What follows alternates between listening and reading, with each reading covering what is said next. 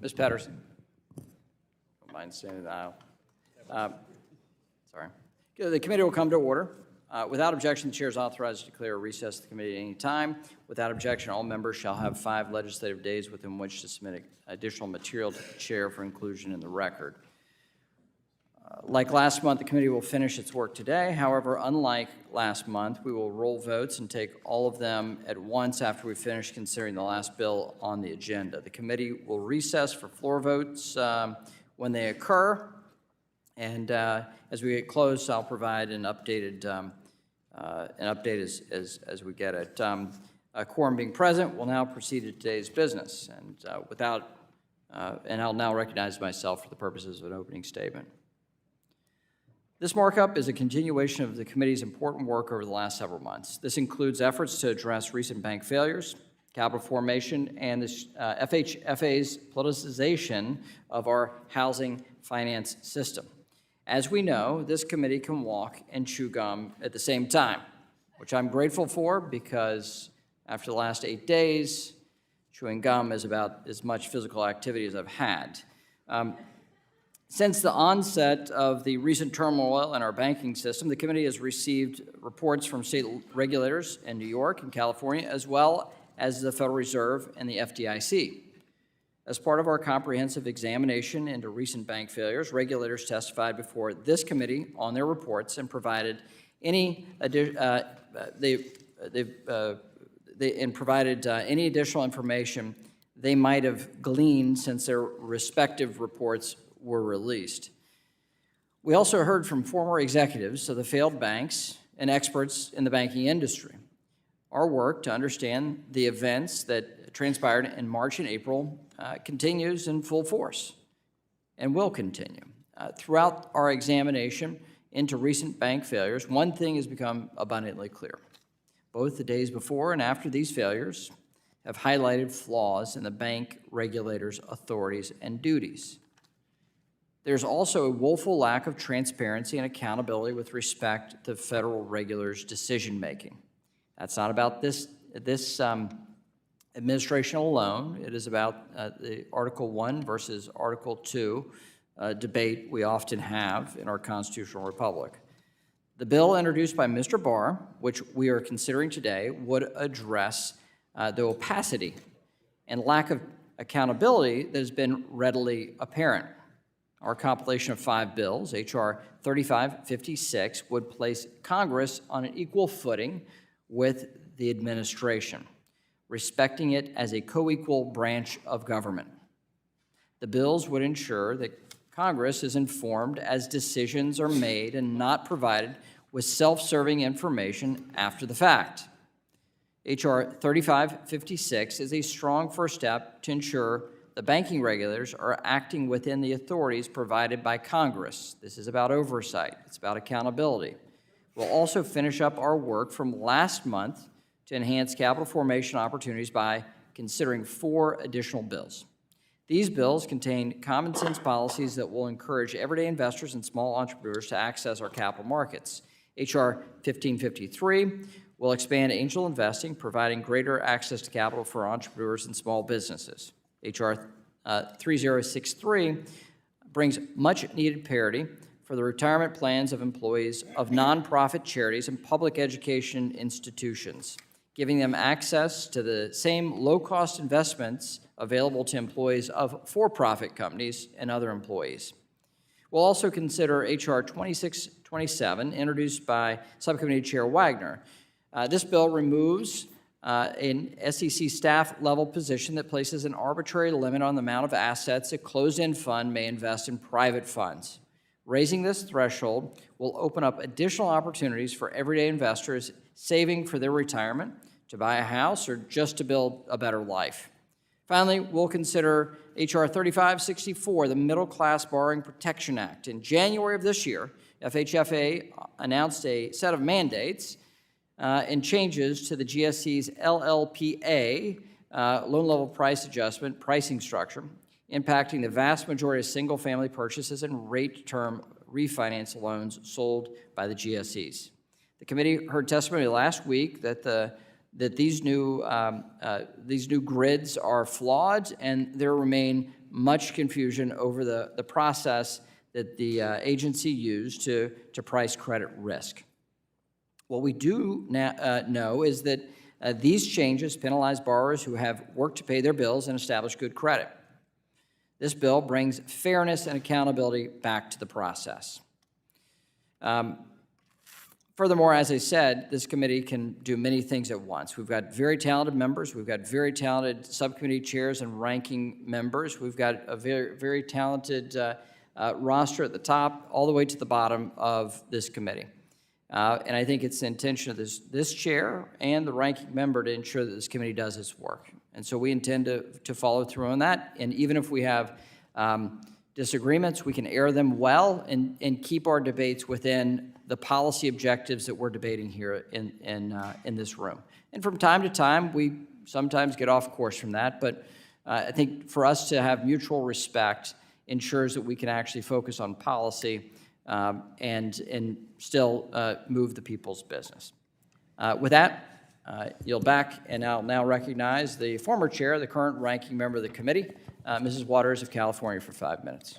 Thank you, Chairman McHenry, and good morning, all.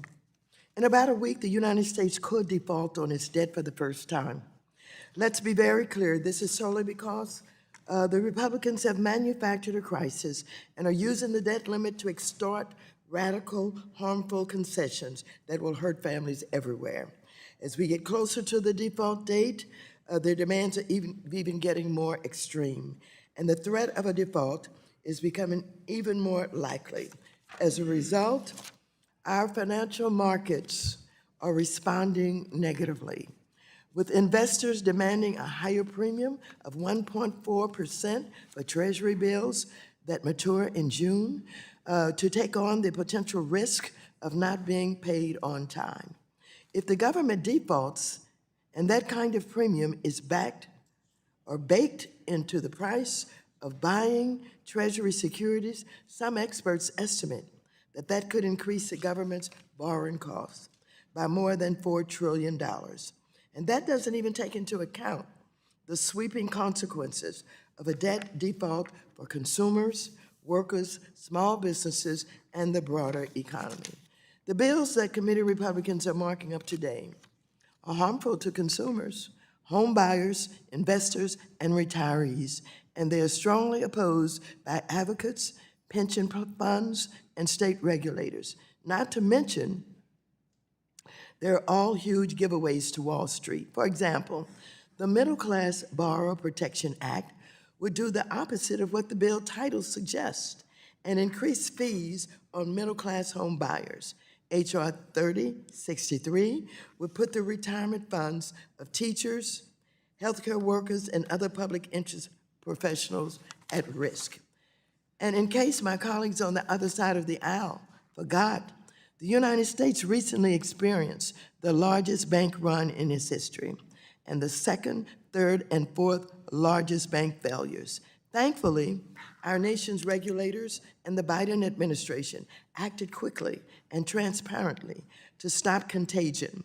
Regulators also provided the committee and the public with detailed, in-depth reports that included confidential supervisory information laying out the causes of these failures, including a GAO report, a request from Chair McHenry and I. As a result, we know a lot about the causes of the crisis and how to reform the system. However, instead of addressing the root causes, Republicans are pushing for deregulation and seeking to make it harder for regulators to respond to situations like this in the future by requiring more paperwork and other burdensome requirements. Committee Democrats are not blind to the causes of the failures and are prepared to offer solutions to hold bank executives accountable for their mismanagement, reverse Trump-era deregulation, and enhance supervision of the large banks to better protect our banking system. Let me just say that Mr. McHenry is correct about our attempts to work together. As a matter of fact, we agreed that there were 3 important issues that we were going to work hard together on. And I believe that was it was digital privacy and capital formation. Those are important issues. And so what we're dealing with today basically is capital formation. And I think we want to do it in a way that would protect consumers. At the same time, find ways by which to provide capital for our small businesses and others who, do good work for the public if they have the opportunity to do so. So I think it's important for us to work on these issues. I think it's important for us to respect each other as we deal with the complications of how to manage and whether or not we're giving, equal opportunity to just get an opportunity to get the work done. I think we can do that. Sometimes we have to talk about it a little bit more, but I'm certainly willing to work with him because it's easier when you can work together than when you have to be at each other's throats all the time. With that, let's get down with our business for today, and you'll see that we don't agree on the issues, but that does not mean that we can't agree on process. Thank you very much. I yield back. Well, I thank the ranking member, and I appreciate the kind words, and I agree. Now, pursuant to notice, I call up H.R. 3556, the Increasing Financial Regulatory Accountability and Transparency Act. The clerk will report the bill, which was distributed in advance. H.R. 3556, a bill to amend the federal financial laws to increase financial regulatory accountability and transparency, and for other purposes. Without objection, the bill is considered as read and open to amendment at any point. The gentleman from Kentucky, Mr. Barr, the sponsor of the legislation, has an amendment in the nature of a substitute, copies of which were distributed in advance. The clerk will report. Amendment in the nature of a substitute to H.R. 3556. Without objection, the amendment is in the nature of a substitute. The amendment in the nature of a substitute will be considered as first-degree amendment, considering an objection, and first-degree amendment for purposes of the amendment in the nature of a substitute will be considered a first-degree amendment for the purposes of amendment. And now we'll recognize the gentleman from Kentucky, Mr. Barr, for 5 minutes. Thank you, Mr. Chairman, and I will briefly summarize the key elements of my bill, H.R. 3556, the Increasing Financial Regulatory Accountability and Transparency Act. I will begin with some key facts. We recently witnessed a bank run and failure of Silicon Valley Bank, described to us repeatedly as an idiosyncratic bank with poor management. Supervision failures, especially regarding a lack of sufficient focus on interest rate risk, contributed to the failure. Over the course of a weekend, Treasury, the Fed, the FDIC, and other federal and state regulators let a bank run turn into a systemic event. Emergency systemic tools were used by regulators, resulting in a substantial loss to the Deposit Insurance Fund, and the banking system has been fragile ever since. The chairman, ranking member, and many members of this committee stood behind use of those tools at the time in the interest of restoring calm in the markets.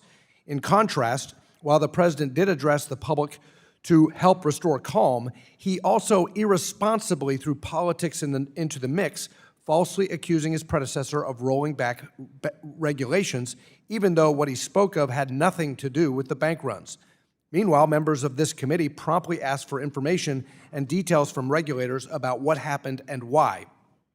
Unfortunately, rather than being responsive to information requests from this committee, the regulators' authorizing committee, the Fed's vice chair for supervision, the FDIC chairman, and other regulators wrote their own hasty reviews of the problems to quickly set a narrative. Those reviews made no mention of the Fed's own monetary policy failures, the Fed's wildly inaccurate assessment of inflation as transitory, its delayed of monetary normalization leading to precipitous tightening and a rapid rise in interest rates, which made bank interest rate risk management more challenging. Vice Chair Barr led a review that, in thinly veiled ways, attempted but failed to reinforce the president's finger-pointing at regulatory changes made under the previous administration. During the politicized self-assessments by regulators, requests from this committee were sidelined and slow-walked. This recent experience identifies a clear need to put sunshine on the opaque federal regulators of the financial system, including the Financial Stability Oversight Council, or FSOC, which was asleep at the wheel, distracted by an obsession with a speculative and remote risk of climate instead of the concrete and immediate risk of rapidly rising interest rates that the Fed itself created. This leads to the conclusion that FSOC did absolutely nothing to promote financial stability in a panic. My bill provides additional sunlight by requiring increased accountability and transparency from the Fed, FDIC, and FSOC in general and during periods when emergency measures are invoked. The Increasing Financial Regulatory and Accountability and Transparency Act enhances FDIC transparency by increasing the reporting and documentation requirements of emergency actions, the actions taken to secure a resolution with the least costs to the Deposit Insurance Fund, and systemic risk determinations. Federal Reserve transparency by requiring more documentation and increased guardrails around any future 13.3 facilities. And FSOC transparency by taking back congressional power given away in the Dodd-Frank Act and reducing the ability of the council to push partisan policies of the current administration. It also requires the vice chair for supervision position to have supervisory experience to ensure the focus is on bank supervision and not extraneous issues outside the scope of the Fed's mission. And it increases federal regulatory transparency by requiring that the FDIC, OCC, and NCUA submit testimony and detailed reports and appear before the committee. The recent bank runs and systemic instability reveal that the federal financial regulators and Treasury are opaque and non-transparent to Congress and the American people, especially in emergencies when stability of the U.S. financial system is under threat. There is a clear need for sunshine on those regulators and enhanced accountability and transparency when their failures are really responsible. The Financial Services Committee is the authorizing committee for the federal regulators in question and deserves to be fully informed, especially when situations call for possible legislation. My bill enables Congress and the American people to be more fully informed about what the regulatory state is doing and provides the necessary enhancements of transparency and accountability. And for that reason, I urge my colleagues to support the legislation, and I yield back. Gentleman from Kentucky yields back. Is there further debate? The gentleman from Georgia is recognized to strike the last word, Mr. Loudermilk. Mr. Chairman, I move to strike the last word. I'd like to speak in support of H.R. 3556, which will address the supervisory and regulatory failures that caused and later exacerbated the largest series of bank failures this country has seen since the financial crisis. As this committee discovered soon after the collapse of Silicon Valley Bank in March of this year, the very entities that the people entrust to ensure safety and soundness in the banking system appear to have been asleep at the wheel.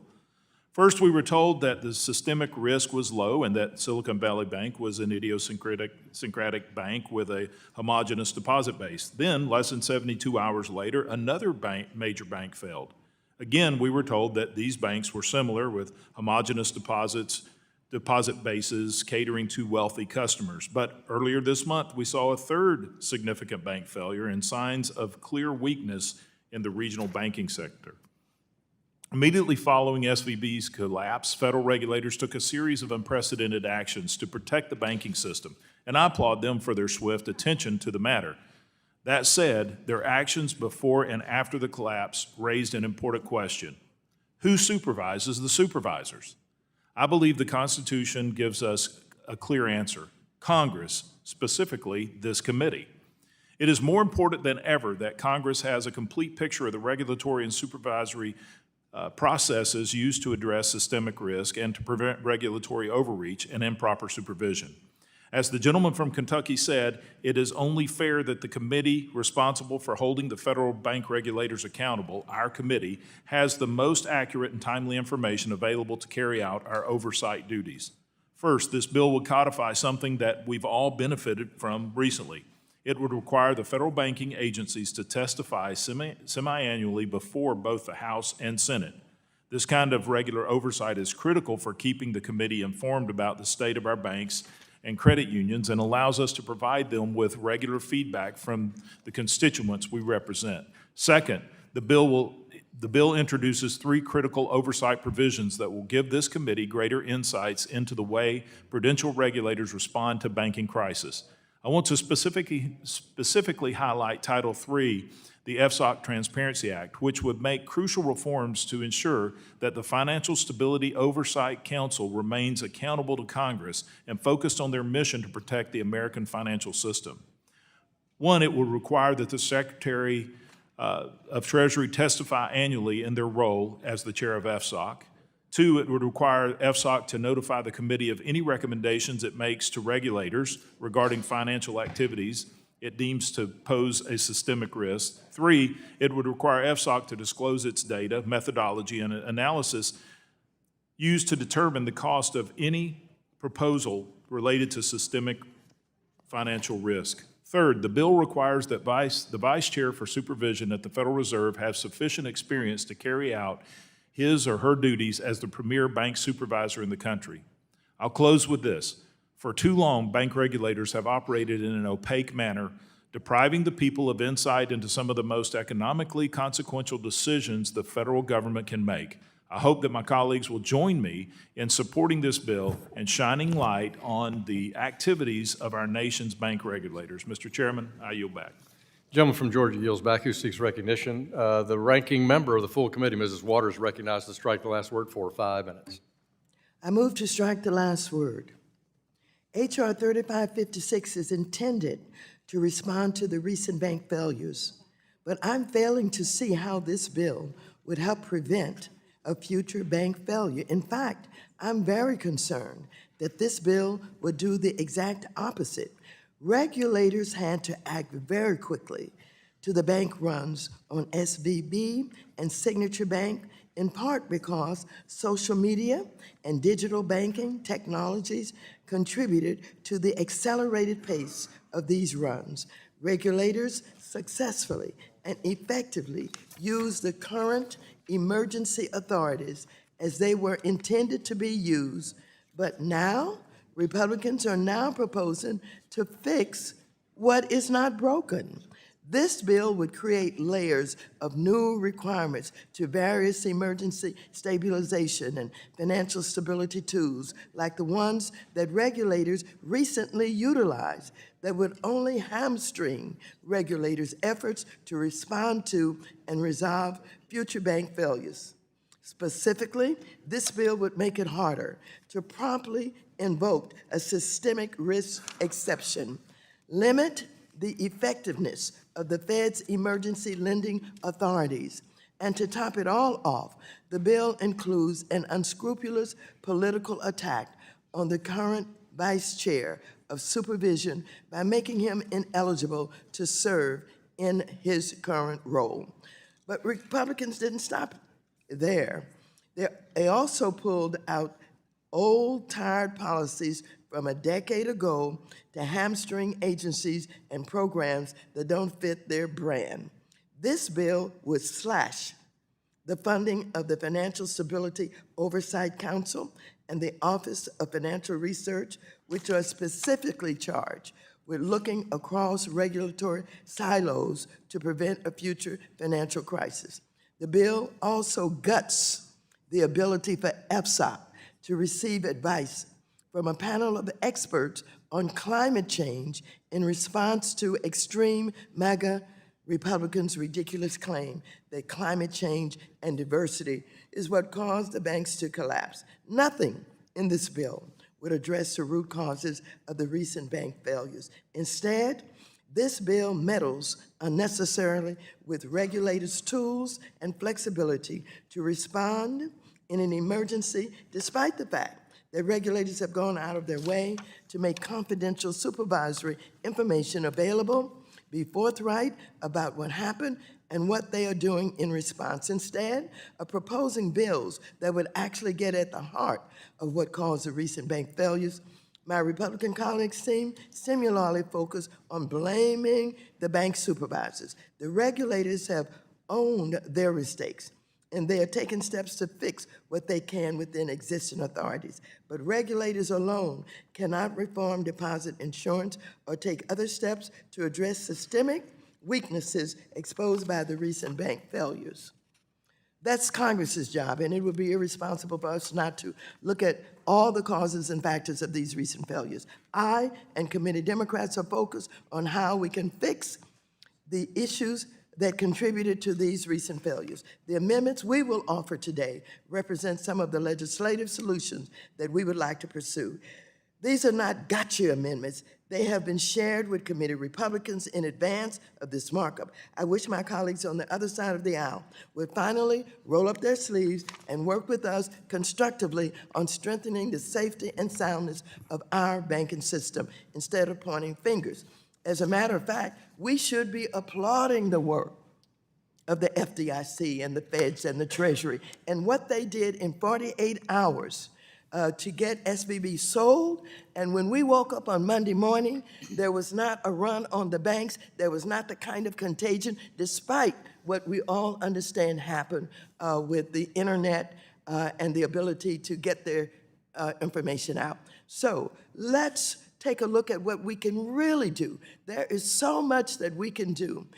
What we have learned as a result of these bank failures, and we have room for both sides of the aisle to have plenty legislation to deal with what we think we could do in order to prevent the kind of failures that took place this time. I yield back the balance of my time. Gentlewoman yields back, and as a courtesy to the ranking member due to her personal intervention, I recognize the gentleman from Illinois, Mr. Caston, for 5 minutes to strike the last word. Thank you, Mr. Chair.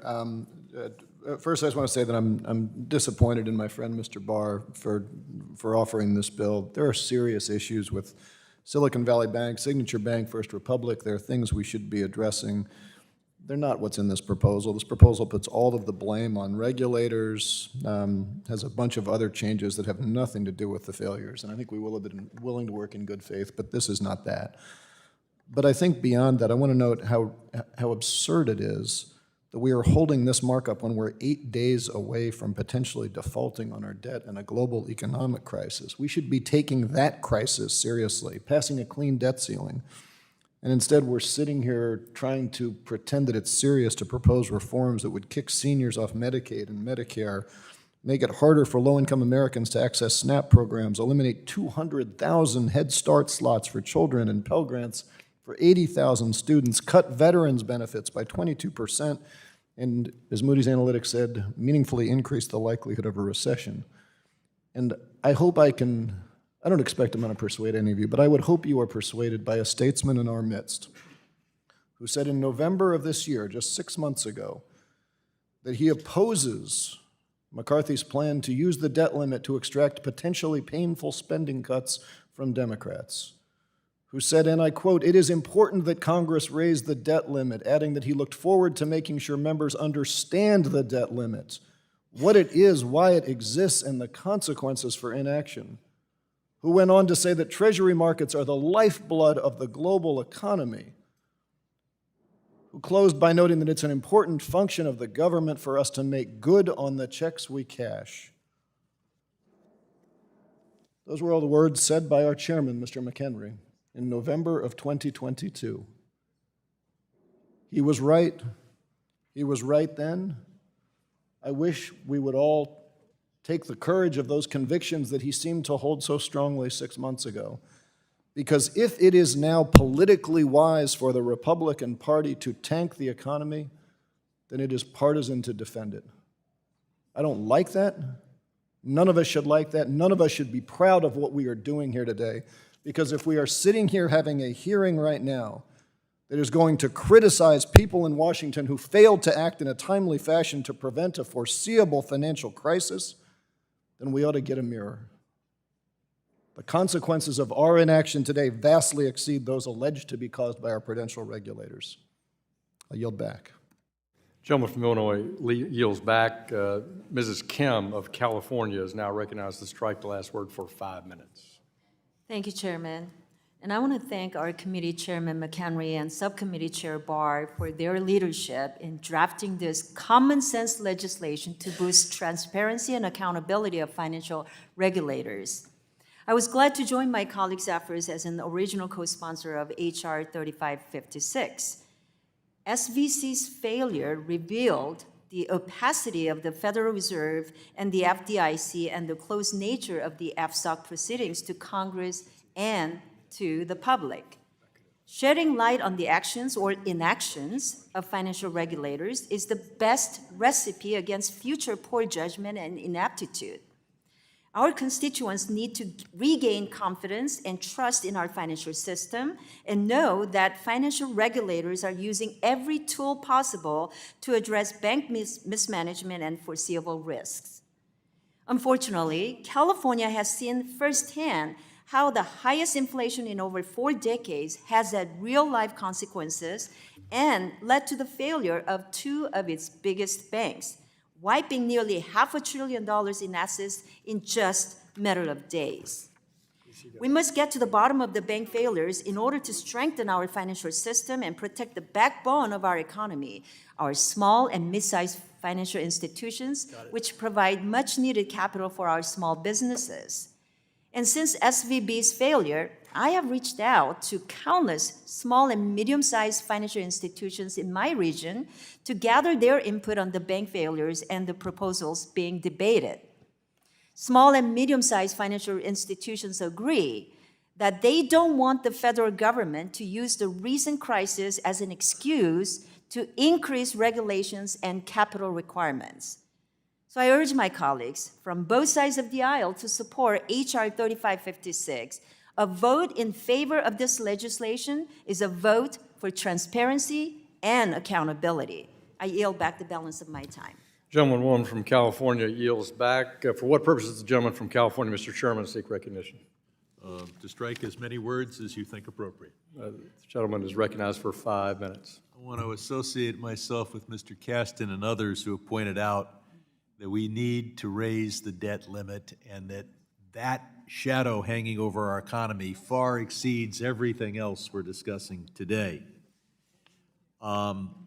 If we can't raise the debt limit and solve the problem for 2 years, at least a 30-day waiver. Republicans have taken our economy hostage.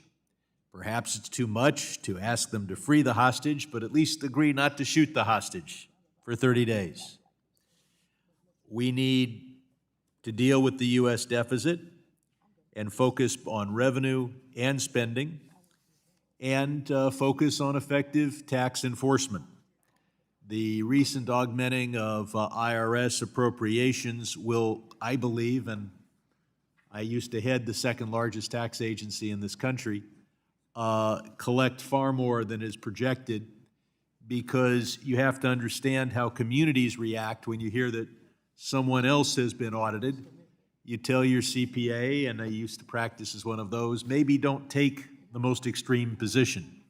And others who think not of what position they're going to take on their tax return, but are tempted to evade taxes, are less likely to do so in such an environment. So inspired voluntary compliance is just part of what additional auditing of those with over $400,000 of income will accomplish.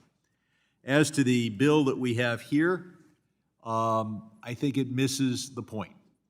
The regulators and the banking industry profoundly underestimated the importance of interest rate risk. They knew full well that when interest rates go up, and they do go up, and they do go down, and today's 5% rates are nothing compared to the 16% rates we had a few decades ago. This is not a 100-year flood. They knew that interest rates would go up and down. They believed in ignoring the problem because it's easier to go through life ignoring problems. And they believed that depositors would choose to subsidize the bank.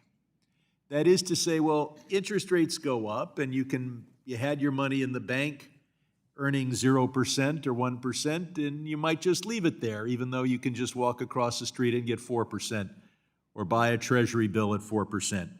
And in fact, there is some period of time in which depositors will subsidize a bank, will not immediately demand a higher interest rate or remove their funds, but that lasts only so long. And so they built models that said, well, if interest rates go up, sure, our marketable securities are worth less. Sure, the amount we're charging on loans is bringing in less money than we'd have to pay on new deposits, but our old deposits will just sit there because our customers love us so much they want to subsidize us and leave their money in at low interest rates. And while there is a little truth in that, very few of my constituents are anxious to subsidize their bank out of love for their bankers. So I'll be introducing 3 amendments designed to force the regulators to look with an unvarnished eye on interest rate risk. And I hope to have support. If I don't, I will not call for a recorded vote, because I know we're busy, and I know that this debt limit hangs over all of us. I look forward to trying to deal with this interest rate risk issue. Fundamentally, the responsibility is on bank management, but if you let people drive at 80 and 90 miles an hour on the freeway, that's on them, but it isn't really a good way to run a freeway. Would the gentleman yield? I will yield. I thank my friend. Well, I think that you make some good constructive points there, but I want to not leave your comments on the debt ceiling just hanging out unresponded to, because since February 1st, Speaker Kevin McCarthy has attempted to encourage the president to have a bipartisan, sensible, responsible increase in the debt ceiling. And if it was such a priority for Democrats, obviously Speaker Pelosi and Leader Schumer and Mr. Biden could have raised the debt ceiling for a more long, extended period of time back in December, when all 3 levers of power were controlled by that party. I thank my friend, and I just would say that we've passed a bill across the floor to raise the debt ceiling, offer responsible conditions to it, and we invite Mr. Biden to do that. Now yield back to my friend. Reclaiming my time, Democrats did not control the Senate when you need 60 votes to pass something through the Senate. I think the time has expired, the gentleman. I thank you for the colloquy. Look forward to the discussion. The gentlewoman from Texas, Ms. Dela Cruz, is recognized for 5 minutes to strike the last word. Mr. Chairman, I'd like to strike the last word. Thank you. I'd like to express my support for the pieces of legislation presented before our committee today, particularly Mr. Barr's bill, the Increasing Financial Regulatory Accountability and Transparency Act. Title V of this bill includes my own legislation, H.R. 3555, the Banking Regulator Accountability Act. Just last week, we heard from the former leaders of several failed banks and learned that the regulatory supervisors repeatedly made questionable decisions in the run-up to those bank failures. Currently, only the Federal Reserve Board's Vice Chair for Supervision is required to testify semi-annually before Congress. My bill would further codify this requirement for the vice chair and expand it to include the leaders of the FDIC, the Comptroller of the Currency, and the National Credit Union Administration. My bill also extends the reporting requirements for each of these regulators, which will help Congress further understand the condition of the financial institutions the federal banking agencies supervise on an aggregate basis. It is important to note that these reports will be disclosed in a confidential manner to appropriately protect supervisory and market-sensitive information to the chair and ranking member of our committee, as well as the Senate Banking Committee. By testifying before Congress, regulators can educate our lawmakers on the challenges, trends, and potential vulnerabilities in the banking industry, which facilitates the development of effective regulatory frameworks. This fosters a system of checks and balances, allowing Congress to assess their performance, inquire about policy decisions, and provide necessary guidance. By engaging in meaningful exchanges with regulators, lawmakers can gain first-hand insights into the practical implications of their legislative decisions. In an era where the financial landscape is constantly evolving and economic stability hangs in the balance, it is imperative that our regulatory bodies maintain a strong and transparent relationship with our citizens' elected representatives. With that, Mr. Chairman, I yield back. Gentleman yields back. Who seeks recognition? Gentleman from Illinois, Mr. Foster, is recognized for 5 minutes to strike the last word. Thank you, Mr. Chair. I'd like to first echo my disappointment about the overall content of this legislative package, which contains the germs of some good ideas, but unfortunately enough poison pills, if not choking enough to choke an elephant, at least to choke a donkey. And I think it is. It's also important to, well, just to pick an example, the idea of placing additional bureaucratic reporting requirements, particularly in the first 3 days following a determination of financial emergency, when regulators are probably working day and night to prevent further spread of contagion, is really, really unwise. As a scientist who loves numbers, I also understand that a lot of things, for example, around systemic risk determinations, will not be based only on numbers, but on non-quantifiable psychological variables, which are so important in the spread of contagion. I look forward to getting this passed through our system so that we can continue to do good bipartisan work that I know this committee is capable of. Thank you, and yield back. Gentleman yields back. Gentleman from Wisconsin, Mr. Fitzgerald, is recognized for 5 minutes to strike the last word. Thank you, Mr. Chair. I move to strike the last word.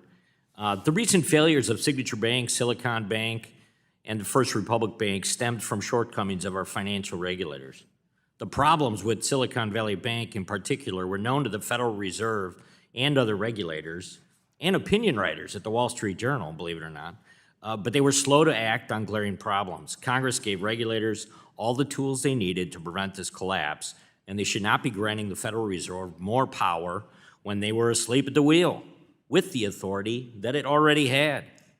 Rather than accepting responsibility, Vice Chairman Michael Barr sat right in front of us, who has no prior experience working in the supervisory depository institutions, and attempted to deflect blame to his predecessor in the Federal Reserve's report on the collapse of SVB, despite making no changes to the Fed's supervisory practices in the 8 months on the job.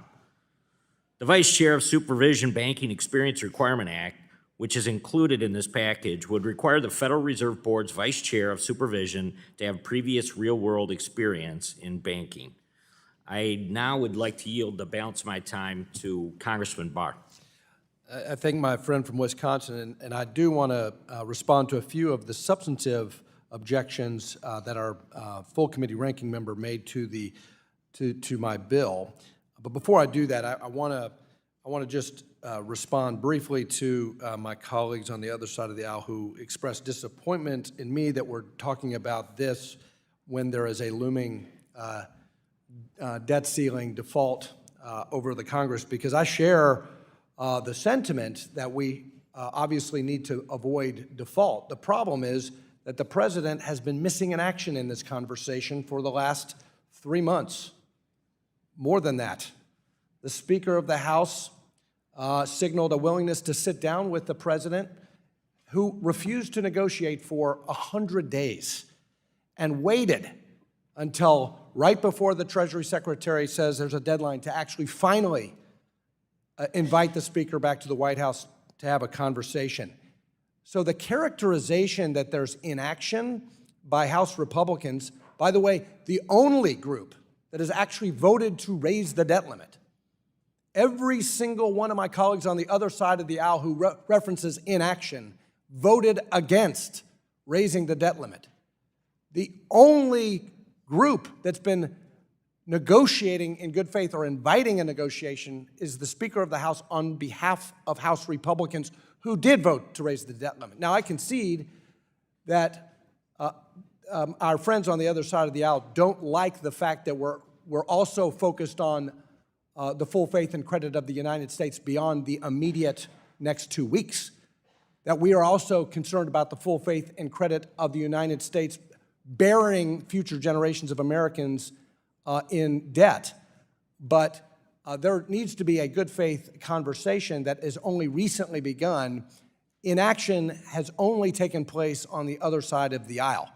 So if Senator Schumer wants a vote, he can do it. He controls the Senate. They need to negotiate in good faith. On the issues related to the bill, look, the ranking member says that we're hamstringing regulations. I don't know why we're rushing to defend regulators when they haven't even responded to our request for information. We're not making it harder to invoke the systemic risk exception. In fact, we want to know why the systemic risk exception wasn't invoked earlier, which could have saved massive losses to the deposit insurance fund. We're not limiting emergency lending. What we're doing is we are requiring more information and details on emergency lending actions taken by the Fed. I will note that in previous Congresses, there have been proposals to actually require congressional authorization. That's not what this bill does for the Fed to invoke 13.3 credit facilities, but it does require a little bit of more transparency and visibility into those decisions and information and detail on those actions, including a GAO audit. And finally, we're not slashing funding to FSOC. We're freezing funding at FSOC because FSOC was asleep at the switch. It was more focused on speculative climate risk than what was obviously there hiding in plain sight, which was the interest rate risk that the Fed itself created by delaying monetary policy normalization. So the opacity of the regulators here is what we're getting at. As a co-equal branch of government, the American people, through their elected representatives in Congress on both sides of the aisle, deserve more answers and transparency from regulatory failures like Gentleman's time has expired from Wisconsin, and the gentleman, Mr. Barr, yields back to the gentleman from Wisconsin. And who seeks recognition? Thank you, Mr. Chairman. I believe I The have gentleman 1 minute from to Massachusetts is. We haven't finished the ANS. I believe you're right. Yeah, I'm sorry, the gentleman. That's okay. So recognize Mr. Sessions of Texas for 5 minutes to strike the last word. Mr. Chairman, thank you very much. I find it very interesting that our colleagues have decided to take on Mr. Barr in this way, despite the evidence of testimony that was from the administration. The facts of the case are real simple, that they testified that regulators had talked to the bank as early as 2018, advising them that they had some problems as it related to liquidity, that they could see that what they had done, the bank, perhaps needed to be addressed. And then we heard that what happened is, but nothing happened then. So we took questions directly to them and said, why didn't the regulators follow up? And the facts of the case are that the testimony, they did not. Now, I offered some commentary at the time that I got that. I understood that because as soon as we got to 2020 and our colleagues began pushing spending to the highest record levels ever in this country, the Treasury Department responded back that inflation was nowhere on to be seen, that it was not going to be a problem. But in fact, that did topple and exacerbated the modeling that was seen by supervision of the bank. They fell right in line with the inflation problem. And it happened because the supervisors, I assume, were listening all the way up and down the line, not just to Treasury, but to the administration who kept talking about inflation's not a problem. It's transitory. It's not going to stick around. It's not going to affect people's business models. When in fact, inflation came roaring back, which exacerbated everybody's business model to see that they would need more money faster. They would draw down the money, that the money that was put aside would be drawn down at such a rate that would put liquidity for a bank in jeopardy. But what happened is We had hearing after hearing in this committee talking about how inflation was going to harm consumers, harm companies, harm banks. And every single time, this administration put their frontline people out to say, not gonna happen. We don't have to worry about that. So no wonder the regulators got it wrong. They were listening to their boss's boss's boss of the company line from the administration. That's not what happened. What happened is we have 40-year high inflation. We have debt crisis in this country because of excessive spending. We have problems that we're faced with today. So Mr. Barr is doing the right thing by putting what is in front of this committee, the things that we handle. The administration and the speaker are going to worry about the debt limit. That is what their job is, and our job is to do what Mr. Barr is doing today. So, Mr. Chairman, I would say to you, I'm kind of shocked that we would not have this discussion, and I'm also shocked that people would have such short-term memory that they forgot that they were simply doing as supervisors what their administration told them was going to happen. And it didn't happen that way, did it? No, it did not. Mr. Chairman, I yield back my time. Gentleman from Texas yields back. The chairman recognizes himself for 5 minutes to strike the last word. So I rise in support of Mr. Barr's bill, but I do have some questions. I hope he'll engage with me on a colloquy in regard to Title V of his bill, where he talks about data being collected and reported on bank supervisory results. As I understand it, this is not individual bank camel ratings. This is not individual bank exam reports. Is that right? That is correct. I yield to my friend. Because I think it's very important that we absolutely not go down that road in this committee. We have enough problem with this left over from the 1924 Tax Act, where we're reporting individuals' tax records to the Congress for legislative purpose, which can be politicized and weaponized and used inappropriately. I think that was a real mistake that when Congress did that. And I don't want to see us do that with bank exam information. And my friend from Kentucky agrees with that, I assume. Gentleman yield. Gentlemen, I yield. I do agree with that, and I appreciate my friend from Arkansas clarifying legislative congressional intent on that point. Yeah, I thank my friend, and as I say, I support this bill and yield back the balance of my time, unless the gentleman from Kentucky needs anything. I would yield to the gentleman from Kentucky. Just one further point to underscore, I think, the good points that my friend from Texas was just making, Mr. Sessions, and I would highlight that there is a relationship between the debt limit conversation, the overspending crisis in our country, the debt crisis in our country, and actually what we're talking about here today with this transparency bill and regulatory transparency. And the connection is the underlying cause of bank instability in our country. The underlying cause of bank instability in our country is fiscal and monetary policy failure.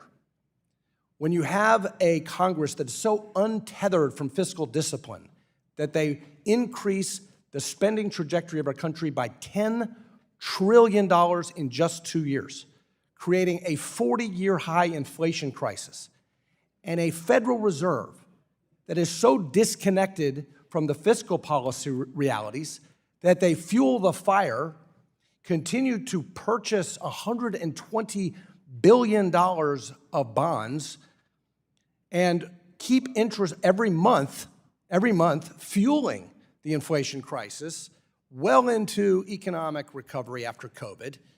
And they delay monetary tightening, and they keep interest rates too low for too long. What ultimately happens? The Fed moves too quickly, and the Fed starts to tighten 500 basis points in just 13 months. That is the underlying cause of the difficulties that bank management have in managing their interest rate risk, having to adjust to this abrupt policy response from the Fed, and then makes it difficult for bank supervision.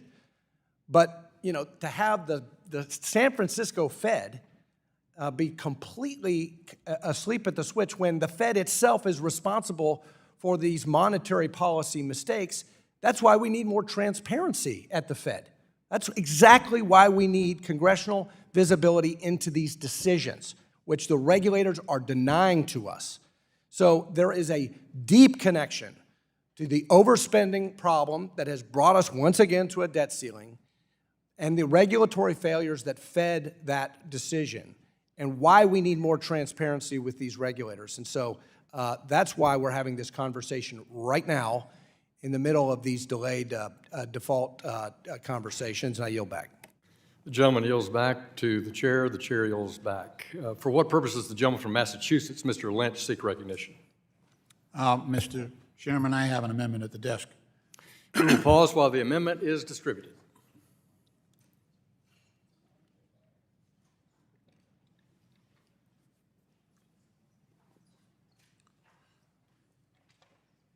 Mr. Chairman, The gentleman from Missouri. I reserve point of order. A point of order is reserved.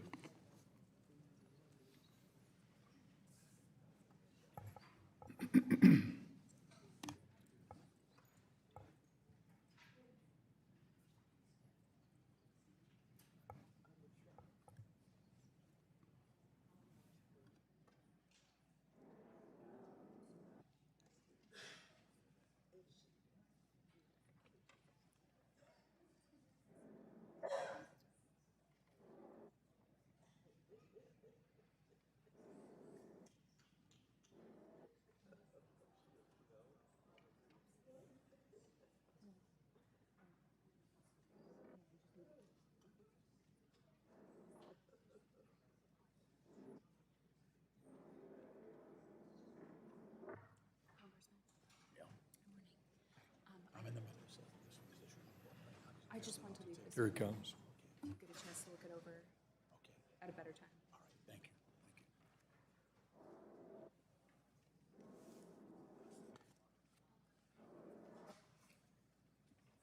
Thank you.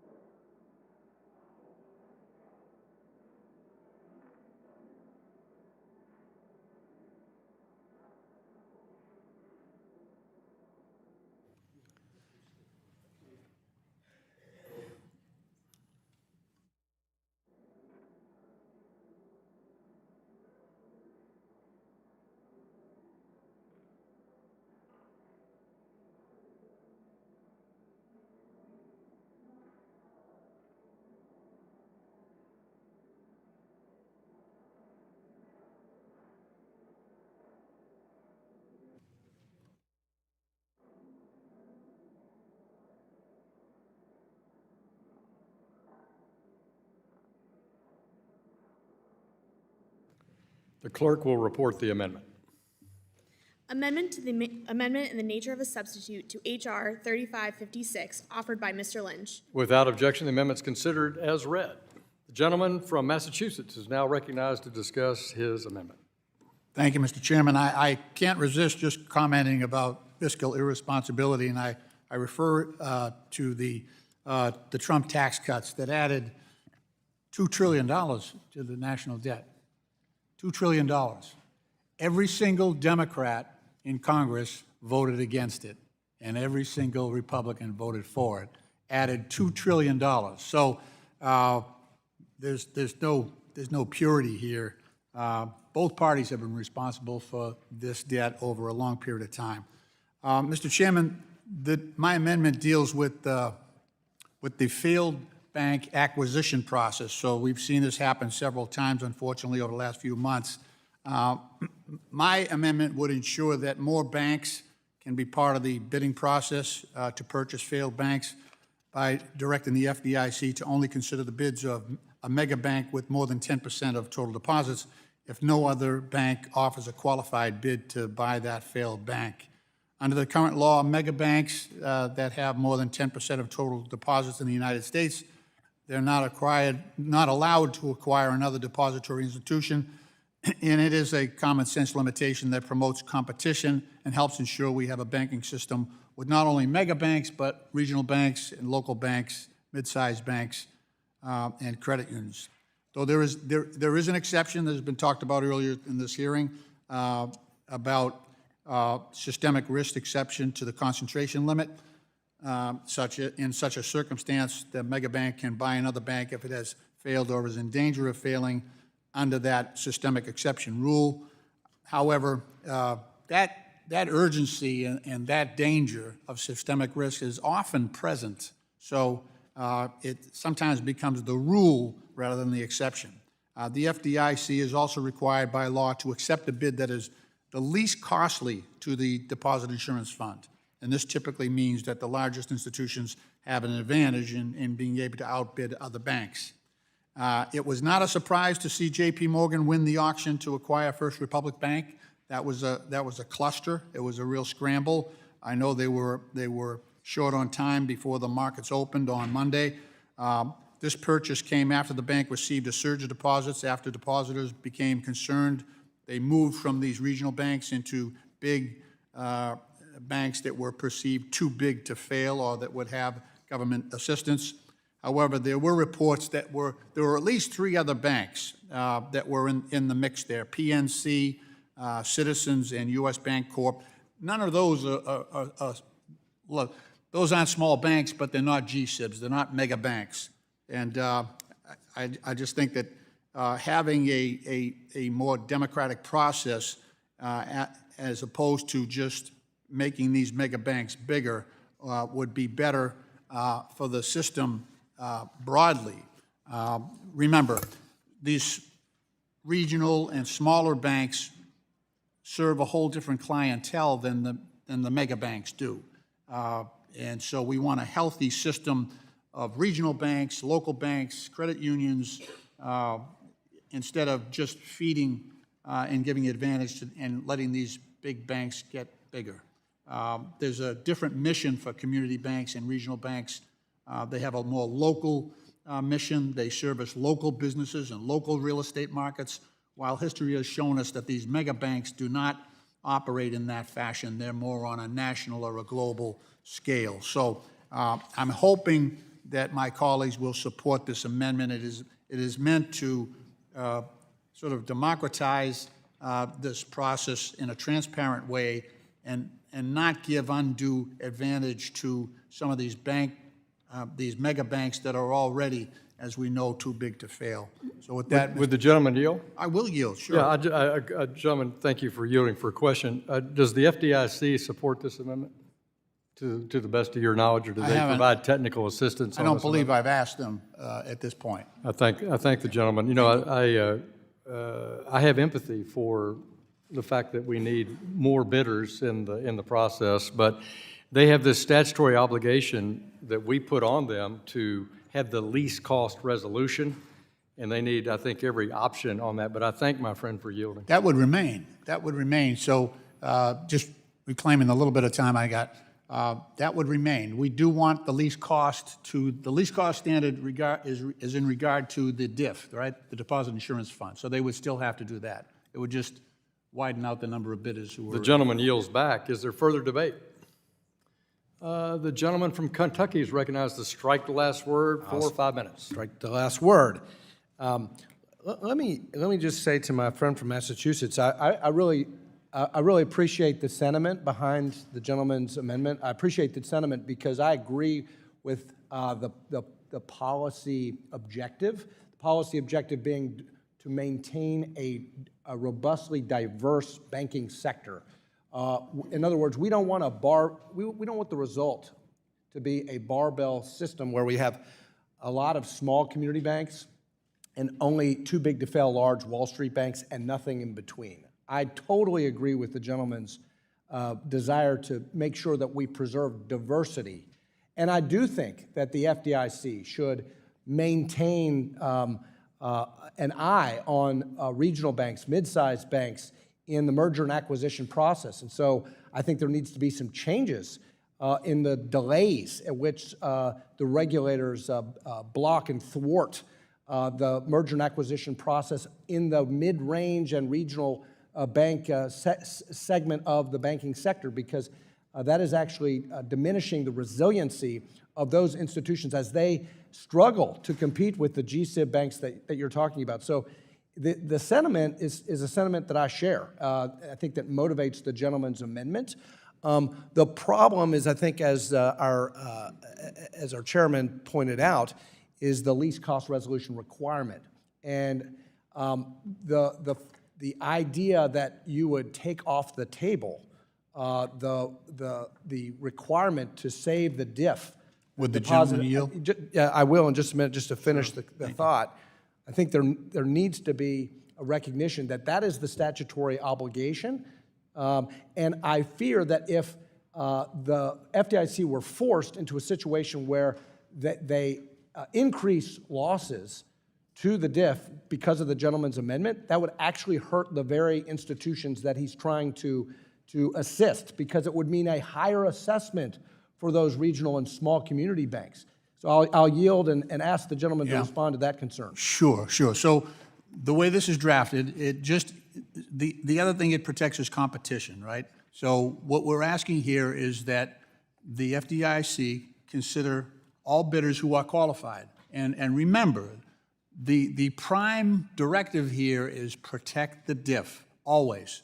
So even though it invites in and gets 10 competitive bids from regional banks, the directive and the primacy of the diff is still dominant, okay? So they can always choose the mega bank if that is the best method of protecting the diff. If I could just reclaim my time, that is the law. The law is that more banks rather than fewer banks are encouraged to bid on failed and failing banks, because that would ensure the least cost resolution. That's the statutory requirement. Remember, if there is a solution or resolution, a path that is chosen that does not limit the losses to the diff, that means institutions that are below the GSIB level could very well face higher assessments.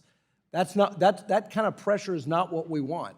But I will reiterate my appreciation for the gentleman's sentiment that we need to do all we can to protect the diversity of our banking system, especially protecting the competitiveness of non-GSIB banks. And that is precisely why members should oppose policy choices by regulators to roll back regulatory tailoring. That's why we need regulatory tailoring, so that we don't put unnecessary regulatory pressure on non-GSIB banks. And so as the Fed considers its holistic review of the regulatory framework, I invite my friend from Massachusetts to apply the scrutiny on rolling back regulatory tailoring, which would make too big to fail banks even bigger. And I yield. Gentleman from Kentucky yields back. Is there further debate? The gentlewoman from California, Mrs. Waters, the ranking member of the full committee, is recognized for 5 minutes to strike the last word. Thank you. I move to strike the last word. I support this amendment, which would ensure that more banks can compete in the bidding process to purchase failed institutions. Specifically, it directs the FDIC to only consider a bid by a mega bank that holds more than 10% of deposits in the nation if no other financial institutions meet the least cost tests per current FDIC requirements. One of the takeaways from the recent failures was that consumers' confidence was shaken, not in the largest banks, but in other regional, mid-sized, and community banks. I heard several reports that people panicked and moved their money from minority depository institutions and smaller banks and into the nation's biggest banks based on the notion that they are too big to fail. Another concern about too big to fail emerged when J.P. Morgan Chase ended up purchasing First Republic Bank, the third bank to fail in the last 2 months. Many across the nation wondered how the federal government would make a big bank even bigger. This was especially concerning as it has been reported that there are other banks that made offers to acquire First Republic that were solid offers, but JP Morgan Chase's offer was a little better. The problem is that the FDIC has to accept the lowest offer, even if that offer leads to a mega bank becoming even bigger. While we have focused our situation today on U.S. bank failures, we should not forget that Credit Suisse failed and it could only be acquired by one other bank in Switzerland, UBS, leaving the country with one mega bank. This situation should be a wake-up call for this committee to find ways to revise the resolution of failed institutions. So I appreciate that Representative Lynch's amendment will introduce more competition in the bidding process. I also think that this committee should spend time thinking about how we can slow down the resolution process to enable community banks and MDIs to better participate in purchasing pieces of a failed institution so that we don't end up eventually with just a handful of mega banks. So I urge members to support this amendment, and I yield back. Gentlelady yield? I yield to the gentleman from Massachusetts. Thank you. I just want to emphasize what this is doing here. So the mega banks have an enormous advantage here, and if we keep having these systemic failures, they're going to gobble up these smaller banks. They just go away, right? They get eaten up by the larger banks. It's not a healthy situation. We reduce competition. We reduce service because, as I said before, these mega banks have a mission, and it is not to help the little guy. It's not to help the local businesses. It's not to help, the average. It doesn't help Main Street. It helps Wall Street. And so the idea here is to open up the process, and if the costs are the same to the diff of giving it, allowing a regional bank to come in, a healthy bank to come in and purchase the assets of that failed bank, if the cost is the same between the purchase by the regional bank versus the purchase by JP Morgan Chase, and I appreciate what they did. They're a favored bank. They're definitely too big to fail. Then if the costs are even, then the FDIC is directed by this legislation to consider, first of all, to open up the bidding process to those smaller banks, the regional banks, but allow them to put a bid in to purchase that failed bank. I think that's a healthier process, and always protection of the diff is predominant. We're not changing that. That's a statutory requirement, and it remains in place. But it at least gets these smaller and regional banks in the game, and I think that serves all of us. So I yield back. Gentleman yields back to the gentlewoman from California. Gentlewoman from California yields back. Is there further debate? The gentleman from Missouri, Mr. Luetkemeyer, is recognized to strike the last word for 5 minutes. Thank you, Mr. Chairman. I appreciate the gentleman's thought process here in that, I'm not a big fan of the big guys getting bigger either. However, there's a lot of problems with the system the way it is. There's a lot of problems with with how these problems arise.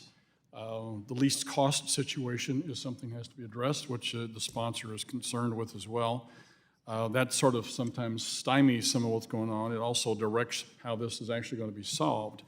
I was kind of curious about the comment he made a while ago. The government needs to get involved in order to have a more democratic process. That's kind of a head scratcher for me. But I think one of the problems that we see as we go through this, and we've just seen this with this recent situation, is that the size of the banks that are in trouble dictate that there's a very limited number of other banks that can purchase them. And because of that size, it takes a lot of other things to be able to finance the acquisition of this bank that may take time for a smaller bank to put together a package that can be able to do that, where a bigger bank can do it. I'm not, again, trying to promote the big banks here, but I think have to understand that the problem here is much more complex. It's also complex from the standpoint that the merger and acquisition process is a disaster right now. the regulators absolutely positively are a big problem when it comes to mergers and acquisitions. They delay everything, they put more roadblocks in the way, and as a result, even if you have a competitive situation where you have an ongoing bid for another bank, two banks want to get together, you have a bank that is weak and a bigger bank or another bank want to get together with it and shore it up and become a stronger bank, it's difficult to get that done because of the process right now with the regulators. So the regulators are putting roadblocks in the way over here of trying to let a weak bank get purchased so they don't get to the situation we have now, or did have, as well as the problem of these smaller banks, the regional banks, actually putting together a proposal that could be competitive, and sometimes this has to be done very quickly, just like what happened over the weekend here when these banks went down. Number one, you got to be able to quiet the markets. Number two, you got to be able to quiet the depositors who are going to run on this thing like crazy. We saw testimony here where the CEO for Silicon Valley said that within 10 hours they had $42 billion run off the bank books. $42 billion in 10 hours.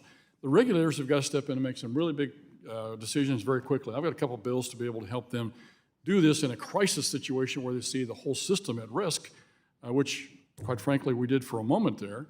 But I think we need to be taking a look at, I mean, this is such a complex problem. I'm not sure that this bill solves the problem. I appreciate the sentiment, but I think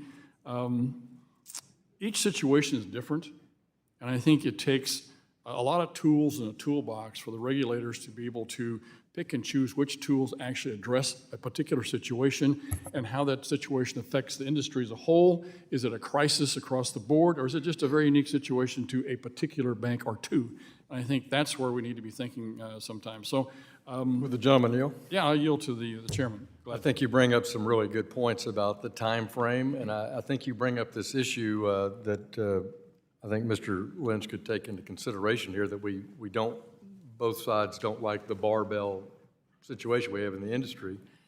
But there's an asymmetric information benefit to the biggest banks, and smaller regional banks and their capital planning, aren't granted, that same capability. I agree with your comments about there are members of the Senate, for example, that don't want any bank mergers, and have blocked smaller bank mergers that could lead to a middle-sized bank that could be a better bidder.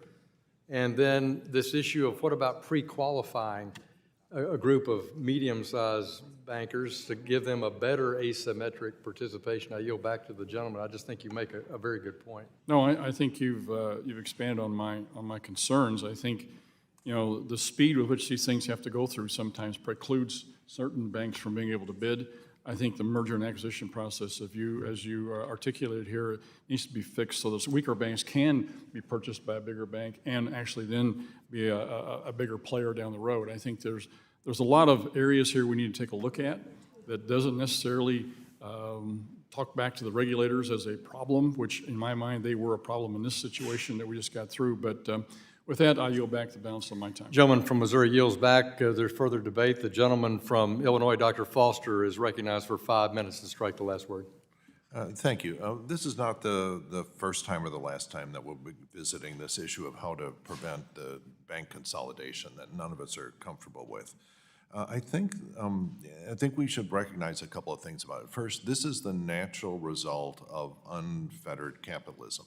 Okay, there are real economies of scale of banks. As banking becomes more and more digitalized, they will have more and more of the characteristics of digital businesses, which are always natural monopolies, right? And we have to understand how we're going to lean against this tendency without making absolute rules that stop economically important consolidation. And we interfere with capitalism in many ways, for example, with antitrust law, or with Buy American provisions in federal procurement, where we very consciously say we are not going to go with the lowest bidder for some federal procurement because we're going to give a preference, and maybe that's one of the ways we could consider handling this, to have a preference of X% to a bid coming from a bank that's not one of the giant banks already, or something along those lines. But I warn my colleagues not to do this with deregulation. It comes outside of my memory, and probably most of us on this committee. But if you look back at the big banking crises in the past, The one that hurt the taxpayers the worst, the savings and loan crisis, where the taxpayers had to they had to come up with something like 1.7% of GDP out of taxpayers' pockets to bail out not a few giant banks, but thousands of smaller institutions which were not well regulated. And so don't just look straight to deregulation as the mechanism that will make small, 1,000 small flowers bloom here. We're going to have to think a lot more thoughtfully about this. I think I agree that the motivation behind this amendment is good, but I think we need something more tailored and thoughtful than an absolute prohibition here. Anyway, I thank you, everyone, for their thoughtful comments here. We have to let this conversation continue and come up with something that really accomplishes what we want. A final thought on this is that I think the thing that we love about small banks is what they do, not just the fact that they're small versus large.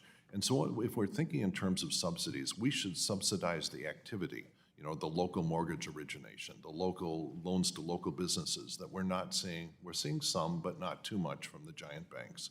And so if we're thinking of trying to encourage those, let's encourage the activities that we love that are dominantly done by some small banks, and then let the market decide the right distribution of bank size to provide the things that we love.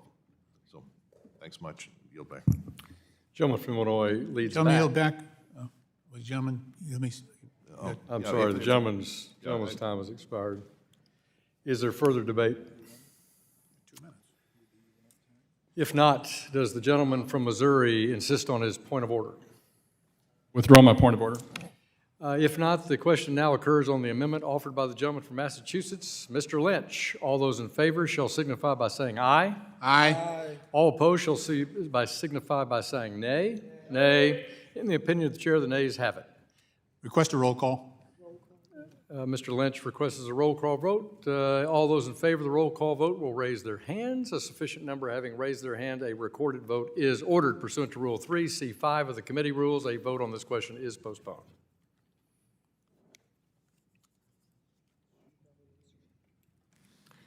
For what purpose does the gentleman from California seek recognition? I have an amendment at the desk. We will pause while the amendment is distributed.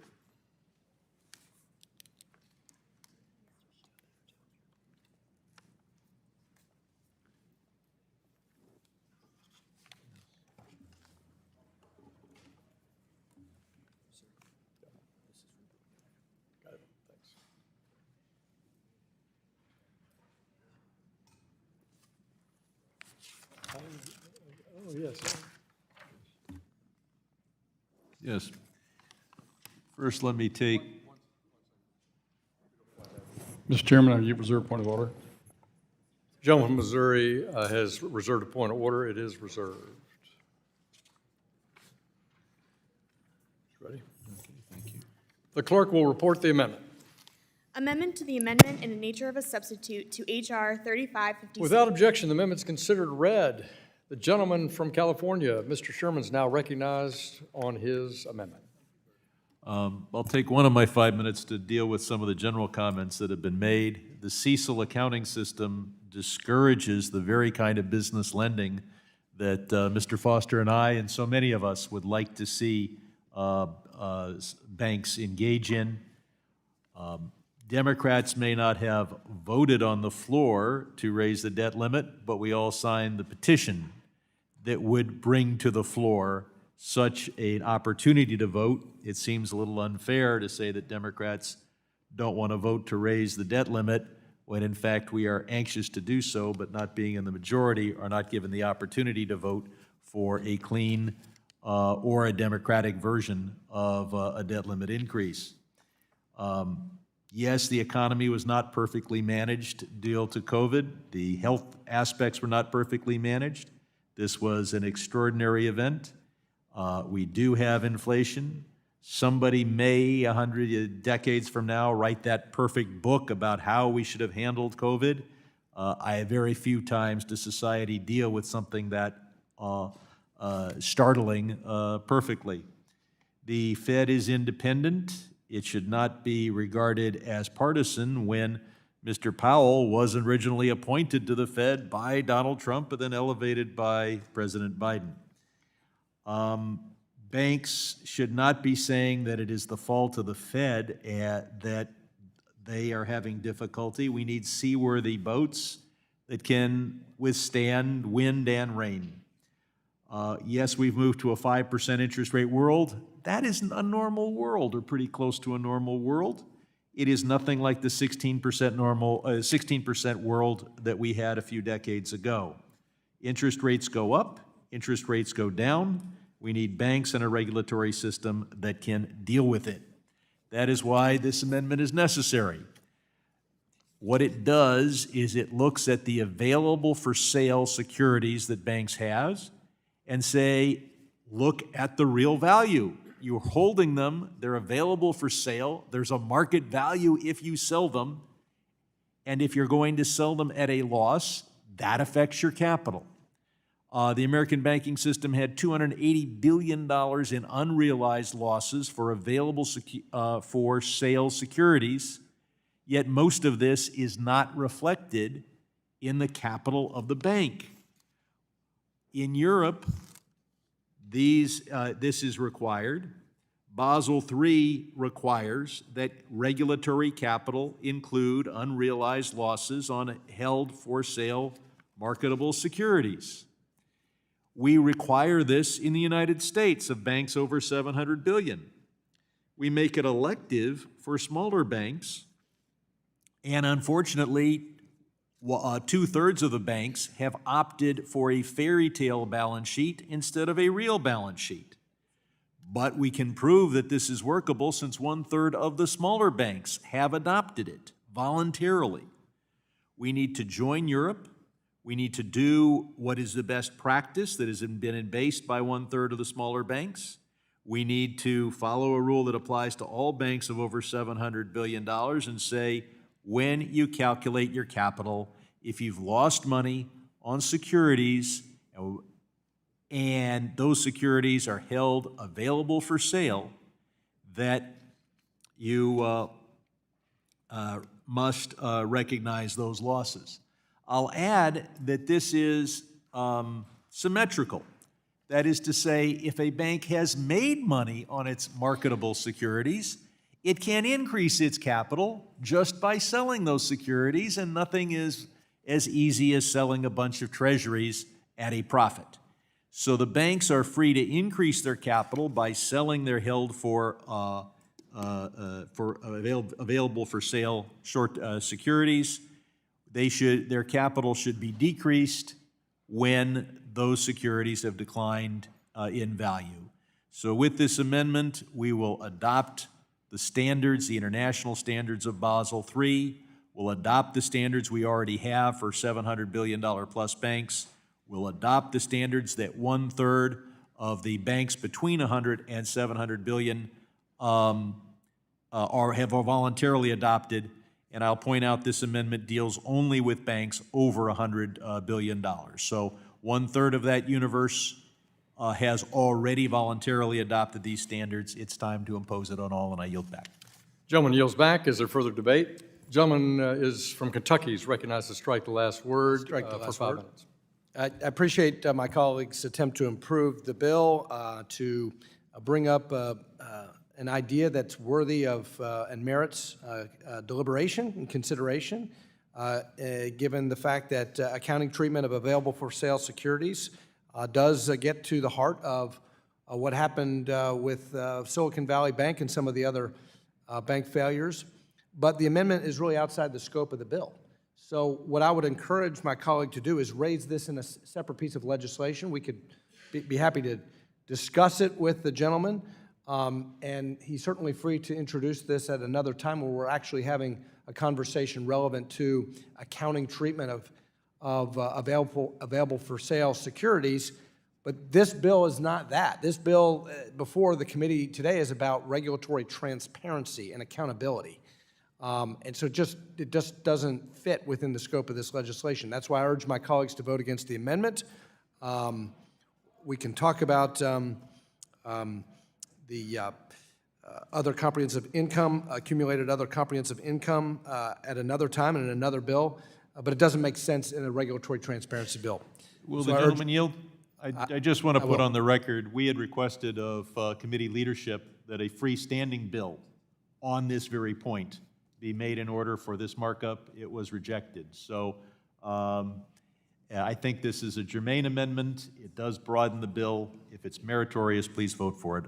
I will yield back to you. I'll reclaim my time, and I commit to working with the gentleman on future markups on this issue, which again, as I say, is worthy and meritorious of a conversation, but again, doesn't fit in this bill, which is a regulatory transparency bill. With that, I yield. Gentleman yields back. Is there further debate? The chair recognizes the distinguished ranking member of the full committee. Mrs. Waters, strike the last word, 4 or 5 minutes. I move to strike the last word. I support Representative Chairman's amendment, which would remove the ability of a large bank to decide on its own to not hold capital against the real value of the assets in its balance sheet. What became very clear following the failure of SVB Signature Bank and First Republic was that some banks were holding capital against assets on their balance sheet based on the value when they purchased it, failing to account for falling values as interest rates rose.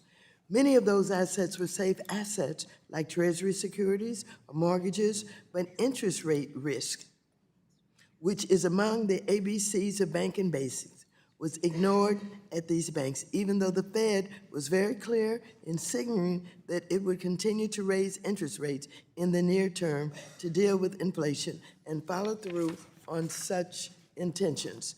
These banks claim to hold capital against a pretend value of the assets. The problem with allowing the banks to opt out of raising capital is that the bank executives have no incentive to hold high levels of capital. Their own compensation is derived from the stock of the bank, and if they're suddenly required to issue more stock, it can lower the executive's compensation and net worth.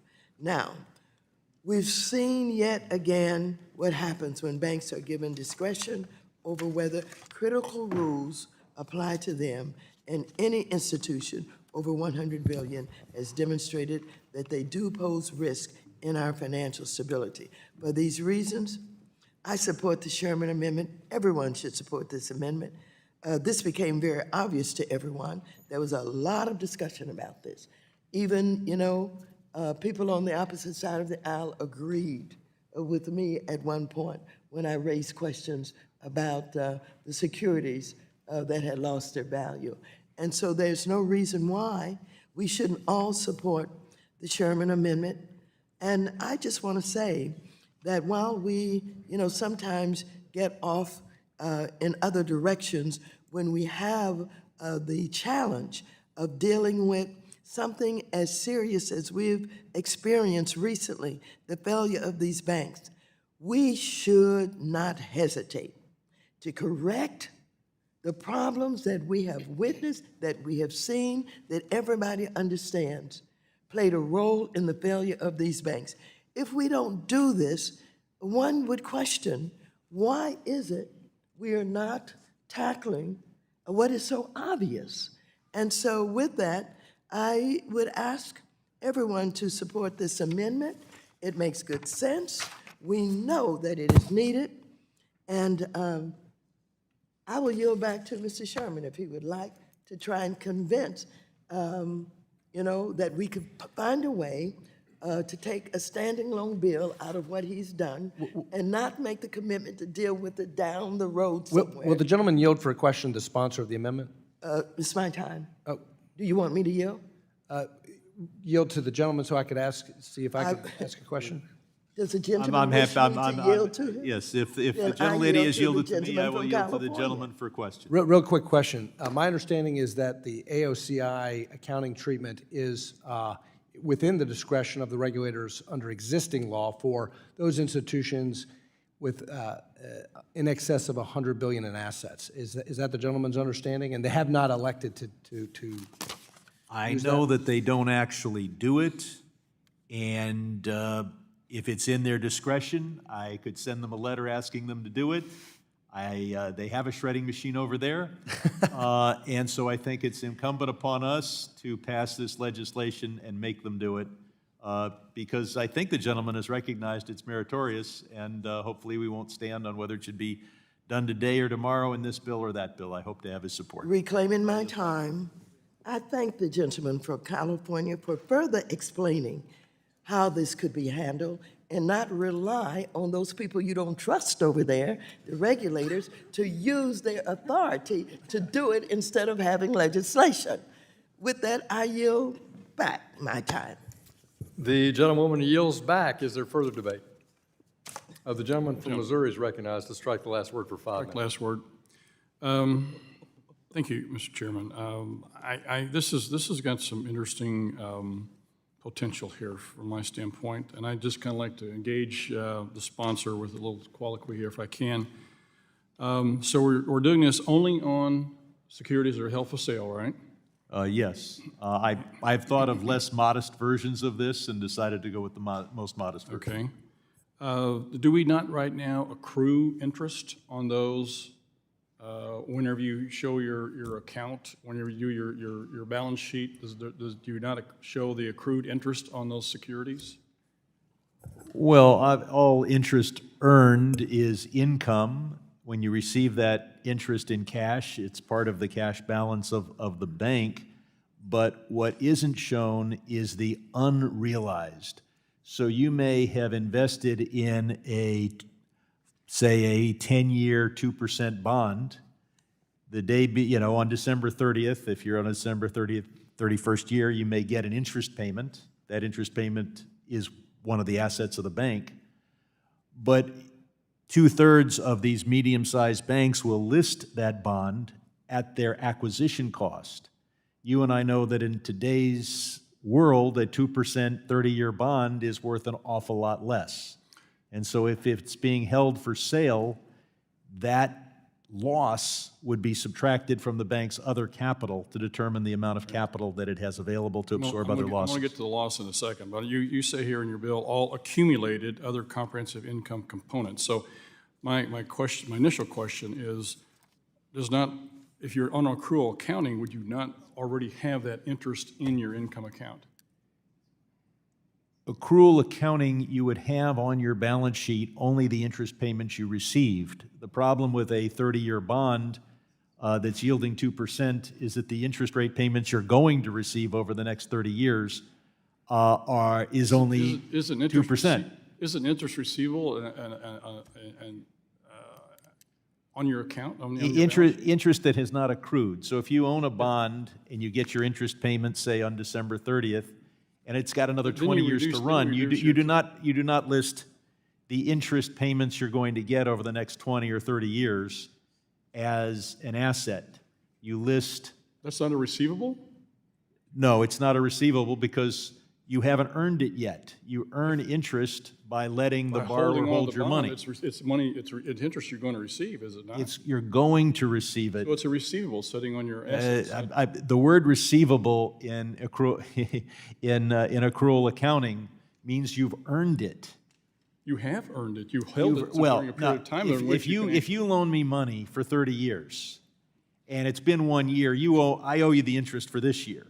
You owe it on a daily basis. But we've got another 20 years to run. We take that amount. You do not list as an asset the interest you're going to earn over the next 20 or 30 years on a long-term bond. Not on all at one time, but you do it on the daily basis that you accrue it.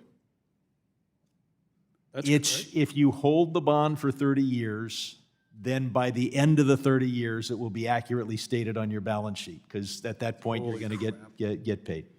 Okay. That's not, okay.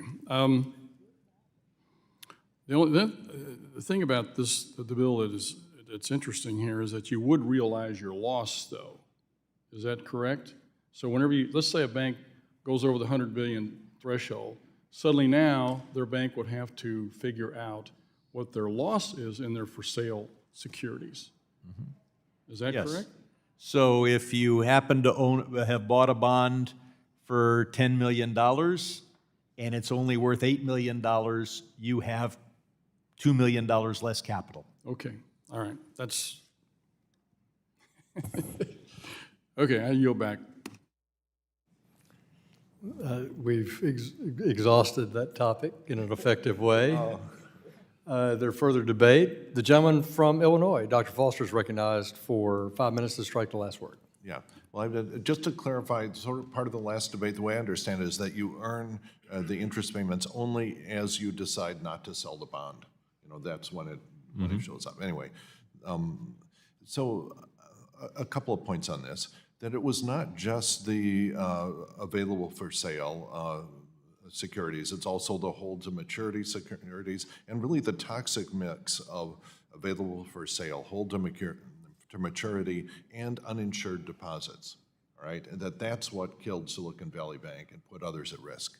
And so that, I think that if we decide to legislate, which I hope won't be necessary, but that you really have to, there's a corner of behavior that involves both of those that are really the risky corner that we have to warn banks away from. And that's why I think it's something, you know, this has the germ of a good idea, and we have to think about how to better implement this. The other thing is that we've suffered in the case of Silicon Valley banks and similar sized banks, is that basically we ask the regulators for a tapered haircut, and we got a fade. For those of you who know what that means, when you just basically shave, you know, put a bowl on your head and shave everything below. Those apparently it's called a shade, or a fade rather. And so this is what we got. And there are ways that you can taper this. Just say as your size grows from, you know, $50 to $250 billion, that you have to realize an increasing percentage of the losses, for example. That would allow you to sort of smoothly transition into the situation that GSIBs are in right now. Anyway, that's... Would the gentleman yield? Yes. Would the gentleman yield? Yes. I would add, as a practitioner in this business for 4 decades, to say that most bankers I know, I won't speak for every bank on the planet, but most bankers have everything available for sale now. And very few banks put a large portion, if any significant portion of their assets, their investment portfolio in hold to maturity. And in fact, that's one of the tremendous flaws in the Silicon Valley case study. So I just have to get that off my chest. Mr. Foster, I yield back to you. Yeah, well, thank you. And, you know, if both sides of the aisle are willing to entertain just abolishing the whole concept of held to maturity, and you'll... Yeah, I just want to clarify. For generally accepted accounting purposes, these losses are already recorded. They are acknowledged in the footnotes. They're required they reduce capital when you compute it according to the international Basel III standards. They reduce capital when you're over $700 billion. They reduce capital if you're one of the 11 of the 34 medium-sized banks that has elected this. And so this is a modest proposal that says that which is already being done in many situations should be done here. And I yield back. Yeah, and the other argument that's relevant in this debate is the counter-cyclical, the pro-cyclical nature of mark-to-market requirements, because that can get really grim in times of crisis. Thank you. Yield back. The gentleman yields back. Is there further debate? If not, does the gentleman from Missouri insist on his point of order? I withdraw my point of order. Gentleman withdraws the point of order. If not, now the question occurs on the amendment offered by the gentleman from California, Mr. Sherman. All those in favor shall signify by saying aye. Aye. All those opposed shall signify by saying nay. Nay. In the affair of the chair, the nays have it. A request for a recorded vote has been requested. All those in favor of recorded vote, please raise your hands. A sufficient number having raised their hands, a recorded vote is ordered pursuant to Rule 3C5 of the committee rules. A vote on this question is postponed. Yeah, I would ask to withdraw the request for a recorded vote. Without objection, the request for a recorded vote has been declined. I thank the gentleman from California. For what purpose does the gentleman from Illinois, Mr. Caston, seek recognition? Mr. Chairman, I have an amendment at the desk. We will pause and let the amendment be distributed.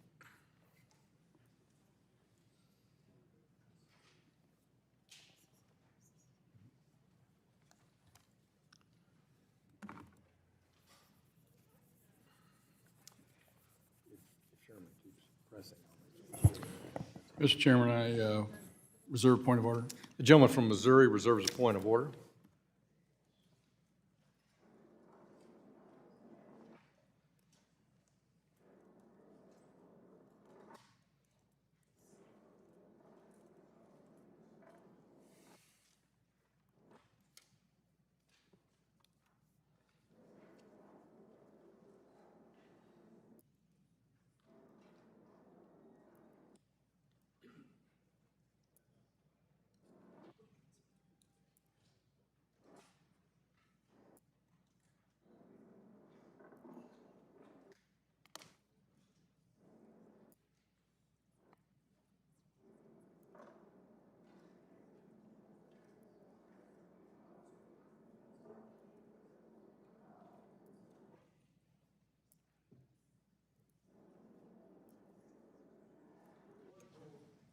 The clerk will report.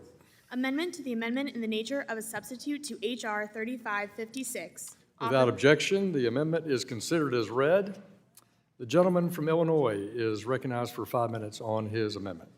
Thank you, Mr. Chairman. And I really want to commend the majority and staff for just an excellent set of hearings on the banks that were put together. I think we learned a tremendous amount about what happened.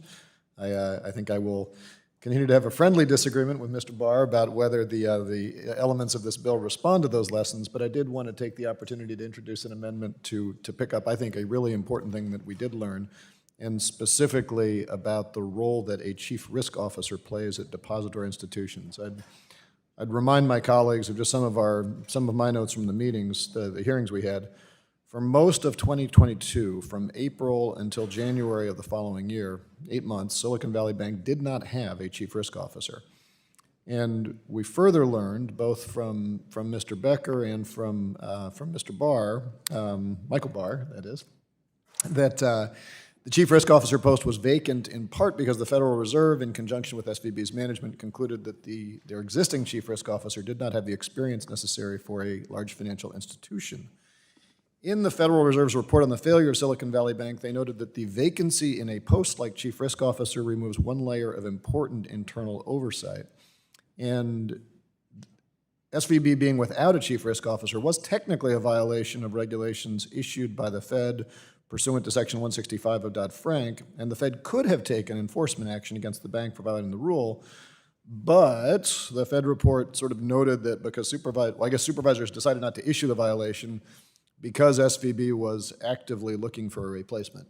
Hindsight is 20/20, of course.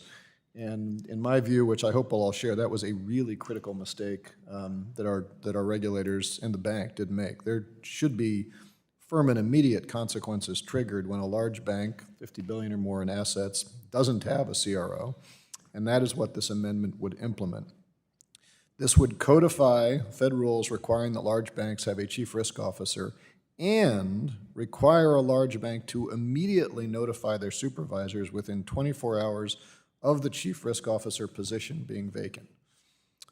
Further, it would say that within 7 days, the bank management would have to provide their regulator with a plan for how they intend to fill the position, and if the position remains unfilled after 60 days, the amendment would subject the bank to a cap on asset growth and other potential supervisory actions as appropriate to mitigate risk. Now, I do agree with Mr. Becker, who noted that it would take a long time to fill that position. They wanted to have a place, fine. But I think it's important for us to put some teeth in place so that we provide some incentives for banks in these circumstances that, given the choice between prioritizing the filling of a chief risk officer position and prioritizing growth that could potentially exacerbate depositor risk, broader systemic risk to our society, that they stay focused on what really matters. Finally, I just remind my colleagues that Silicon Valley Bank did not publicly disclose that they didn't have a risk officer until almost a year later in their 2023 proxy statement. So during that whole period of time, investors did not have this information. When I had asked Mr. Barr in this room why they didn't require that disclosure, he said, well, that's really more an obligation of the SEC. And so I think we've got to close that barn door. So this would further, the amendment would also require a bank to notify the public and their shareholders that the CRO position is vacant after 60 days. I think this is common sense. I would hope it's pretty bipartisan, certainly was a whole, and I would urge my colleagues to support. Yield back. Gentleman from Illinois yields back. Is there further debate? The gentleman from Kentucky, Mr. Barr, is recognized for 5 minutes to strike the last word. I strike the last word. I thank my friend from Illinois, I genuinely do, for raising this issue, because I think all members of this committee and the American people had a jaw-dropping experience after Silicon Valley Bank failed, when we heard that the bank didn't have a chief risk officer for as long as it did before the failure. And I think this is one of the examples of the mismanagement of the bank. It's also underscores the supervisory failures here. And again, this gets at why we need more transparency from regulators, and that's why we have this bill before us. And so I would urge my friend from Illinois to reconsider his opposition to the underlying legislation, given the fact that we don't have as much visibility into the regulators and what they're doing all the time, and the fact that they did not, as the gentleman acknowledges, did not take action on the vacancy, I think underscores the need for more regulator transparency. On the issue, on the merits of the bill itself, I'm open to a conversation with the gentleman about this idea for the very reasons I just outlined. Again, I don't think this bill is the right place for making these changes because the bill is focused on transparency. But I invite the dialogue with him because I think he makes some very good points about why we had a vacancy for this long. One counterpoint to consider here, and as I recall Mr. Becker's testimony in this room, he indicated that it was the rapid growth of the institution that precipitated the regulators to, in fact, prompt bank management to make the change. In other words, they didn't have confidence in the chief risk officer that they did have in place, so they removed that chief risk officer, but that they didn't fill that position for very long because the search was taking too long. So it was actually the regulators themselves that precipitated the vacancy, and then the search was a long search. I'm not defending Mr. Becker's or the management's decision-making here, but they said because the bank was growing so rapidly, they had trouble finding the talent that could take on those responsibilities. Not an exculpatory explanation necessarily, but the regulators seemed to prompt the change, and then the regulators didn't take action when there was a delay in the replacement, and bank management is making the excuse that we couldn't find the talent. So there's a lot going on there, and so we need to evaluate what is the right response to make sure we don't have this protracted vacancy in a chief risk officer. So I'm open to a conversation about it. I think we need to be deliberative about how we deal with a situation like this, especially in a rapidly growing bank, and make sure that they're not just filling the position with someone who doesn't have the expertise, because apparently that was the reason why they had the vacancy to begin with. And what I would worry about, if there is a worry with the gentleman's proposal, is that banks would be incented to just fill the position with someone who's not qualified. Would the gentleman yield for a I will. response? So, I appreciate you said this bill is about transparency. There's not a lot more transparent than making sure you have a risk officer and disclosing that to the public. This is absolutely about transparency. To the point about growth, I guess I'd ask us not to be too precious about our role here. If any of us were in any entrepreneurial capacity and we said, we want to take on an order, but you don't have someone in your manufacturing shop who can actually build to the order, we'd say, well, put the brakes on. You can't actually grow until you have the ability to execute. What this is doing is saying, if you are growing at a rate that you are outgrowing the resources of your staff, as the Fed said, fine, go get a new person, but you can't continue to grow beyond the ability of your staff until you have those folks in place. If it takes you 2 weeks, 6 months, 2 years to find that person, let's not expose to systemic risk.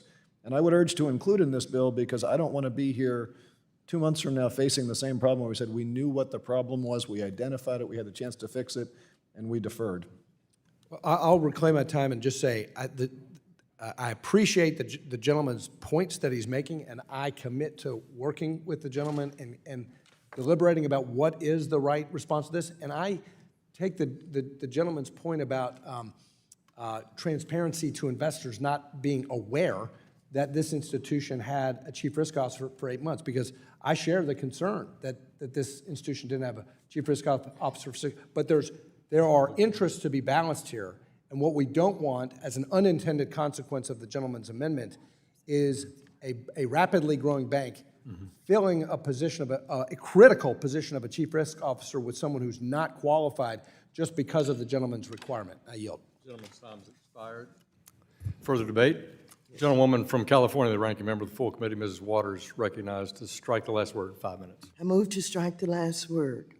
I support Representative Caston's important amendment, which would require large banks to immediately notify their federal regulator when the chief risk officer position becomes vacant, and to provide a plan to the regulator about how it intends to fill the position. This is very clean. This is very simple. It is something that both sides of the aisle have talked about, and we recognize that that was chief failure on the part of Silicon Valley Bank. As it has been explained by Mr. Caston, no decent business, let alone a bank, should be without understanding its risk and have that position filled so that they would not be in the situation that Silicon Bank found itself. Now, it's one thing for Mr. Barr to say he will talk with Mr. Caston. Mr. Caston doesn't need any talking to. He's got a bill. He's got the bill to deal with what happens when you don't have a risk officer. Mr. Barr said, and I'll work with you down the road here somewhere. He doesn't need that. I'll tell you what's unfolding here today. What's unfolding is we, on this side of the aisle, know what has gone on with these bank failures. We, even in talking with the opposite side of the aisle, have agreed of what happened with the failure of these banks. There is no good reason why Mr. Barr would be opposed to this very straightforward, simple legislation. No, I will not yield at this point. I'm on a roll. And so, what is unfolding here today is we are responding. We are dealing with those issues. We are saying we're not going to allow this country to experience these bank failures when we know what has gone wrong. We have the management at the banks who have accepted responsibility. We have regulators who have accepted responsibility. There's no reason why a bill as clearly written as Mr. Caston has represented here should not be supported, and particularly when it simply identifies a chief risk officer. This amendment also creates consequences for a bank that fails to hire a new CRO within 60 days of the initial vacancy, specifically subjecting that bank to a cap on further asset growth until that critical position is filled. This is clear. As a matter of fact, you mentioned that Silicon Valley grew too fast, and that was one of the problems. Now, we're talking about, oh no, we're not going to allow you to continue to grow fast. We're going to put a cap on your asset growth until you get this chief officer in. No, I got to finish this. I please do. And so here we not only identify what is wrong and what should never exist in a bank the way it has existed in Silicon Valley Bank, but we're also going to penalize you in a way that you get it. I don't care how popular you are, bank. I don't care how you're the go-to bank for, these small businesses that need funds, need loans, et cetera. We won't let you grow your assets unless you fill this position. One of the concerns we heard from members on both sides of the aisle last week when the CEO of Silicon Valley Bank was before our committee was that Silicon Valley Bank did not have a CRO for several months in the lead up to the bank's failure. It is unbelievable that a large financial institution can remain operating in safe and sound manner without a CRO for an extended period of time. I've also heard shared concerns from members on both sides of the aisle that regulators were not escalating penalties as part of their supervisory process. So this amendment would ensure penalties would automatically take effect when there's a vacancy for the chief risk officer position. We also know how dangerous the rapid growth that these banks experienced contributed to their failure. So I don't know how you get away with this one. It's too clear. The gentlewoman's time has expired. And I yield back what time I don't have. Gentleman yields back. I recognize the gentleman from Missouri, Mr. Luchtenmeyer, to strike the last word for 5 minutes. Move strike last word. This bill is interesting in that it is trying to address a situation in this individual bank here, applied across the board to everybody. Don't disagree with that concept to a point. I think if we were listening to Mr. Becker indicated that he had a risk committee that the risk officer was over. So we had a committee in place, and we just didn't, the officer was not replaced. I think this bill, if you want to improve it, would request or require banks, once they hit 100 million or whatever, 50 million or whatever figure you chose here, to have a risk committee so that when the chief risk officer is replaced, retires, quits, whatever, that the committee is in place to then be able to take care of that situation, and somebody is there to be appointed as the acting risk officer until one is hired or this individual is promoted and hired in the full capacity. I think, I don't know if I was the only one that heard it, but I was listening to Mr. Becker very carefully the other day, and he indicated that they did have a committee and that the risk officer was in charge of that committee. So I think that there's a way to improve this bill. If you want to put in place or require, most banks already have this risk committee in place, but if require them to do that, that would be a way I think you could improve it. But I'll yield the balance of my time to Mr. Barr. Well, I just wanted to ask the gentleman from Missouri, as a former banker and as a former bank regulator, a question based on your expertise. Does it concern you that the regulator itself, the San Francisco Federal Reserve itself, prompted the decision of bank management to make a change? Maybe that was appropriate, but then not having the wherewithal in the succeeding 8-9 months to be on top of the fact that they precipitated the removal of the chief risk officer and took no action to make sure that there was a prompt but also proper hiring of a replacement risk officer with talent that could take care of an institution of this rapidly growing size. I mean, what culpability does the regulator have in that situation? Well, one of the things that a regulator always looks at is succession plans, succession for the management up top as well as all the way down the line.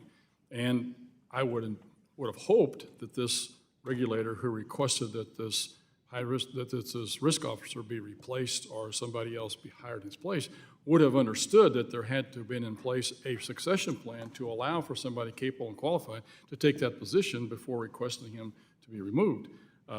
Again, this points to the ineptness of the regulators, of the San Francisco Fed and all the folks who were involved in this, from the standpoint that they didn't have a succession plan in place for somebody in the risk committee to be able to take over this position.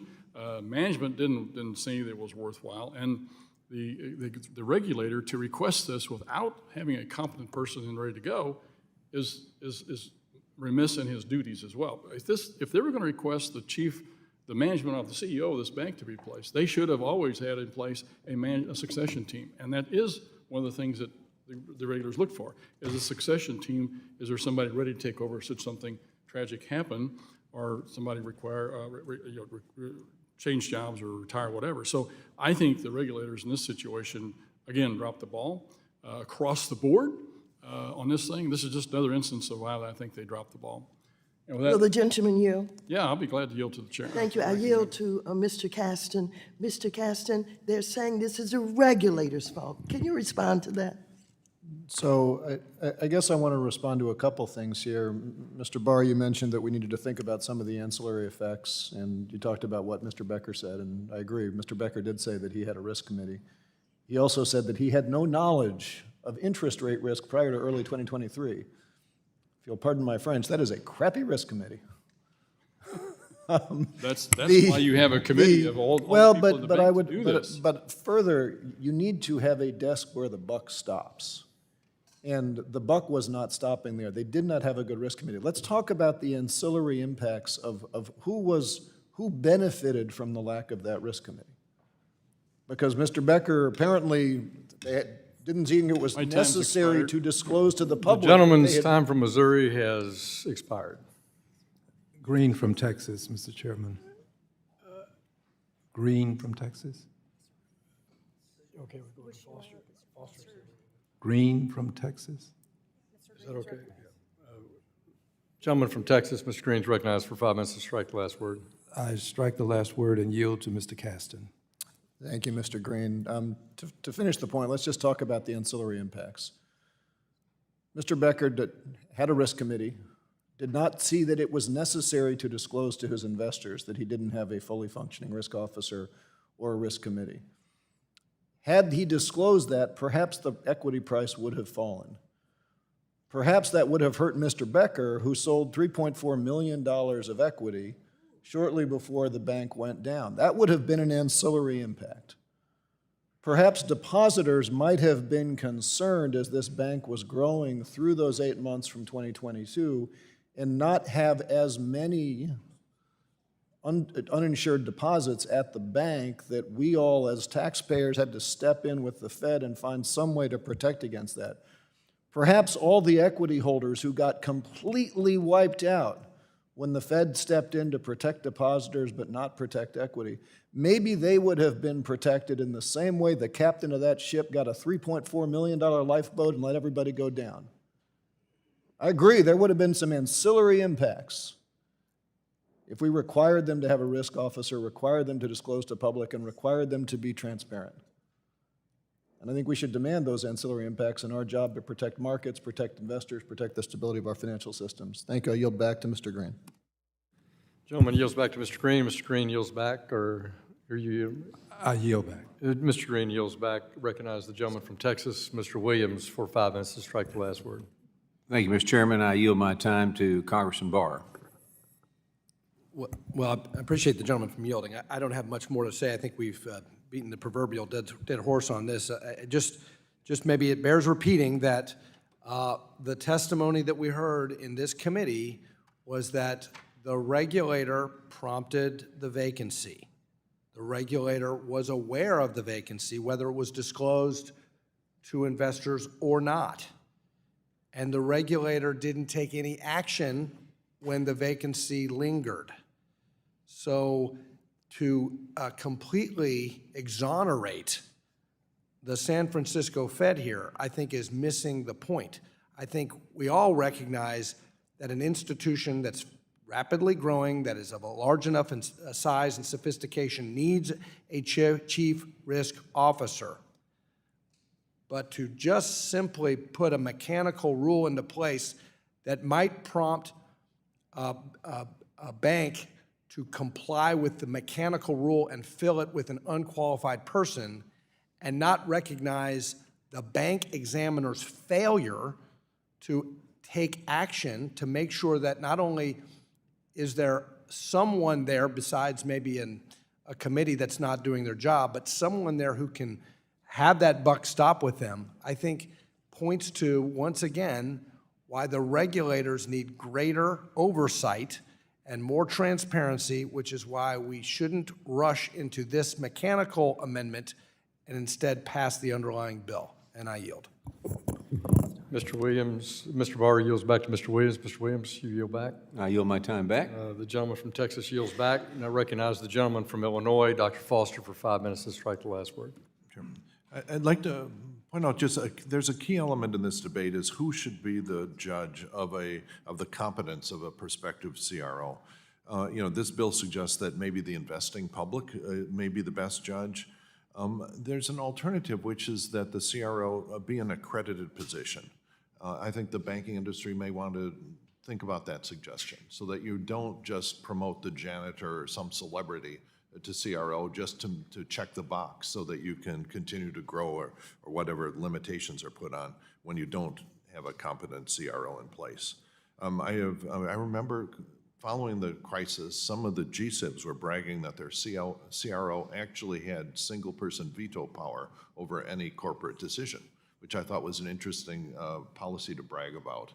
And at least that GSIB did not get in as much trouble as others had during the crisis. Anyway, I'd just like to point that out and put it into everyone's thinking. The possibility of accrediting, not only the chief risk officer, maybe some significant numbers of the risk committee, and perhaps even the CEO of a bank themselves, so you wouldn't have a bank CEO that was unaware of the concept of interest rate risk. Thank you. Yield back. Gentleman from Illinois yields back. Recognize myself for 5 minutes to strike the last word. A couple of comments. We're talking about the vacancy in this chief risk officer, which was clearly one of the many management errors in the case of Silicon Valley Bank. But as we heard in our first testimony, when Michael Barr, Vice Chairman of the Fed, in questioning here before this committee, I asked him, when did you get confirmed in your job? And he told us. And then I asked him, well, who had your designated responsibility on behalf of the Fed before you were confirmed? And the answer was he couldn't, and he's never responded to me in writing. Here's my point. Dodd-Frank designated a vice chairman of the Fed for supervision to have this overarching responsibility to oversee the supervisors in these district banks, and it was vacant for 1 year. The whole time this was going on, that job was vacant, and more importantly, I think, the Fed didn't designate, well, Governor so-and-so is the acting vice chairman of supervision. So I think, to me, that's a real failure in either how Dodd-Frank was structured or how the Fed's internal procedures work on that job. So speaking of people who were vacant, we didn't have in the federal government a vice chair for supervision during this basically most important period.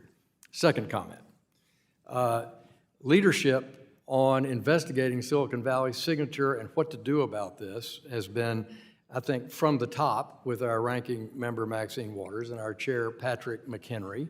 And on these particular solutions that are being proposed as amendments, to some degree, I think many of them are premature. And let me say why, ranking member.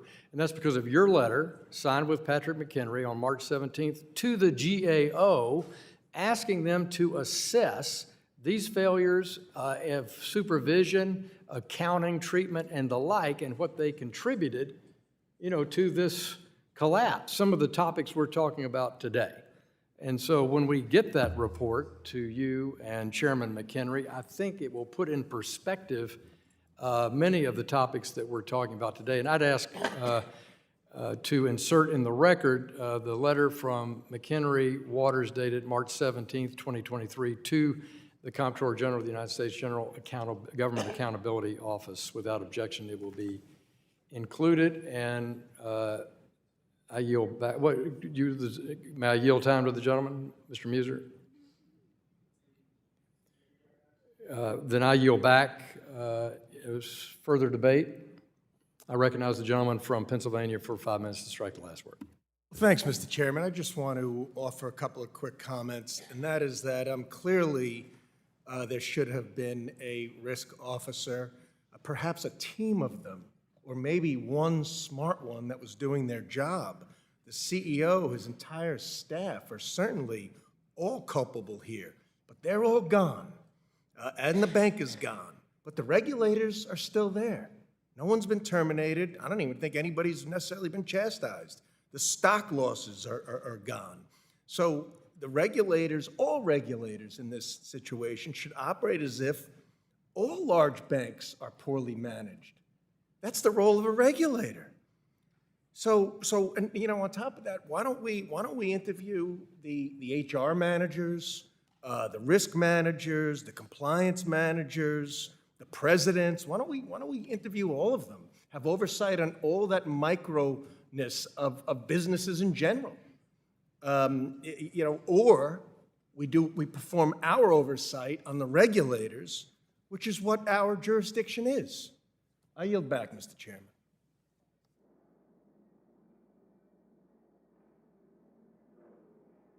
Gentleman yields back. Is there any further debate? If not, does the gentleman from Ohio, Mr. Davidson, withdraw the point of order on this bill? I do. If not now, the question occurs on the amendment offered by the gentleman from Illinois, Mr. Caston. All those in favor of the amendment shall signify by saying aye. All those opposed shall signify by saying nay. Nay. In the opinion of the chair, the nays have it. Recorded vote has been requested. All those in favor of recorded vote, raise your hands. A sufficient number having raised their hands, a recorded vote is ordered. Pursuant to Rule 3C5 of the committee rules, a vote on this question is postponed. For what purpose does the gentleman from California, Mr. Sherman, seek recognition? I have an amendment at the desk. We will pause and let that amendment be distributed.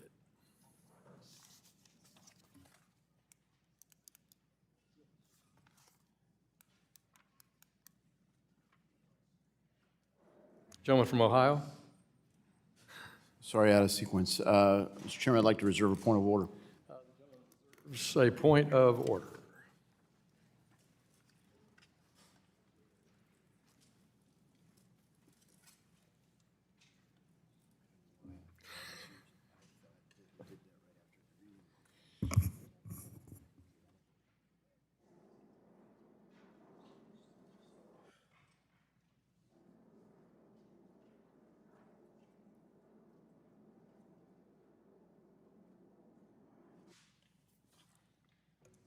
The clerk will report the amendment.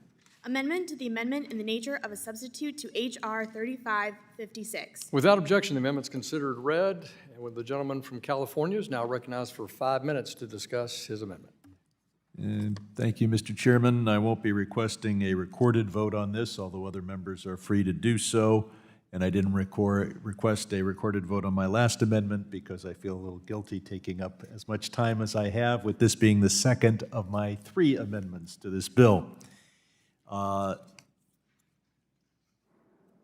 regulators are allowed in some cases and required in others to do stress tests. And for year after year, their stress tests have focused on credit risk and have ignored interest rate risk. There are 2 risks that you have when you make a loan. One is that the borrower won't pay you back on time. And that's well understood. That's what everybody thinks is the risk to watch out for. But there is an equally important risk, one that doomed 3 banks recently, and that is the interest rate risk. The borrower will pay you back on time, but you've agreed to a low interest rate, and by the time the bond matures, you may be in a high interest rate environment. So if you're locked in to a 2% bond that you're going to own for another 20 years, or and this is unusual, but a business loan of 20 years that's locked in at the same interest rate at 2%, and your depositors start insisting on a 4% or 5% return on their deposits, you have lost money just as much as if you had a portfolio of loans to Main Street businesses and some of them weren't paying you back. So what this bill requires is, if you're going to do a stress test, you don't just do the stress test for credit risk or for recession, because of course during a recession you have a higher credit risk because more of your borrowers can't pay you back. But in addition to stress testing for recession, you also stress test for interest rates going up or down. I think it's basic, if you're going to decide to do a stress test, that you look at both of these 2 risks. This bill would require that. You can say that the regulators should have picked interest rate risk as something to do a stress test for. Under the 2018 bill, we're now down to having I believe only 2 or 3 stress tests. This one says that in addition to those, you do one for interest rates going up and interest rates going down. And I regard it as a moral failing not to take my full 5 minutes, but I've said everything that should be said, so I yield back. Would you yield? I yield. That way we can burn time together. Oh, good. I think you raise a good point, but I would make a couple of comments. One, every bank is required, no matter what size, whether it's a $31 million bank down in Bearden, Arkansas, or JP Morgan Chase, has an obligation to continuously monitor interest rate risk. It's one of the CAMEL's ratings. They added an S back in the 2000s, and the S stands for sensitivity for risk. And in that, you pay for a quarterly report of mark-to-market, all assets and liabilities, and look at a range of interest rate sensitivity, down 300 basis points, up 300 basis points, and that is at the heart of every board minutes, in that issue. So in the idea of stress testing, I think that's embedded. I'm real curious that you think that from the material you've studied, it's not. So No, I'm the asking stress my tests question. that the regulators have done the last several years have been to look at the stress of a recession in the country, which is basically credit rate risk, and they did not do stress testing. I don't know what banks do voluntarily, internally, but this would require the regulators, when they're overseeing a stress test, to stress test for interest rate increases and even interest rate decreases. I yield back to the gentleman. Thank you. The gentleman yields back. Is there further debate? The gentleman from Kentucky, Mr. Barr, is recognized for 5 minutes.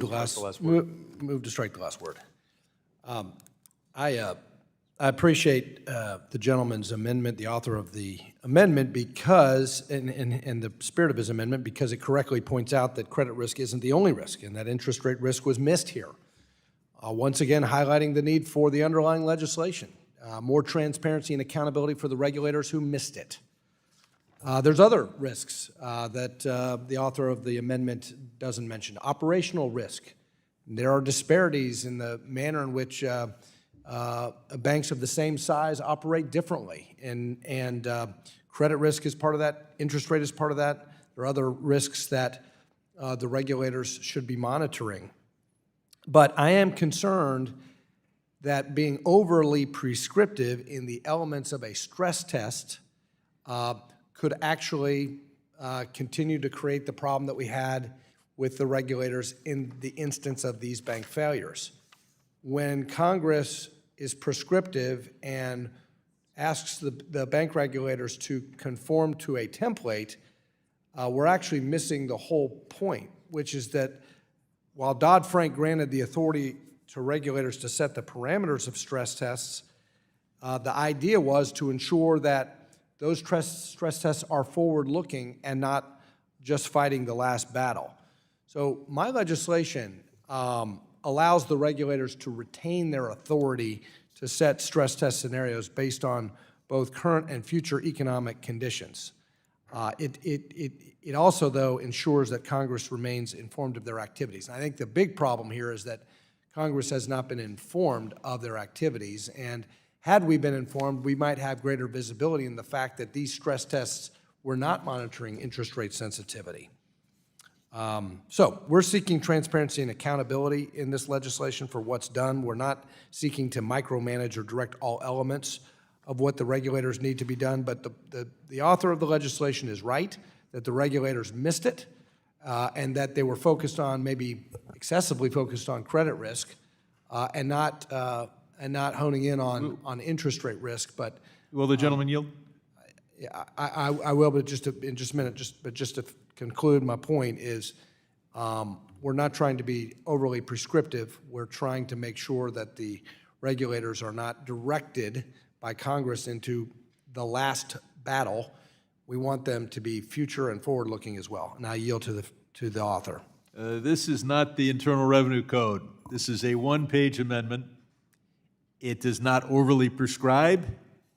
It gives the regulators tremendous leeway. It simply says you don't just look at adverse economic conditions, aka recession. You also look at interest rate changes. Exactly how they do that, they're free to determine. And it does not prevent us from looking at what might be some other adverse circumstance. It adds to the stress tests. It does subtracts nothing. So it's not overly prescriptive. It doesn't focus our attention on just interest rate risk to the exclusion of something else.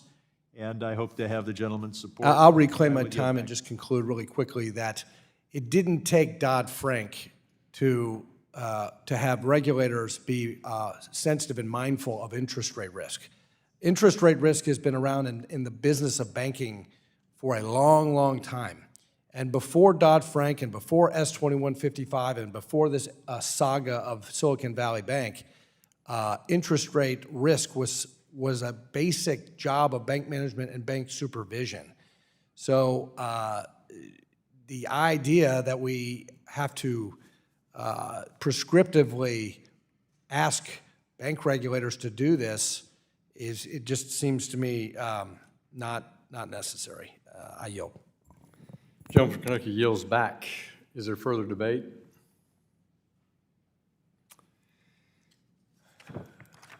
If not, does the gentleman from... Withdraw point of order. The gentleman from Ohio withdraws the point of order. If not, the question now occurs on the amendment offered by the gentleman from California, Mr. Sherman. All those in favor shall signify by saying aye.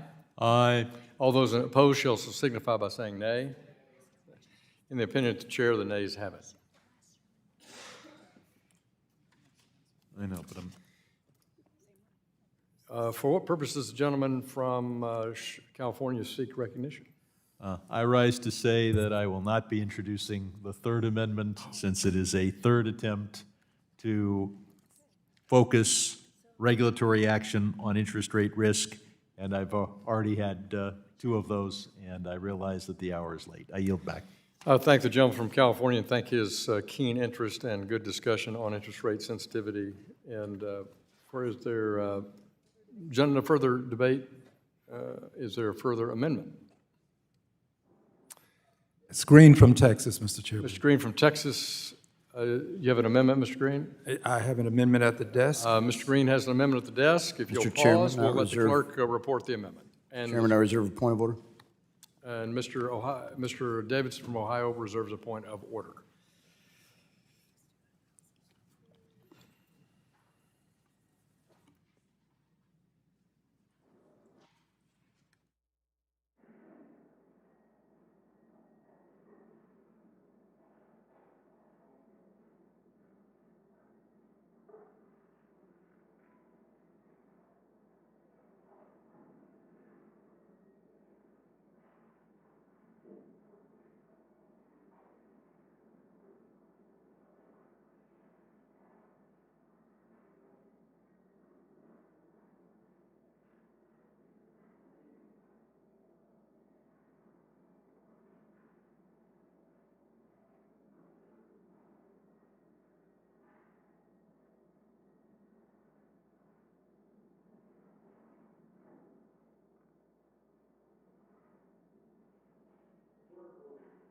Clerk will report the amendment.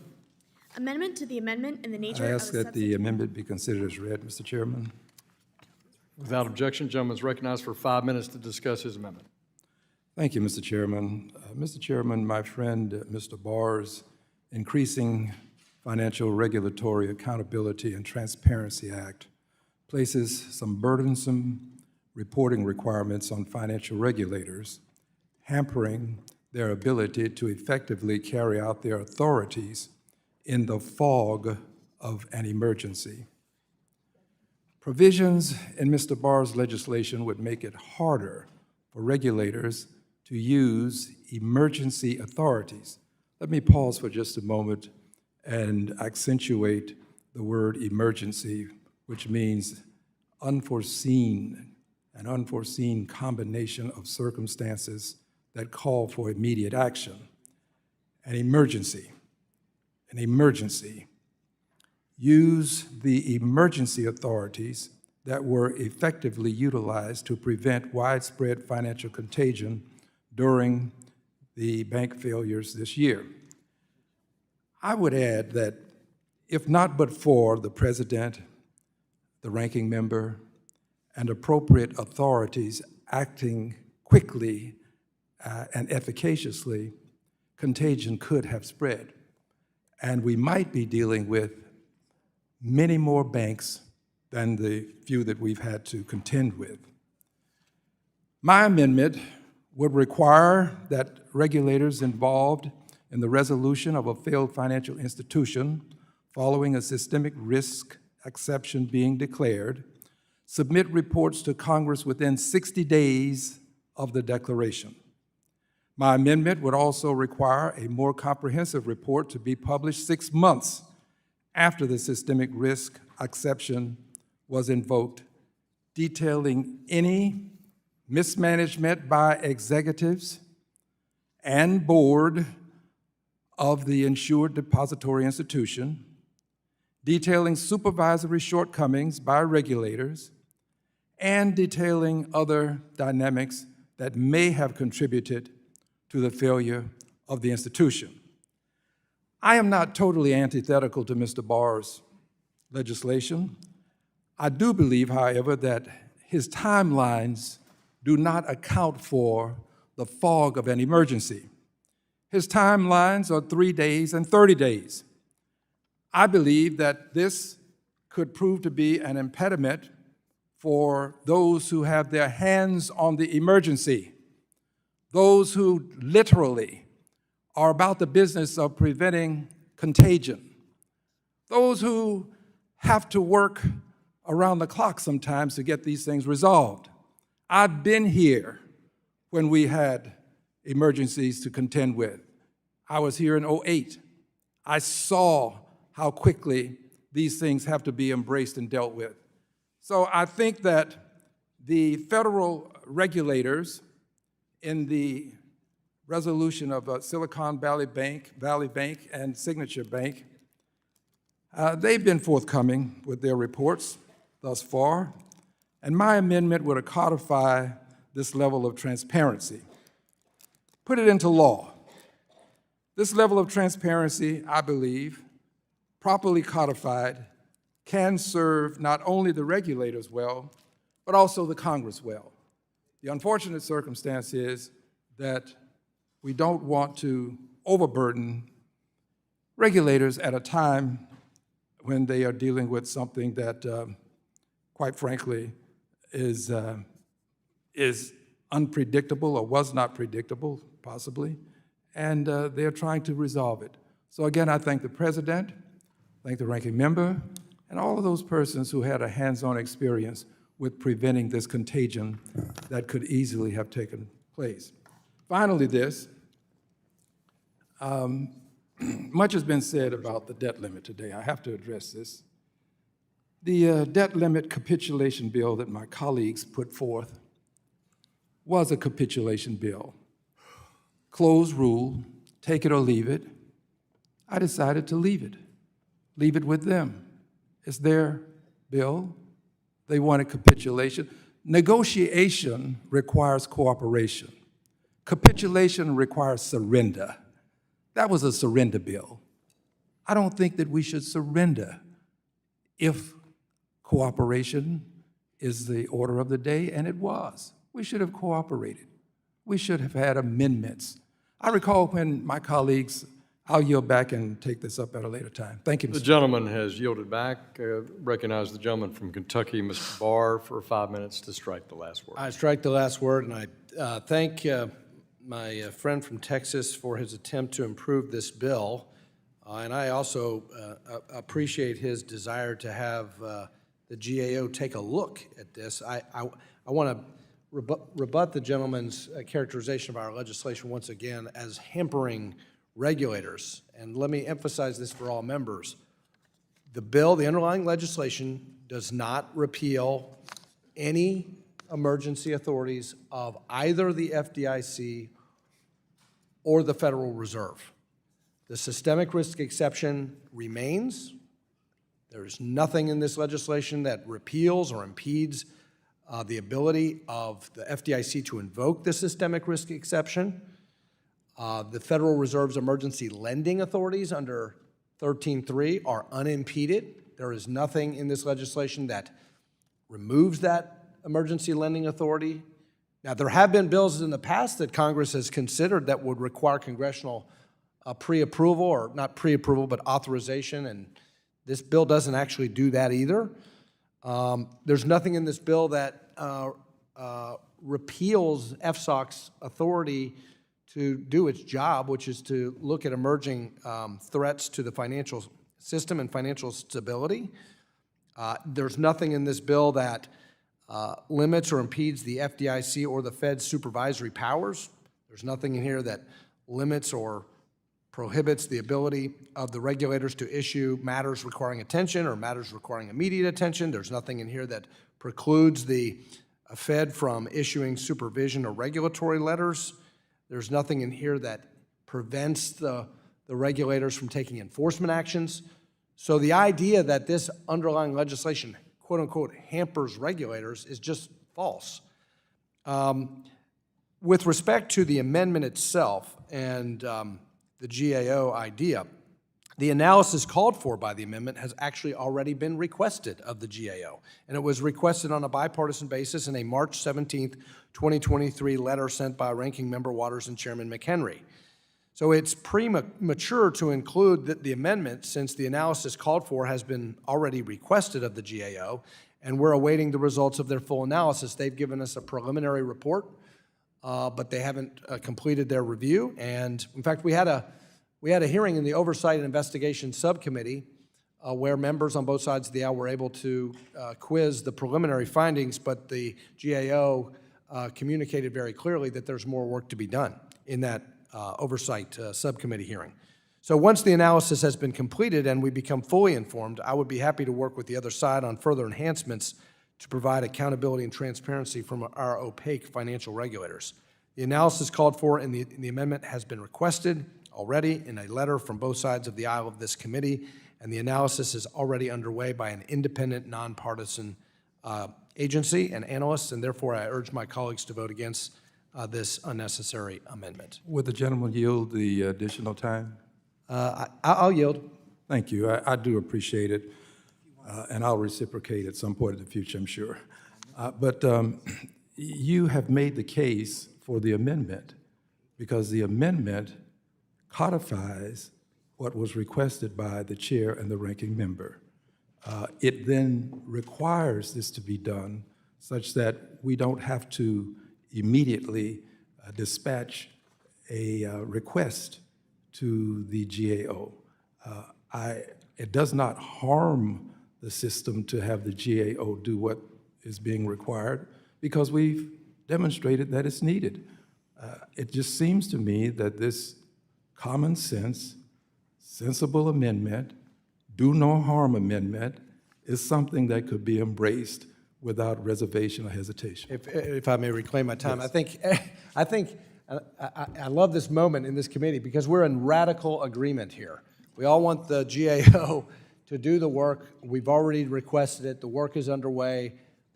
I commit to working with the gentleman. If the GAO doesn't respond and doesn't complete its work, I'll work with the gentleman, make sure they do complete the work. But I think Ranking Member Waters, working with Chairman McHenry, you and I, the chairman of the O&I subcommittee, Mr. Heising, has already done one hearing. I'm sure he's going to do more. I think we're all in radical agreement that this is already underway. The one point I do want to emphasize before I yield is that the underlying legislation doesn't hamper the regulators, and I yield back. Gentleman yields back. The chair recognizes the ranking member of the full committee, Mrs. Waters of California, for 5 minutes to strike the last word. Thank you very much. While my Republican colleagues tout the underlying bill as a transparency bill, they neglect to highlight the various ways the bill would limit a variety of key tools to address systemic risk and promote financial stability. They also don't give credit where credit is due, specifically with respect to the FDIC, the Fed, and state banking regulators for producing extensive reports with confidential supervisory information relating to these banks. This transparency and quick work should be celebrated, not denigrated. For my colleagues who were not here during the 2007-2008 financial crisis, this committee and the public had to wait years and conduct its own investigations to learn what happened under the Bush administration. Thankfully, Biden's regulations have a new standard for quickly sharing what happened following a major bank failure, and we should ensure this kind of transparency continues. So Representative Green's amendment would codify the types of regulator and expanded GAO reports that we've received and the time frame we've received them when a systemic risk exception is used. And so we have heard today all kinds of excuses why the members on the opposite side of the aisle cannot use their power and their influence to do some of the corrections that are needed in order to avoid future bank failures. We have produced our amendments. We have talked about very key issues, some of which we have had conversations with each other about. But all of a sudden today, everything is being resisted. Everything is being denied. There is an excuse for every amendment that we have brought up and every attempt that we have made to correct some of the problems that are so obvious with our banks. And so, let me Mr. Barr left? Oh, well, he just stepped out. I wanted to yield to him because I have a question, but, you know, is he coming back?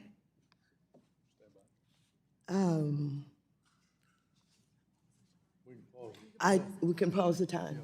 Thank you. Thank you very much. Put it 2:12. Okay, thank you. Thank you.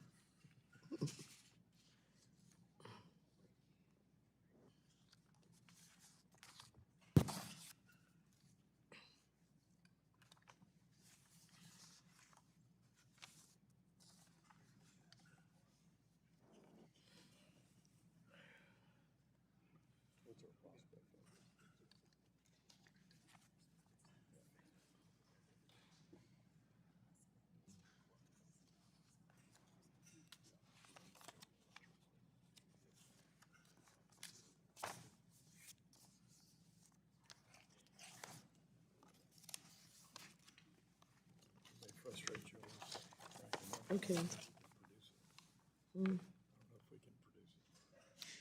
You want to keep going? Okay. I will just. Please. Thank you very much for the attempt to allow me to ask the question. Mr. Barr has not returned right away, but I'll continue and share it with you. I was going to yield to him to respond to a question. And the question was, you claim that regulators have not provided any information to the committee and that they are opaque. But do you know how many pages of documents the FDIC has provided to the committee? He's not here to answer the question, so I'll answer it for him. They have provided more than 4,000 pages of agency documents in 7 separate productions, and they have further provided our committee with access to an additional 46,000 pages of records. So the facts belie the assertions that you are making that the regulators have not been forthcoming to our document requests, and they have been very transparent throughout this process. So I'm glad that they have, and they have helped to identify shortcomings that committee Democrats will try to address with our amendments today. So, Yield? yes. I thank the gentleman for raising these points and for the constructive amendments. And I think Chairman McHenry and you have both been complimentary of the immediate responsiveness by the FDIC and the Federal Reserve particularly to take responsibility, issue interim reports, and be responsive to many of our document requests, some of which I think are still outstanding. But I would say this, I think House Republicans on this side of the aisle don't want to be a ready, fire, aim situation. We want to get the GAO report back. We want to have the rest of any hearings that we might have in the Oversight Committee or the Financial Institutions Committee. Mr. Barr is back. Reclaiming my time. Yeah. Let me just finish this without Mr. Barr. I respect what you just said, but this ready, fire, shoot analogy that you're given about what you don't want to do just doesn't ring right. It doesn't ring right because we have a crisis that we are experiencing, that we have experienced, and we need to be quick on the draw in order to deal with some of these issues that we can take care of now. You're right, Mr. McHenry and I are working together, but Mr. Barr doesn't seem to follow our lead in what we're trying to do today in working with us. And so I had to share that, and I'm so sorry Mr. Barr was not here, but I'll get you at another time. Gentleman yields back. I recognize the gentleman from New York, Mr. Lawler, for 5 minutes to strike the last word. Thank you, Mr. Chairman. I yield to Mr. Barr. Well, thanks for my friend from New York yielding, and I'm sorry I missed the exchange, so I don't know what I missed necessarily. It sounds like it was fun, but if we're still talking about the GAO issue, I mean, we're in agreement. I don't understand why we need an amendment on a request from the GAO, that the GAO review this, and they're doing it, and we were having oversight hearings, and they've given us a preliminary report, and they are still doing their work to complete the report. It's a bipartisan request from the chairman, the ranking member, the chairman of the Oversight Subcommittee and the ranking member of the Oversight Committee have had a hearing. I don't know what the concern is. Is the concern that the GAO is not going to fulfill the request? Because if that's the concern, I think all members here, having agreed with one another that this is the right thing for the GAO to do an independent, nonpartisan report, I think we'll all join in and request the GAO to complete their work. So again, this is superfluous, it's unnecessary, we're all on the same page. I don't know why we're disagreeing about the fact that we're all in agreement. I yield.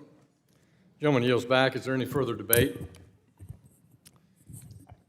I yield back. Is there any further debate? I would like to be recognized to yield to Mr. Green. You've been recognized. Someone else. Mr. Green's been recognized. Mr. Foster's been recognized. Is he? Recognizing. The gentleman from Colorado is recognized to strike the last word for 5 minutes. Thanks, Mr. Chairman and staff, for your support. I yield. Thank you. Mr. Green. Thank you. And continued support. Very kind of you. Thank you very much. Mr. Chairman, this, and to my friend Mr. Barr, this codification is necessary such that when we go forward, we won't have to make the request. There's a lot of consternation that's been expressed by my friends on the other side with reference to GAO and other entities in terms of how well they perform. This eliminates the necessity to anticipate performance or to have to develop a request for performance. It's really a common sense measure because this is what the ranking member and the chair have already done. We're just talking about now as we move to the future. And getting studies are great things. I think that we just required GAO to do a study pursuant to some legislation that was passed. Would you? Will the gentleman yield real quick? Of course I will. To the point that he's making. It's a good point, and I think, let me be a little bit more precise in my response to the amendment. It's already in the law. In fact, one of our problems with the Fed and the FDIC launching forward with a self-assessment before the GAO did their study was that that's in existing law. The GAO, whenever there is an invocation of emergency powers, whether it's 13.3 at the Fed or the emergency risk exception, they're already required to do the report. I'll yield back to you in just a moment, but reclaiming my time for a moment. The request that was made by the chair and the ranking member, that request is not codified in the law. That's what we're talking about. Would the gentleman yield? Of course. So again, my understanding of the law that predates Silicon Valley and all of this is that the GAO is, whenever there's a systemic risk exception that's invoked, whenever there's 13.3 authorities invoked, the GAO is automatically, in existing law, triggered and required to actually do this report. So I'm struggling to understand what the need is for this amendment. Well, if the gentleman would allow me to respond, I would reclaim my time. The timelines with the level of specificity that the ranking member and the chair placed in their request is not in the law. That's the thing that's important, to have them statutorily required to do something within a statutory period. That's not in the law, and that's common sense. That's why they did it. Would the gentleman yield again? Of course I would. So, you know, look, I mean, I'm not going to quarrel with you on the timeline, but here's what I would say is, if the gentleman wants a timeline, I think he should be equally upset that the agencies that they're reviewing jumped the gun and tried to get ahead of them and set their own narrative before the GAO could conduct its independent review Reclaiming my of those time for just a regulatory moment. failures. Reclaiming my time for just a moment. I appreciate the attempt at a distraction, but I'm not going to be distracted by something that's not at hand, not an issue that's currently before us. Let's debate that at a later time. The question is, do we want to take this common sense approach that has already been implemented by the chair and the ranking member? Do we want to codify it? It's not going to hurt, and it can certainly help. Does the gentleman yield to the gentlewoman from Colorado? Yeah, I yield back yield. to the gentlelady. The gentlewoman from Colorado, are you yielding back? Yield back. Gentleman yields back. Is there any further debate? If not, the gentleman from Ohio, do you insist on your point of order? I withdraw my point of order. If not, the gentleman, question now occurs on the amendment offered by the gentleman from Texas, Mr. Green. All those in favor shall signify by saying aye. All those opposed shall signify by saying nay. Nay. In the opinion of the chair, Recorded vote. a recorded vote has been requested. All those in favor of a recorded vote, please raise your hands. A sufficient number having raised their hands, a recorded vote is ordered.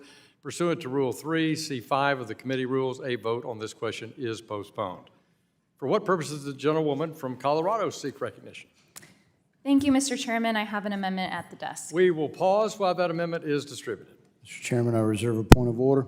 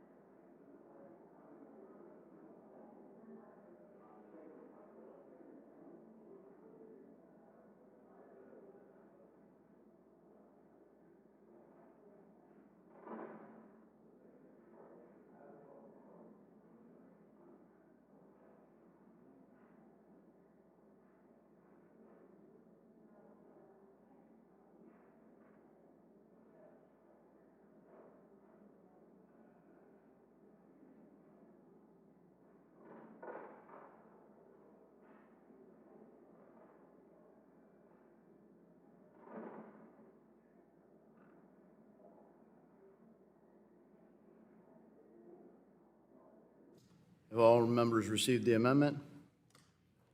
The clerk will report the amendment. Amendment to the amendment in the nature of... Without objection, the amendment is considered as read. The gentlewoman from Colorado is recognized for 5 minutes to speak on her amendment. Thank you, Mr. Chairman. First, I would request unanimous consent to add my name because it looks like it's not on the amendment.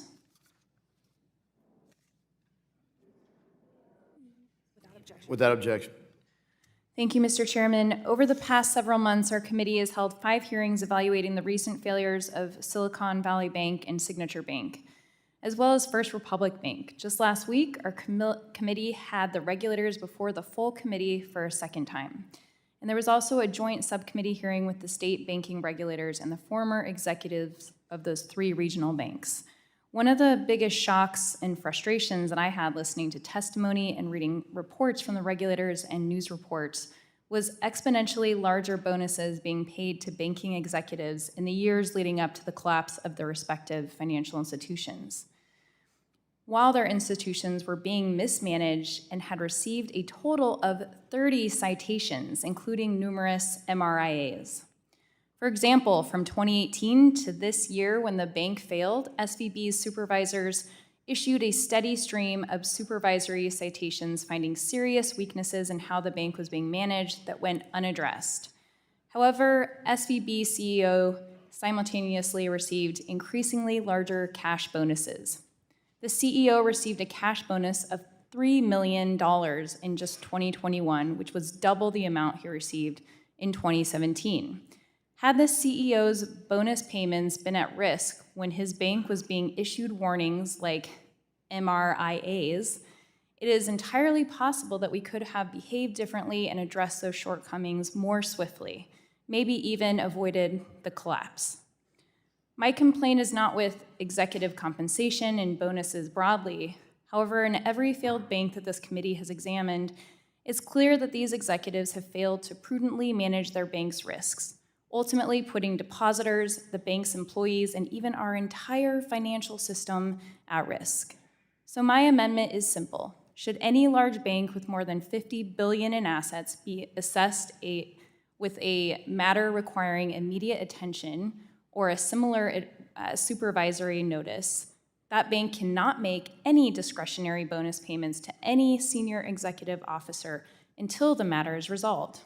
This type of consequence is not new and one that large banks should be familiar with, as it is structured in a similar manner to how discretionary bonus payments are automatically restricted when a bank fails key capital requirements. I heard members on both sides of the aisle ask why regulators did not escalate penalties quickly enough.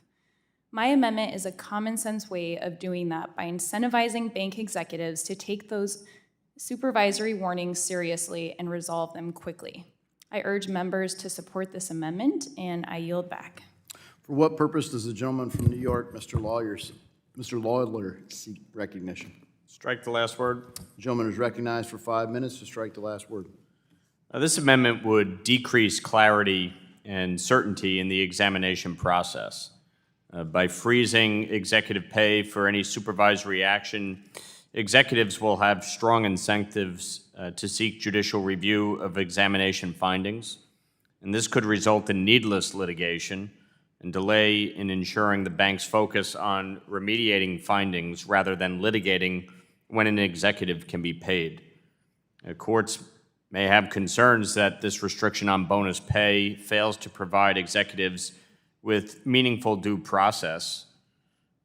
And while the Regal Act allows banks to appeal their exam findings to their banking agency, all require that the senior management team or board of directors of the bank seek review, not a single executive.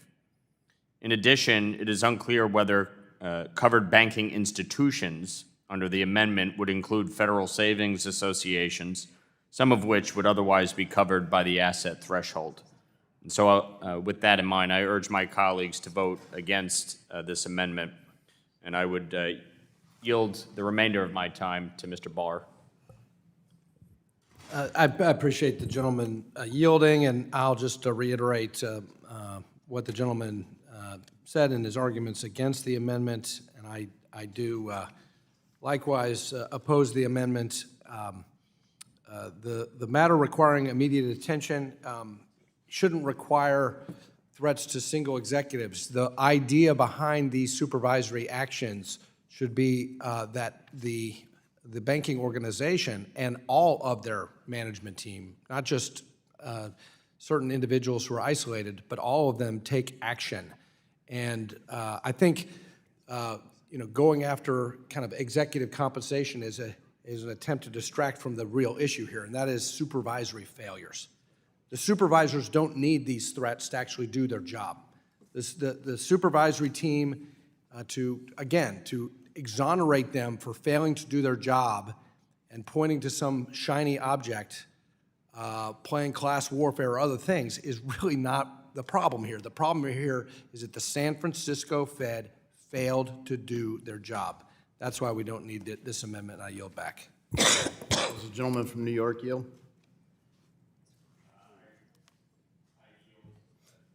I thank the gentleman. For what purpose does the gentlewoman from California, the ranking member, Ms. Waters, seek recognition? Thank you very much. I move to strike the last word. Gentlelady is recognized to strike the last word for 5 minutes. I support Representative Patterson's amendment, which would provide real consequences for bank executives who do a poor job of responding to issues like risk management concerns that are raised by bank supervisors. Specifically, it would automatically restrict bonuses to executives when their bank has been cited with a matter requiring immediate attention or other serious supervisory citation.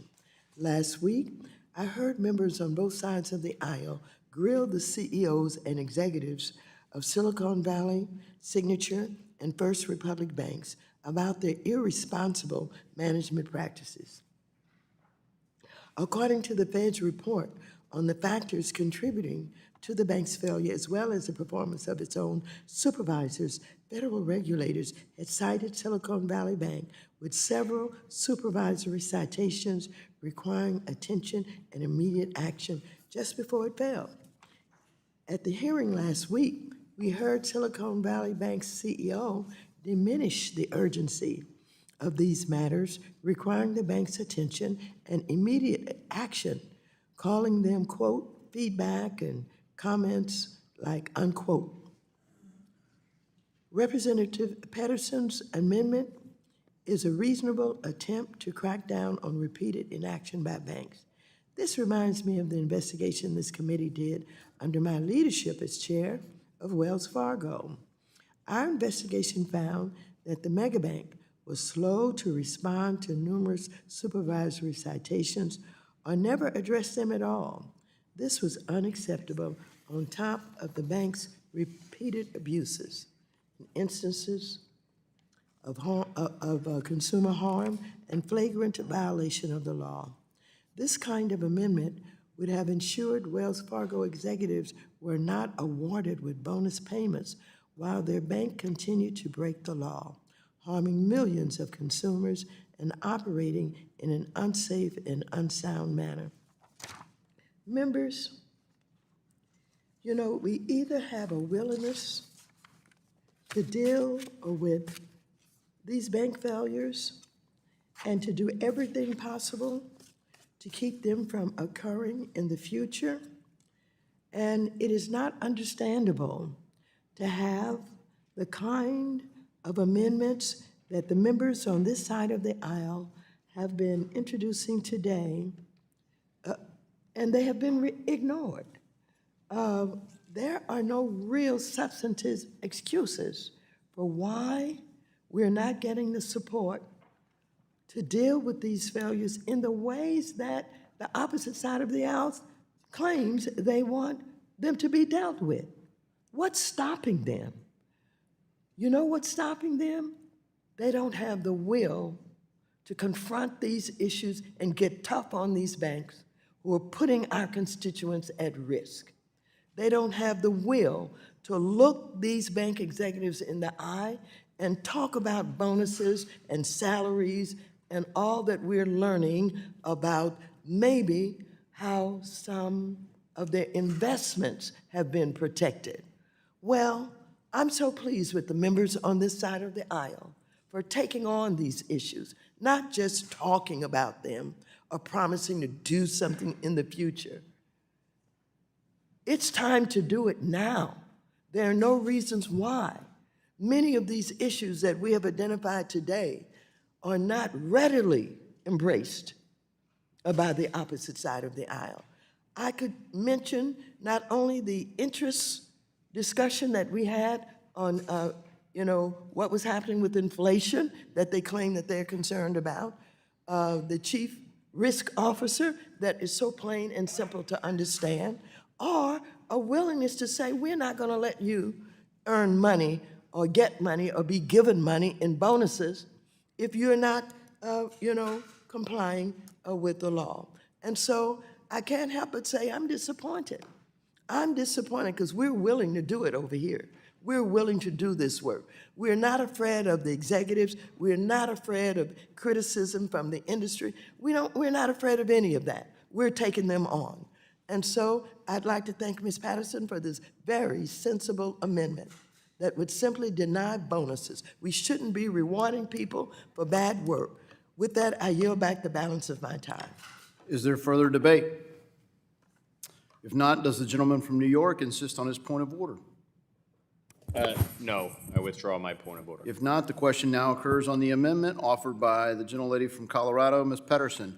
All those in favor shall signify by saying aye. Aye. All those opposed shall signify by saying nay. In the opinion of the chair, the nays have it. Recorded vote is requested. Recorded vote has been requested. All those in favor of recorded vote shall raise their hand. A significant number having raised their hands, a recorded vote is ordered pursuant to Rule 3C5 of the committee rules. A vote on this question is postponed.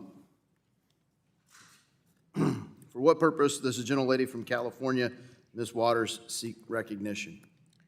Thank you, I have an amendment at the desk. The clerk will distribute the amendment. Mr. Chairman, I reserve a point of order. So, point of order is reserved.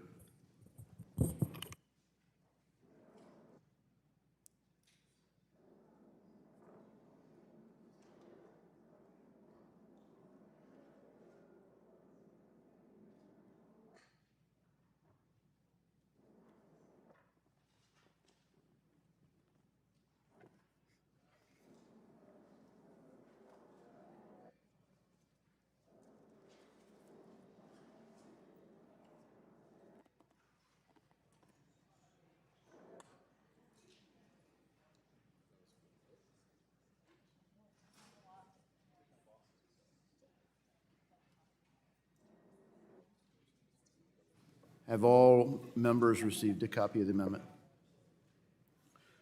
The clerk will report the amendment. Amendment to the amendment in the nature of a substitute.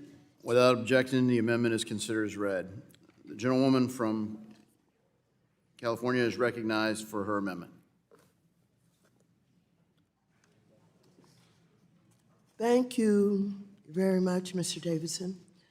My amendment would strengthen the FDIC's toolkit to ensure executives of failed banks are held accountable if they are negligent or otherwise culpable for driving their banks into the ground and putting their depositors and possibly the broader banking system at risk. Ladies and gentlemen, this is where the rubber meets the road. This is where one can decide whether or not you're serious or you're just talking. This amendment is one that puts you right in front of this issue and decide which way you're going to go. Are you going to be with the bank executives or are you going to be with the people? Are you going to be with your constituents? And so, specifically, my amendment makes the following 3 reforms. First, it would give the FDIC the same clawback authority for failed banks that it has for other large financial institutions that are resolved through orderly liquidation authority under Title II of Dodd-Frank. This would allow the FDIC to claw back compensation. Money, that's what we're talking about. Like the large stock sales we saw from some executives in the weeks before they drove their banks into a ditch. I know that no legislator would resist this kind of punishment for executives that just absolutely undermine the very people that they're supposed to be representing and taking care of. Second, the amendment would strengthen the FDIC's ability to bar executives of a failed bank from holding jobs in the industry going forward. Regulators already have this tool for other circumstances, and it seems reasonable to apply it to circumstances where executives that mismanage their institutions and potentially put the broader banking system at risk. Third, the amendment would expand FDIC's ability to fine executives of failed banks for their misdeeds when their actions contribute to the failure of the firm. Again, these are existing tools. With these existing tools, we would be expanding to bank failures to promote executive accountability. These are sensible reforms modeled after existing law that the administration has called for to promote bank executives' accountability. A few Republicans have joined with Democrats to work on similar types of accountability measures in the Senate, and I hope House Republicans will seriously consider working with us on these issues too by supporting my amendment. This amendment should not come as any surprise to them, as my staff shared similar legislation with Chair McHenry's staff last week to try to have it considered at this markup. Now, I know Republicans are primarily focusing on bank regulators appointed by Biden, but I have to believe that there is plenty of blame to go around for what went wrong.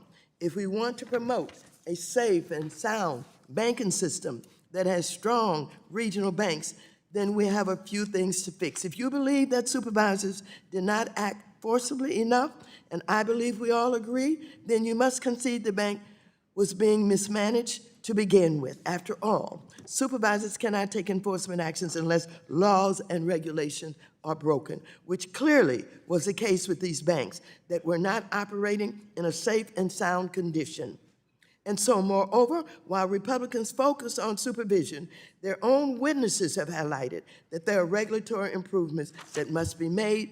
So at the very least, I hope members on both sides of the aisle will give this amendment a close look and support it to hold executives accountable for their action. Like I said, this is where the rubber meets the road.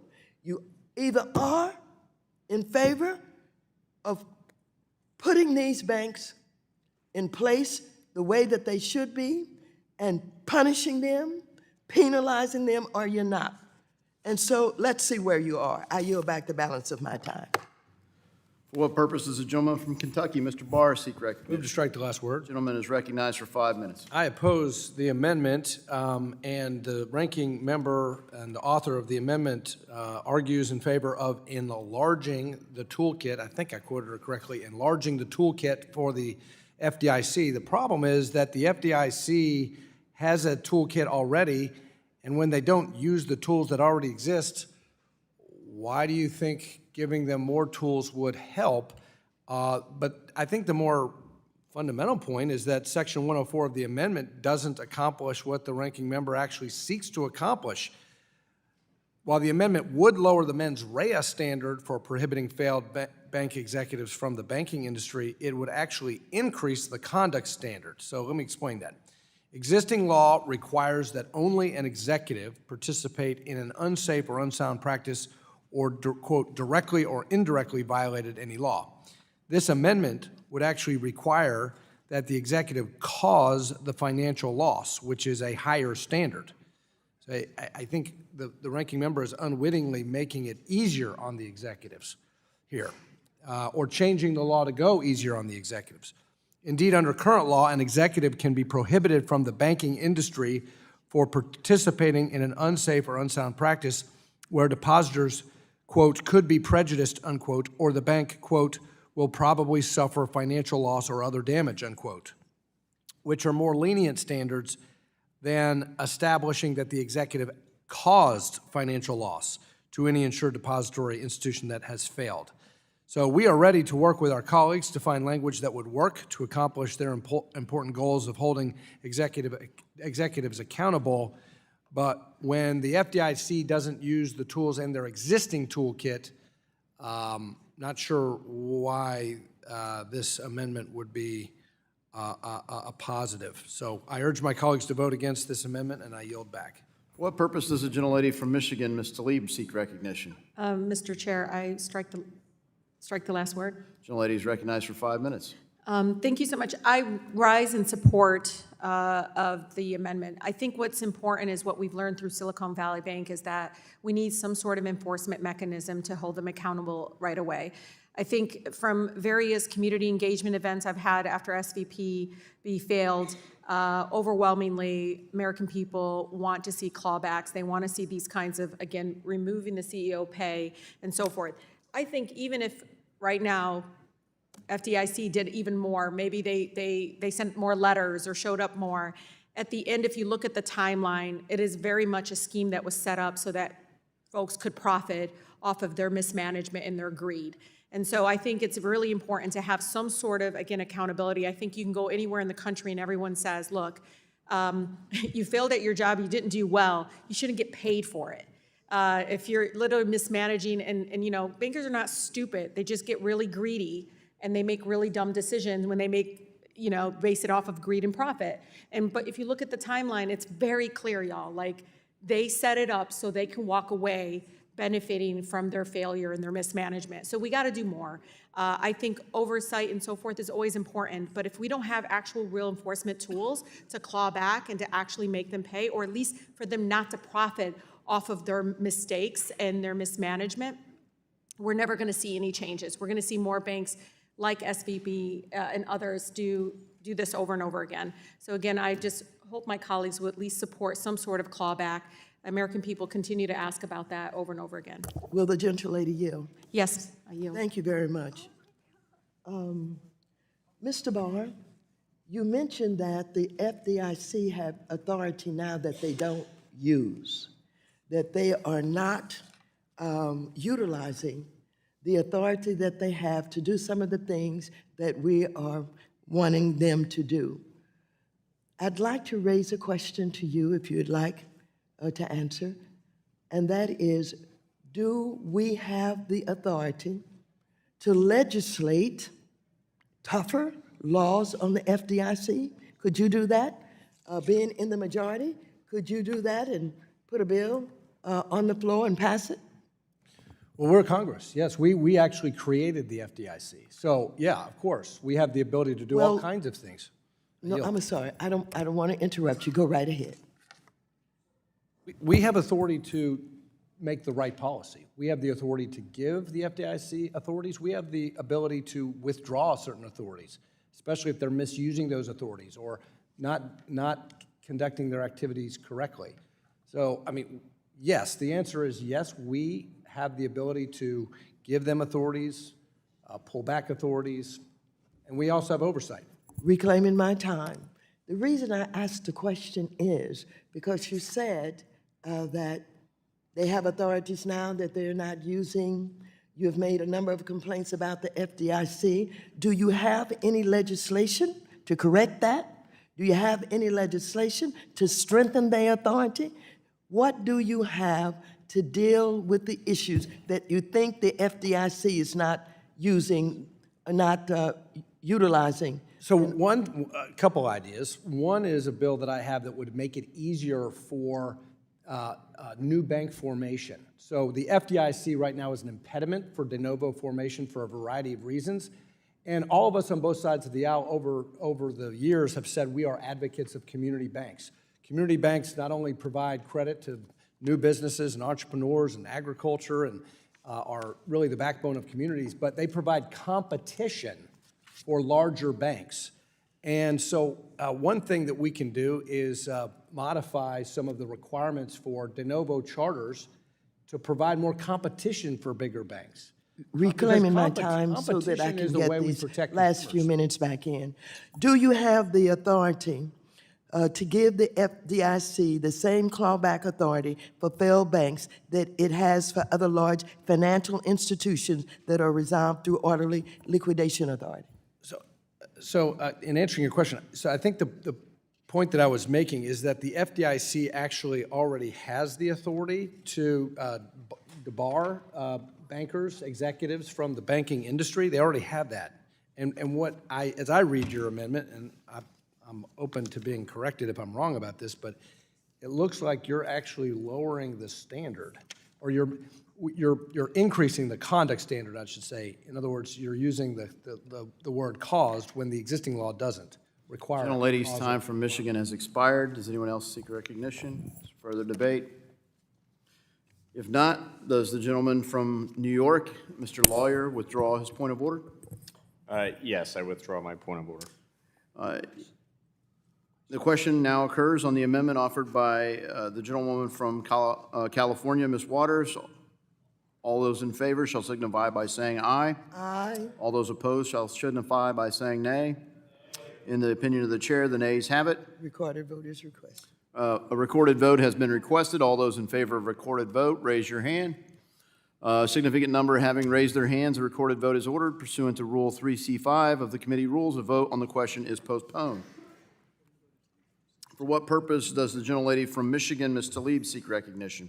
Mr. Chair, I have an amendment at the desk. We'll pause while the amendment is distributed. Mr. Chairman, I reserve a point of order. Clerk, without objection, or let's say a point of order is reserved.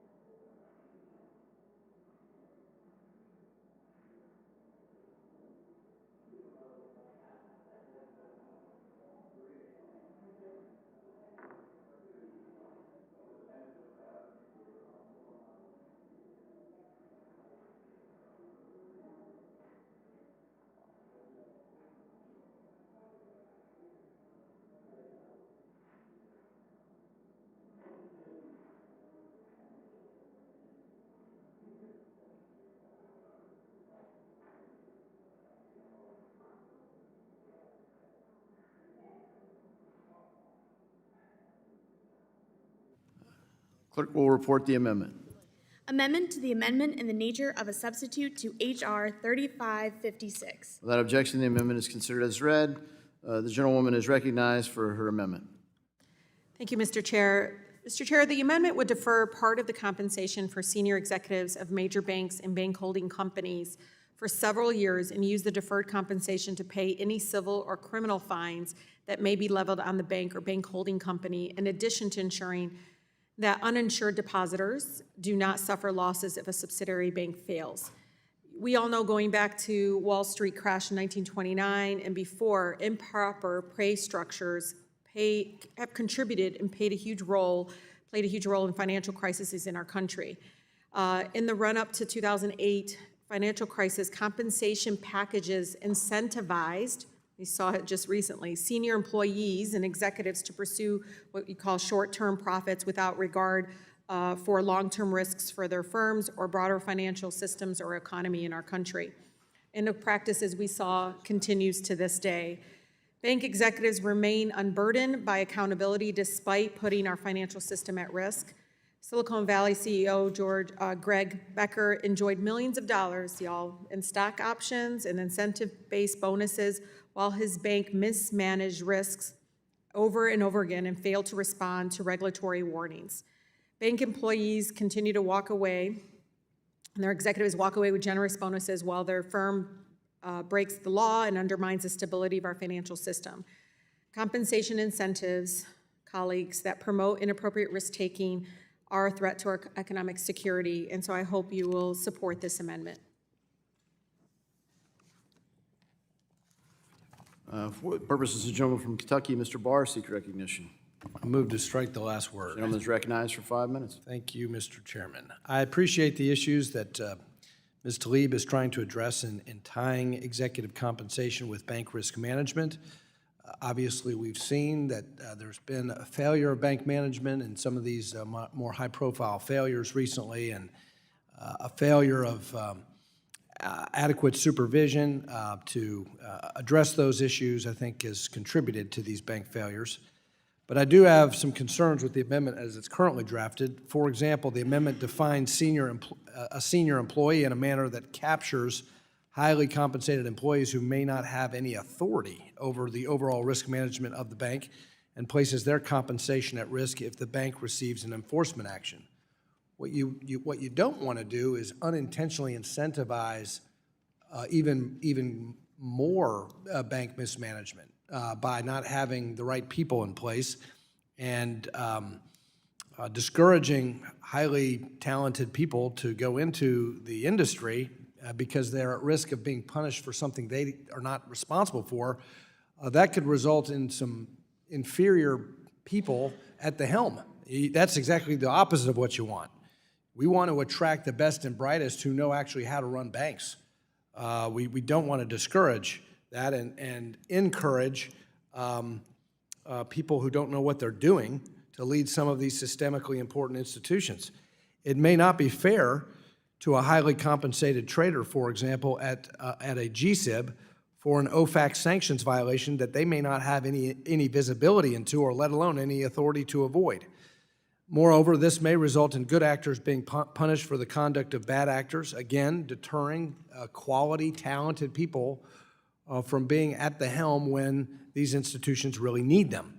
The bank regulators' existing authorities do allow them to seek fines from executives who engage in misconduct and actually target the people who are responsible, not people who are not responsible. So let's not try to punish the bad by also punishing the good. Let's target misconduct or mismanagement, and let's make sure we're not ensnaring talented, qualified people who are doing the right things, doing the right risk management, just for the sake of defunding all bankers. And that's why I urge my colleagues to vote against this amendment. Does the gentleman yield? Sure, I've got some time, I'll yield. Thank you, Mr. Barr. I mean, I hope the best and brightest isn't Greg Becker, but I can tell you, I think the intent here is in regards to making sure that those that are responsible is held accountable. There is no real authority right now to do a direct clawback or create this kind of fund of deferred compensation that we can make sure that, as you know, uninsured depositors, I don't know about you all, I got a call when this was happening of a small business owner who could not do payroll on Friday. It was just, you know, it was chaos for him and his small business. And so this is at least, again, protecting those folks that we would ensure that, again, that uninsured depositors do not suffer the losses if a bank fails because of mismanagement, as we saw recently. But if I could reclaim my time, Sure. I appreciate what you're saying because I agree there was mismanagement, to my friend from Michigan. The problem that we're trying to get at with the underlying legislation, why we need more accountability and transparency from the regulators, is that it was right there in front of them. And they didn't do anything about it. And I fear that the San Francisco Fed was so preoccupied with political errands unrelated to interest rate sensitivity that they did not have the wherewithal or the will or the focus to actually address the mismanagement that you're identifying. So the idea that we would not seek as a Congress more transparency, more visibility, more accountability from these failed bank supervisors is beyond me. That's what we want to get at. And so existing law allows for holding executives accountable. Existing law does. But what we don't want to do is, and it's, I'm sure, well-intentioned, to pile on to bad actors or those who did cause a lot of harm, but ensnare a lot of good, quality, talented people that actually could save these institutions. And just for the sake of, I don't know, class warfare, we just want to defund all bank executives. Let's actually incentivize talented, good people to go into these Gentleman's time important has positions. expired. I yield back. For what purpose does the gentlelady from California, the ranking member, Ms. Waters, seek recognition? I move to strike the last word. Gentlelady is recognized for 5 minutes. Before I get into the statement, I'd like to say to Mr. Barr, when you use language like you're attempting to defund all the bank executives, Ranking member is reminded to address remarks to the chair.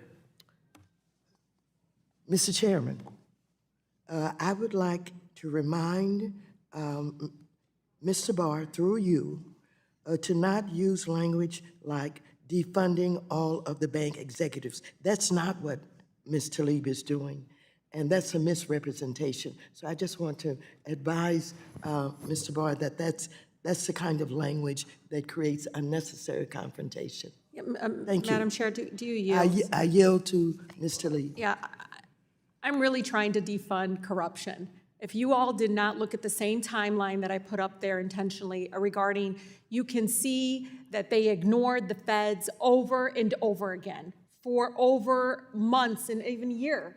They intentionally ignored. You can add on another letter, another supervisor, put some people there, but at the end, you can see that they were going to misrepresent information. And you can see by their character, it's almost like we're ignoring the bank altogether and just blaming the feds when I'm like, well, the bank didn't respond. How come nobody's mad about that? How come nobody's mad that they even gave the bonuses out, like literally hours before? Like, how come nobody's angry about that? I just don't get it. I don't get it that this person who did an awful job, like terrible mismanagement, everybody agrees on that, got to walk away with millions of dollars while small businesses were freaking out. They didn't care about them. They didn't care about that person. You know, they're small businesses, you guys. These are really like storefront ones that you see in our neighborhoods and communities. No one cared. And I just feel like we keep saying that they already got the authority. I'll tell you right now, it's just not enough until you can get to their pocket. When you go to the bottom line of saying, hey, I'm sorry, but when you put it aside the money, so that it, again, will be a prevention of them focusing on profiting their self-interest and profiting for themselves and walking away, their hands clean. That's exactly what's going to happen over and over again. We saw it again in Silicon Valley Bank, and no one seemed angry with them before this committee, and I was just a little shocked to see that no one asked them why they didn't respond. No one asked them why they did all those things. Like, no one asked, he's like, yeah, I'm really sorry it happened. It's all my fault. Then it's all your fault. Well, why are you paying yourself to do nothing other than, again, mismanage and focus on greed and profit for yourself? I just feel like there isn't enough in the law right now that, again, protects those uninsured depositors, y'all. When I say depositors, it kind of dehumanizes. These are small businesses. These are the folks that these smaller banks tailor towards. And I just feel like Silicon Valley sets a precedent when we don't do more and at least have some language, again, that allows some sort of real enforcement and accountability. And I know you all looked at the timeline. It is very clear that they were intentionally not responding because they wanted to get to a point where they could benefit profit-wise and benefit personally for not responding to the FDIC folks. With that, I yield back to the chair. Thank you very much. Ranking member. Let me just say that I do believe that I've heard too many times today, it's the regulators' fault. It's the regulators' fault. They're the ones who are causing the problems. Well, if that is true, why aren't you doing more to incentivize the banks to be better managers? But we don't see anything happening from the opposite side of the aisle to ensure that we do not have other crises that will occur because of failed bank management and or regulator supervision. And so I think I have concluded today, as we move closer to winding up in this committee, that we don't have the support of the opposite side of the aisle to take on the banks or the regulators or anybody. This is more about protecting the banks and not doing anything to deal with their compensation, not doing anything to ensure that they have chief risk officers, not doing anything to deal with the lack of understanding where the problems with their securities are shown or identified so that the balance sheet is correct. What is this all about? When will the members on the opposite side of the aisle get serious about dealing with the banks in particular. I don't know when it's going to happen, but I can tell you I'm appreciating the work of the Democrats here General Latos, today time and has wonder expired. when are the Republicans going to join us. I yield back my time. For what purpose does the gentleman from New York, Mr. Garbarino, seek recognition? Mr. Chairman, I move to strike the last word. The gentleman is recognized for 5 minutes. I yield to my colleague from Kentucky, Mr. Barr. Thank you to my colleague and friend from New York, and I will be brief. I think when you talk about let's get serious, I think the problem that many of us have with the amendment is that it's not serious in targeting who we actually should be targeting or focusing on. The fact that there's this broad categorical ensnaring of every senior bank employee, including those who are totally not to blame, is an unserious attempt at actually getting at the issue and holding executives accountable who are actually at fault. I think that if there was a more serious effort to target and hold accountable the management that is actually to blame as opposed to senior employees who have nothing to do with the problem, that's why we don't take this amendment seriously. Although I will stipulate and know Ms. Tlaib is well-intentioned here, it's the fact that the amendment is so over-inclusive that leads me to just not be able to support it, and that's why I urge my colleagues to not support it, and I yield back. Mr. Garbarino, yield. I yield to Ms. Davidson. Oh, thank you.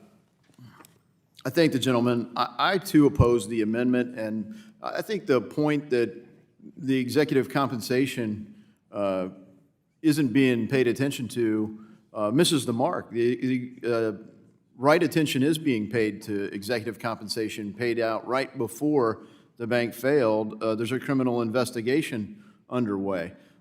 Thank goodness our federal law enforcement agencies, our bank regulators, our Department of Justice is focused on actual crime, including white-collar financial crime. Not clear that there was crime, but we're glad that there's an investigation there. We trust that there will be due process and there will be a prosecution. If, as it turns out, that no one is held to account, I think maybe we'll take a look at is the law clear enough here? But the law that would hold people accountable for withholding material information as a fiduciary in a bank or any other traded company, withholding that information and then executing trades for their own benefit is clear in my mind. And the question is, will the Department of Justice actually hold people accountable for complying with that law? So far, I'm encouraged. They're launching an investigation. I would point out that the other thing that happened here, because the bank's owners, the shareholders, hired incompetent managers, their equity is completely wiped out. Their investment went to nothing. That's a just punishment for hiring bad management teams. They were rightly wiped out, and frankly, because the bank's creditors didn't do proper underwriting, they too were wiped out. And I think that is a just action here. The real question is, why did the people with material knowledge, which did include bank management, but it also included regulators, why didn't they take action? And I'm encouraged that there is actually a criminal investigation underway on the bank's management team. The underlying bill does do the right thing in putting pressure on the regulators, which isn't going to come to bear from the market. It's going to come to bear because we get this underlying bill across the finish line. With that, I'll yield back to Mr. Garbarino. Oh, Mr. Garbarino, do you yield just a minute? Yes, sure. Thank you. Just so clarification, through the chair, the amendment only covers top 5% of the employees at banks with more than the $250 billion in assets, and they have to make more than $1 million. And it's also someone with the authority to expose this is where we can maybe work there, but it's someone with the authority to expose 0.5% or more of the bank's capital. Again, if you want to maybe just have it apply to CEOs and do unanimous, I will totally support that, and we can focus on the CEOs. And I think we'd get a lot of support among colleagues to, again, at least hold the top person accountable. With that, I yield back to Mr. Garbarino. I yield back. Gentleman yields. For what purpose does the gentlelady from Texas? Oh. For what purpose does the gentleman from Illinois, Mr. Foster, seek recognition? Strike the last word. Gentleman's recognized for 5 minutes. I'd just like to briefly make the point, a couple of points. The first is that I'm much more comfortable with clear rules on compensation that are set up ahead of time, rather than some ex post facto clawback. I mean, that's, I think it's going to have a lot less effect on behavior. The other thing is, clearly criminal behavior we have to deal with, but bad judgment we should also deal with. And, the theory of having the shareholders looking carefully at who they hire to run the bank, that's how a perfect free market economy should work. It clearly doesn't always work. They're just not, it's not realistic to expect that that sort of market discipline will always result in getting competent leaders. And so we have to, the thing we can do here is to set standards for the compensation that will automatically align the incentives between the decision makers. And I support the point of having the actual decision makers be the ones whose compensation is at risk if they come up with bad decisions. But to align the incentives of those with the shareholders, because the market by itself hasn't shown that it really aligns the incentives, and we have to do a better job of that. So that's why I really support the idea behind this of just doing more to incentivize this. And with that, I'll yield my time to Ms. Garcia or Ms. Talib as they prefer. No, I don't need the time anymore. You don't? Thank you. What? And, all right. Hearing no other objection, I will now yield back the remainder. Gentleman yields. Is there further debate? If not, does the gentleman from Texas withdraw his point of order? Mr. Chairman, I do remove my point of order. The question now occurs on the amendment offered by the gentlelady from Michigan, Ms. Talib. All those in favor shall signify by saying aye. All those opposed shall signify by saying nay. No. In the opinion of the chair, the nays have it. A recorded vote has been requested. All those in favor of a recorded vote, raise their hand. A significant number having raised their hands, a recorded vote is ordered. Pursuant to Rule 3C5 of the committee rules, a vote on this question is postponed. For what purpose does the gentlelady from California, Ms. Waters, seek recognition? I have an amendment at the desk. We'll pause while the amendment is distributed. Thank you very much. Well, I know we We'll focus. pause while the amendment is distributed. Oh, I'm sorry. Thank you. Sorry, Maxie. That's okay, I forgot.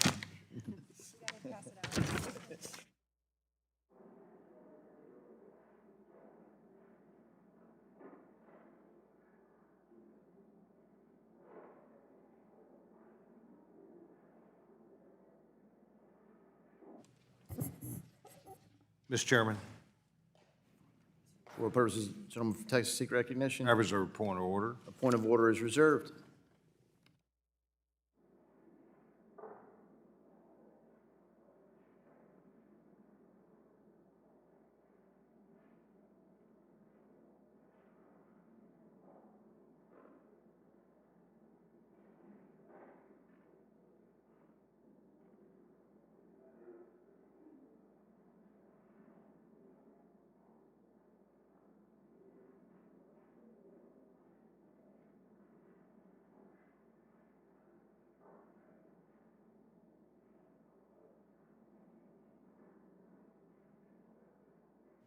Have all members received a copy of the amendment?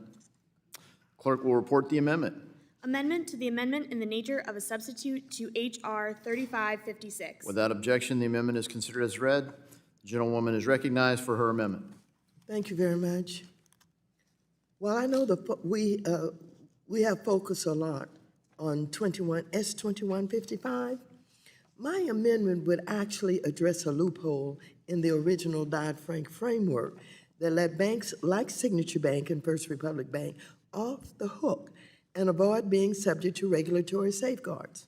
Unlike Silicon Valley Bank, Signature and First Republic did not have a bank holding company, which means they were able to escape many of Dodd-Frank's enhanced prudential standards. However, no one has been able to explain why a large bank should be subject to different capital liquidity resolution planning, or stress testing whether they have a holding company or not. Again, this is another substantive amendment to address a real problem exposed by the crisis. I know how much the other side loves to air their criticism of Dodd-Frank. So this amendment gives Republicans a chance to correct a flaw with Dodd-Frank to improve the safety and soundness of our banking system. So I would urge all members to support my amendment, and I yield back. For what purpose does the gentleman from Kentucky, Mr. Barr, seek recognition? Move to strike the last word. The gentleman's recognized for 5 minutes. I wish I could find an amendment to agree with, but I cannot. This amendment is outside of the scope of the legislation, and I don't think it really works in this context, because the Dodd-Frank enhanced prudential standards are intended to bring bank-like prudential standards to large holding companies and their consolidated organizations. Banks are already subject to more prudential standards than bank holding companies. So existing law already accomplishes what the ranking member intends to accomplish with this amendment. I invite her to further explain if she has an argument to make why banks are not subject to more prudential standards than bank holding companies. I invite her to explain that.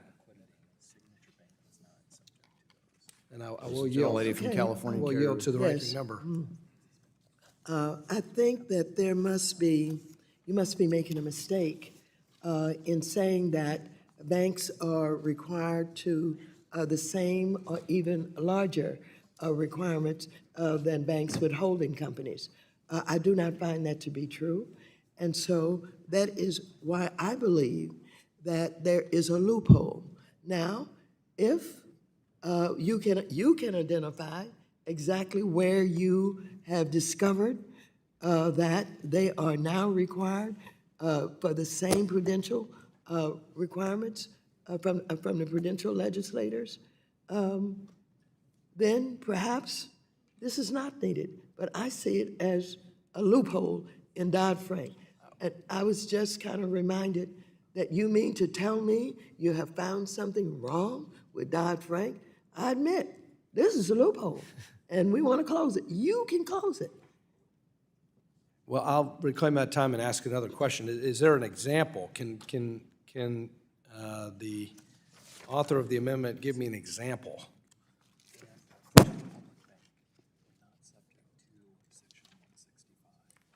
Okay. All right, I have some information for you. Signature Bank, for one, and another bank, First Republic Bank, was not subject to Section 165. It only applies to bank holding companies. It does not apply to banks without a holding company. Well, I'd be happy to talk to you about how there's disparate treatment of banks without a holding company. But again, this is a transparency and accountability bill for the regulators. I'd love to talk to you about this further, but the reality is we do have a tailored regulatory framework right now, and if there's disparate treatment of banks with holding companies and banks without holding companies, and there's a reason why there's a loophole or a gap, I'd like to discuss that with you. Be happy to do so, but that conversation is not really germane to what we're trying to do, which is regulatory transparency. I think it is, and let me just say that not only have I found a loophole, this is an opportunity for you to get at those regulators you've been complaining about all day. Make them do their job. Make them do their job. And so I would not only like to talk with you, but you indicated you're going to be talking to a lot of people about a lot of things. I just want to legislate, and I want to legislate with you. I yield back. Time belongs to the gentleman from Kentucky. I urge my colleagues to oppose the amendment and support the underlying bill, and I yield back. Is there further debate? If not, does the gentleman from Texas insist on his point of order? Mr. Chairman, I remove my point of order. The question now occurs on the amendment offered by the gentlelady from California, Ms. Waters. All those in favor signify by saying aye. All those opposed shall signify by saying nay. In the opinion of the chair, the nays have it. A recorded vote has been requested. All those in favor of a recorded vote, raise their hands. A sufficient number having raised their hands, a recorded vote is ordered pursuant to Rule 3C5 of the committee rules. A vote on this question is postponed. For what purpose does the gentleman from Texas, Mr. Green, seek recognition? I have an amendment at the desk, Mr. Chairman. We'll pause while the amendment is distributed. Thank you. Mr. Chairman. For what purpose does the gentleman from Texas seek recognition? Mr. Chairman, I reserve a point of order. Point of order is reserved.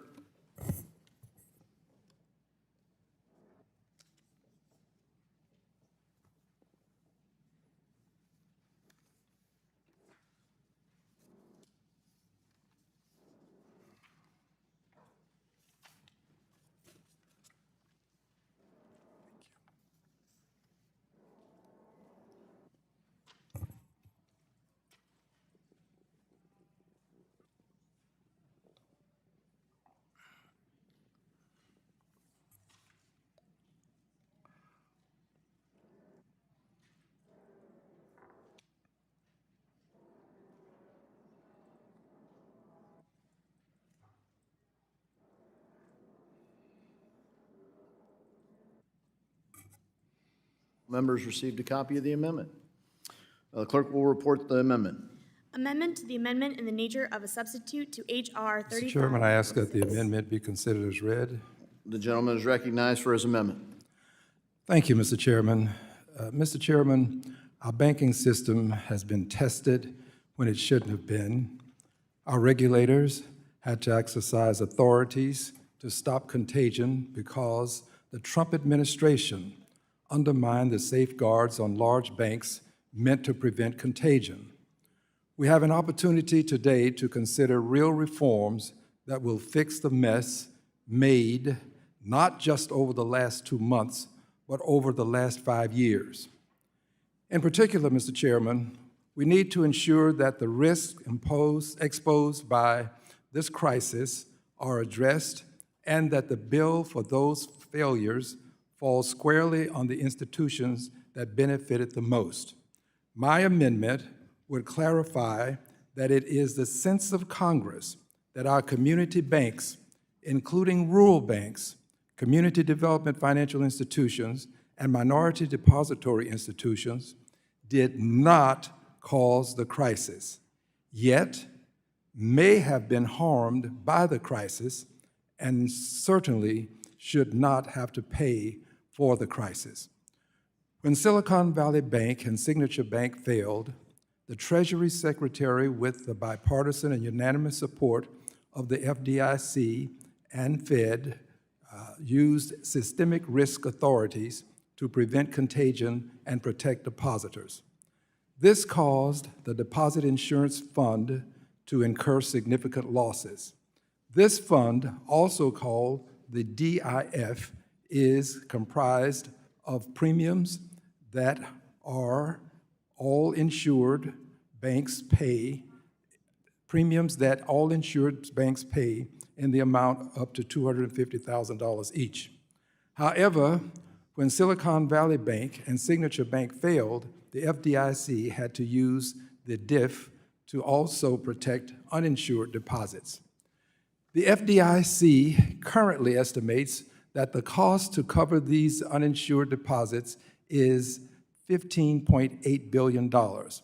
While no taxpayer dollars were used to protect depositors, these losses will have to be repaid using a special assessment.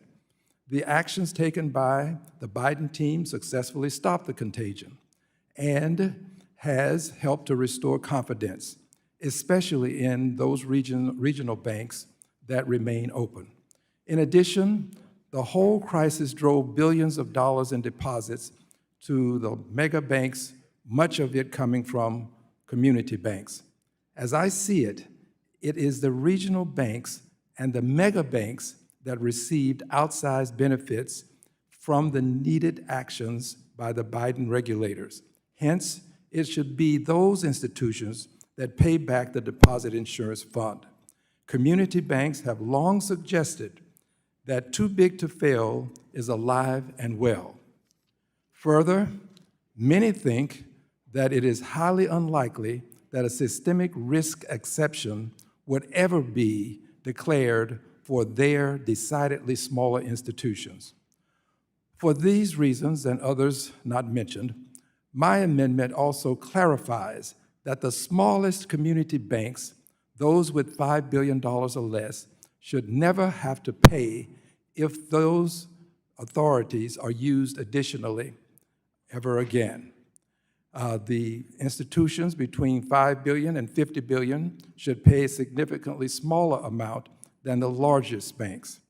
While the FDIC has proposed an assessment that is consistent with this amendment, which should be made and adopted easy,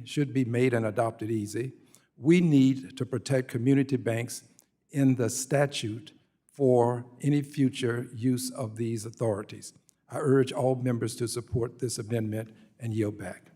Gentleman from Texas yields back. The gentleman from Kentucky, Mr. Barr, is recognized for 5 minutes to strike. Move to strike the last word.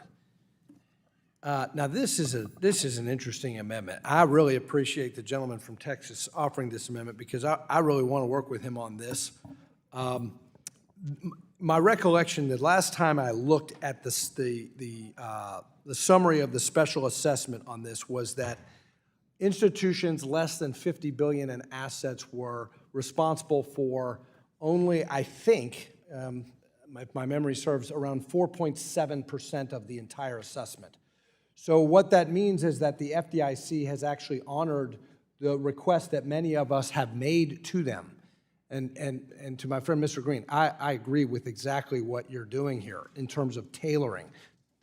Tailoring to hold harmless the smallest institutions and graduate it up so that the losses are borne mostly by the larger institutions, and certainly that makes sense to me. But the FDIC, to their credit, already did this. In their special assessment, they exempted the institutions $5 billion or less, and the institutions between $5 billion and $50 billion, again, are only paying 4.7% of the assessment. So on that basis, the larger institutions, and especially the GSIBs, they're bearing the largest amount. Now, some of the large regionals, I think, have problems with the assessment. They think they're paying too much. But your bill, or your amendment, as I read it, doesn't affect any of that. It just affects the institutions with $50 billion or lower. I want to pose a question to the gentleman because I'm interested in his amendment. Does your amendment change the law in all cases of a loss to the deposit insurance fund, or is it just for this the special assessments related to the failures of these recent bank failures? I thank the gentleman. And I'll yield to him for the answer. Thank you. I thank the gentleman for the question. This would only occur when there has been a systemic risk exception made. And I would also add this, the rule that you said that has been placed into action has been proposed but has not been ratified. So what we're doing now is assuring that there is more than a proposal. Yeah, so, but this would, reclaiming my time, as I understand it, the amendment, I know it would only apply when there's a systemic risk exception invoked, but this would change the law permanently for all losses to the DIF. Yes, when there is the systemic risk Prospectively exception. going forward. Well, I'm interested in working with the gentleman on this idea because, again, I support tailoring. I have a proposal for the gentleman. I have ears to hear. Okay, I will vote for this amendment if the gentleman will vote for the underlying legislation. Well, I appreciate your asking me to, Because I want bipartisan support for the underlying legislation, and this is an intriguing idea. well, I appreciate you asking me for a cow, for milk if I would give you a cow. I think that you're asking a little bit more than I'm according you. Can we settle on something? Yeah, how about this? That's a lot less. How about this? If the gentleman opposes my legislation, if the gentleman would withdraw his amendment, I would offer to join the gentleman in legislation separate and apart from this bill so we could move this idea forward. When you indicate you would join me, you mean separate and apart? We work on a bipartisan bill together. But for another time, another place, another hearing? Well, sure. Well, the idea is, okay, so you're not going to support the underlying legislation. So let's commit to each other that we'll work on this legislation as a standalone idea. Well, I don't know that it's unusual for members to support some aspects of legislation and oppose others. So I think I'll ask you to just simply do what appears to be something you're amenable to. Reclaiming my time, I may introduce the bill as a standalone bill and invite you to co-sponsor it. Well, I appreciate your asking me to join myself. Gentlemen's time's expired. It was an excellent exchange. Look forward to that. The gentlewoman from California, the ranking member of the full committee, Ms. Waters, is recognized to strike the last word. Thank you very much. Mr. Chairman and members, both sides of the aisle are forever talking about how much they love the community banks. We're always talking about the fact that they should not have to receive the kind of legislation that the bigger banks sometimes are forced to receive, on and on and on. This is time to show your love. I'm going to yield to Mr. Green. Mr. Green, this is a great amendment. We love the community banks, and we have an opportunity all to show that love by voting on this bill. Not making a deal, but voting on the bill. I yield to Mr. Green. Thank you, Madam Chair. I concur with you. This is common sense legislation, again, something that my colleague, Mr. Barr, finds so acceptable, such that he's willing to introduce it himself. So it can't be anything that he finds repulsive or repugnant. And one would assume that given he has gravitated to this bill to the extent that he has, that he would support it here and now. It does not harm the legislation that he's proposed. And what it does is it shows that there is collegiality. It demonstrates a willingness to have the public, the viewing public, understand that we can work together on things that we agree on. Now, this is something we agree on, so I would hope that we can work together on something upon which we agree. I will yield to Mr. Barr. Thank you, Mr. Green. Well, I don't have, I'm sorry, the time belongs to the chair. It's the chair, it's the ranking member's time. Thank you. It's my time, but Mr. Barr, I'll be happy to yield to you on this wonderful bill. Thank you. To support the community banks. I yield to you. Thank you, Madam Ranking Member, and this is a good moment because there's an opportunity here, a real opportunity to do some bipartisan work. So what we'll do is introduce this bill. I'll ask the Ranking Member and Mr. Green to co-sponsor the bill, and I urge them to reconsider their opposition to the underlying legislation. Reclaiming my time. I yield back. Reclaiming my time. This is Mr. Green's amendment. This is his bill. This is what he came to this committee with today. And since we've not been able to agree on very much here today, this is a wonderful time for us to come together for those community banks that we love so much. And so I would urge Mr. Green to continue to try and get you to support this bill and to provide the leadership for this committee and for your side of the aisle to do something that we can leave here with today that shows that most of the time we're not able to agree, but on this one, this has been easy for all of us.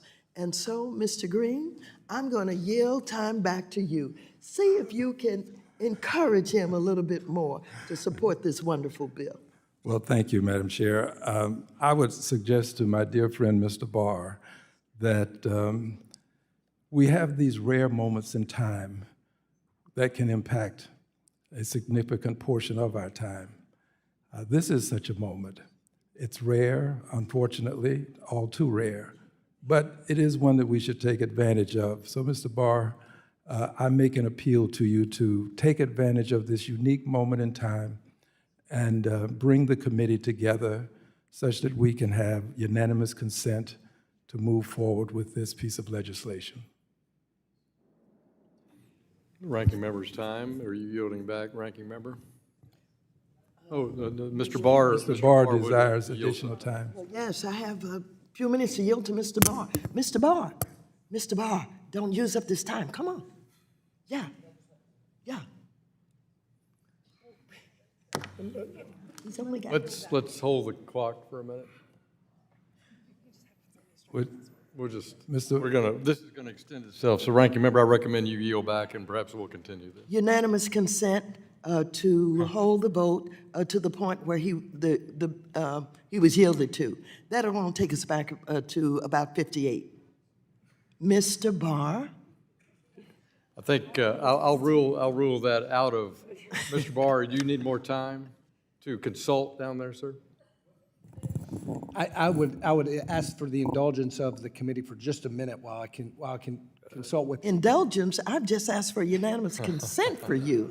Indulgence does not take precedence This is over potentially a unanimous new age of consent. Aquarius, so we'll hold for a moment.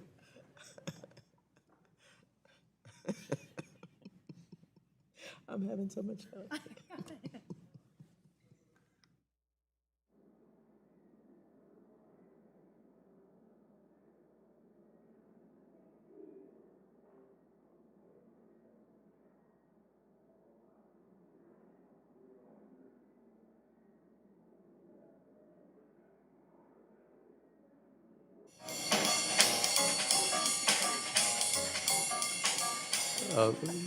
I'm going to rule that out of order, thank you.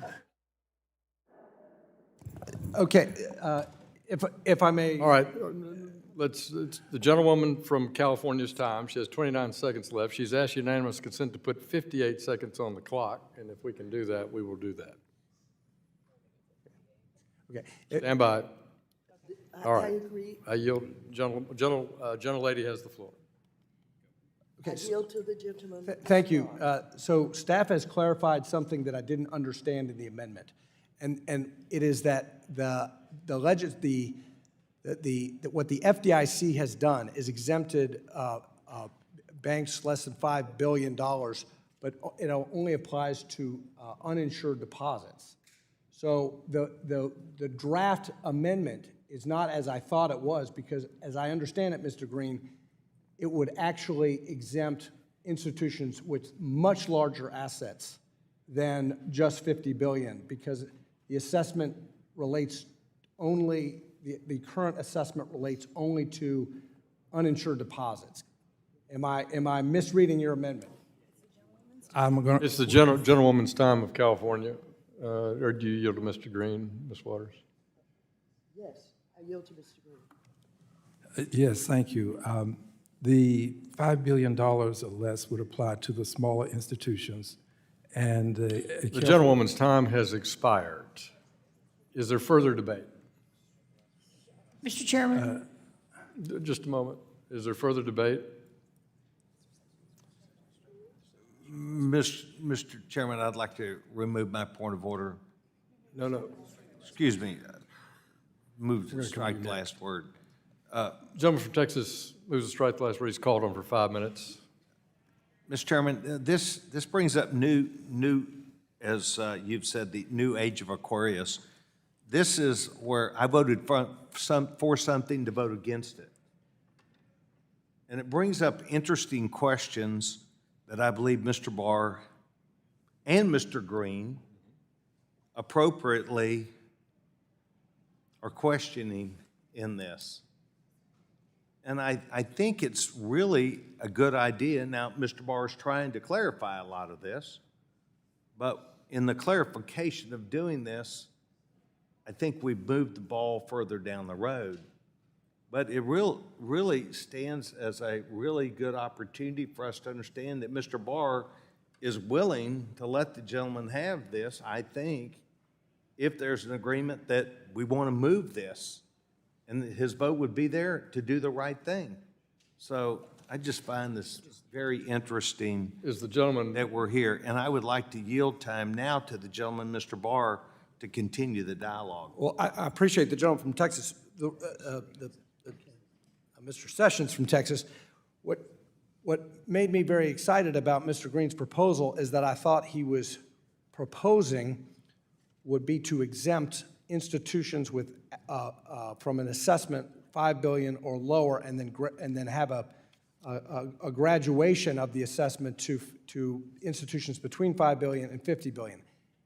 As has been clarified for me, those thresholds are actually not what would operate in practice under the gentleman's bill, because it would exempt institutions with much higher asset sizes, as I understand it now. Can the gentleman, Mr. Green from Texas, clarify if we can get on the same page and what my intention is and what your intention is? Well, I regret to point out, regrettably, that I don't read the bill the way you read it. So could you point to the language that has caused you to have this recent revelation? Can you read that language?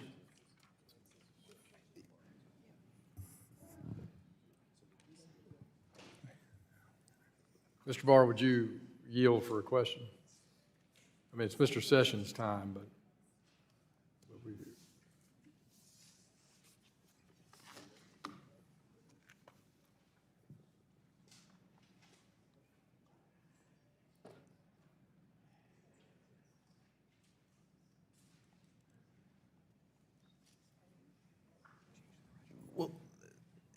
The gentleman's bill does not track what the FDIC has done, because the exemption applies to institutions with assets of $5 billion or less, but they may not have uninsured deposits. Is that right? Okay, so they may I think what we'd like to do is look at what the FDIC has done. The goal is to exactly as I think you intend it, and that's my goal as well, to tailor the assessment. Now, they already have tailored the assessment, but further tailoring I'm open to. So that's what I would invite the gentleman to work with me on, to make sure we're aligning what you're doing and what the FDIC has done, and talk to the FDIC about that. And I will yield. It's Mr. Sessions. The gentleman yields back his time to me. Would the gentleman, Mr. Green, I would yield for such time as I have remaining to the gentleman, Mr. Green. Thank you. I appreciate it greatly. The language reads, would it exempt insured depository institutions and depository institution holding companies with less than $5 billion in consolidated assets? Now, if we need to tweak this language, this can be accomplished after the bill is passed today. We do this quite regularly. It's a matter of course almost in the House. So would the gentleman yield for a question? This language is susceptible to that type of amendment. Yes. Just real quickly, Mr. Green, are you trying to amend the assessment that's in place now by the FDIC, or are you trying to amend make a prospective decision to reduce FDIC special assessments for banks $5 billion and under? We're trying prospectively.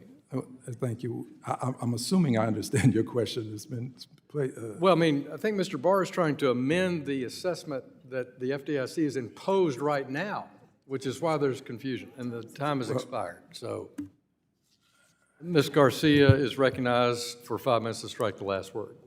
I move to strike the last word, Mr. Chairman. I want to rise in support of my colleague from Texas's amendment. I think it's a great amendment, and I think any discussion of a bill, it should really be made at a later time. And I'm just concerned that even if Mr. Green agreed, where does that really get him in his amendment? Because there's no agreement to give him a hearing. There's no agreement to make sure there'll be a markup on his bill. So I support his amendment, and I, for one, would like to get a vote on that, but I'll let him add anything to that that he might desire, and he can use up the remainder of my time. So I yield to Mr. Green.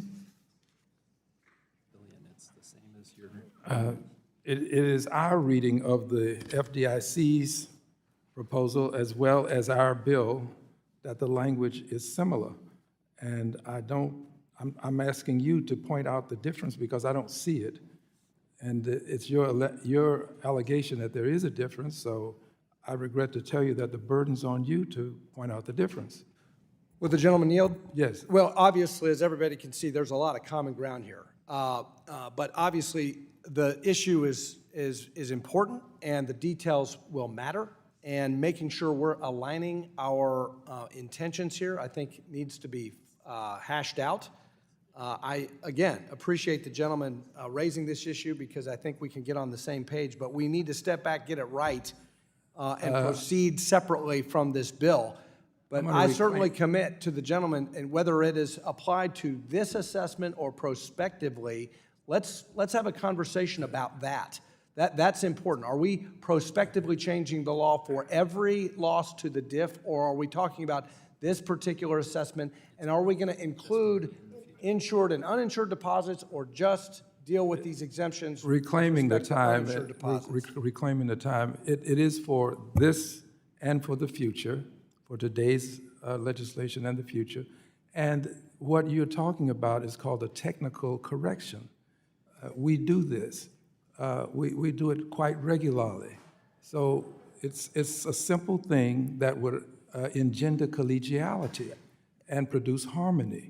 And I think that's what you want. Yeah. Will the gentleman yield? And the gentleman yield? I will. Here's what I wanted to explore with you through a deliberate process. What I want to explore is whether or not the right policy is to include all deposits or just uninsured deposits as we apply the threshold. That is a conversation that we need to have, and we should have it also in consultation with the FDIC. It says no banking organization with total assets. Mr. Green, it's the gentlewoman from Texas time. Are you still okay with Mr. Green controlling your time? She's yielding. Mrs. Garcia? I yielded my time to Mr. Green. Very good. Mr. Green, continue. Thank you, Mr. Chairman. The staff has been quite generous in helping me with the legislation in question, and it is the FDIC's codified legislation, statement that it is the smaller banks and it is total assets of these banks. I don't know that it can get much clearer than that. And that is the same as our language, which indicates $5 billion in consolidated assets.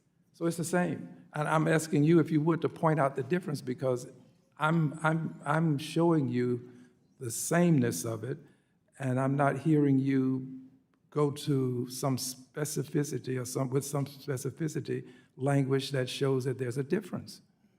Well, just the gentleman yield. Well, if the lady yields, I would agree.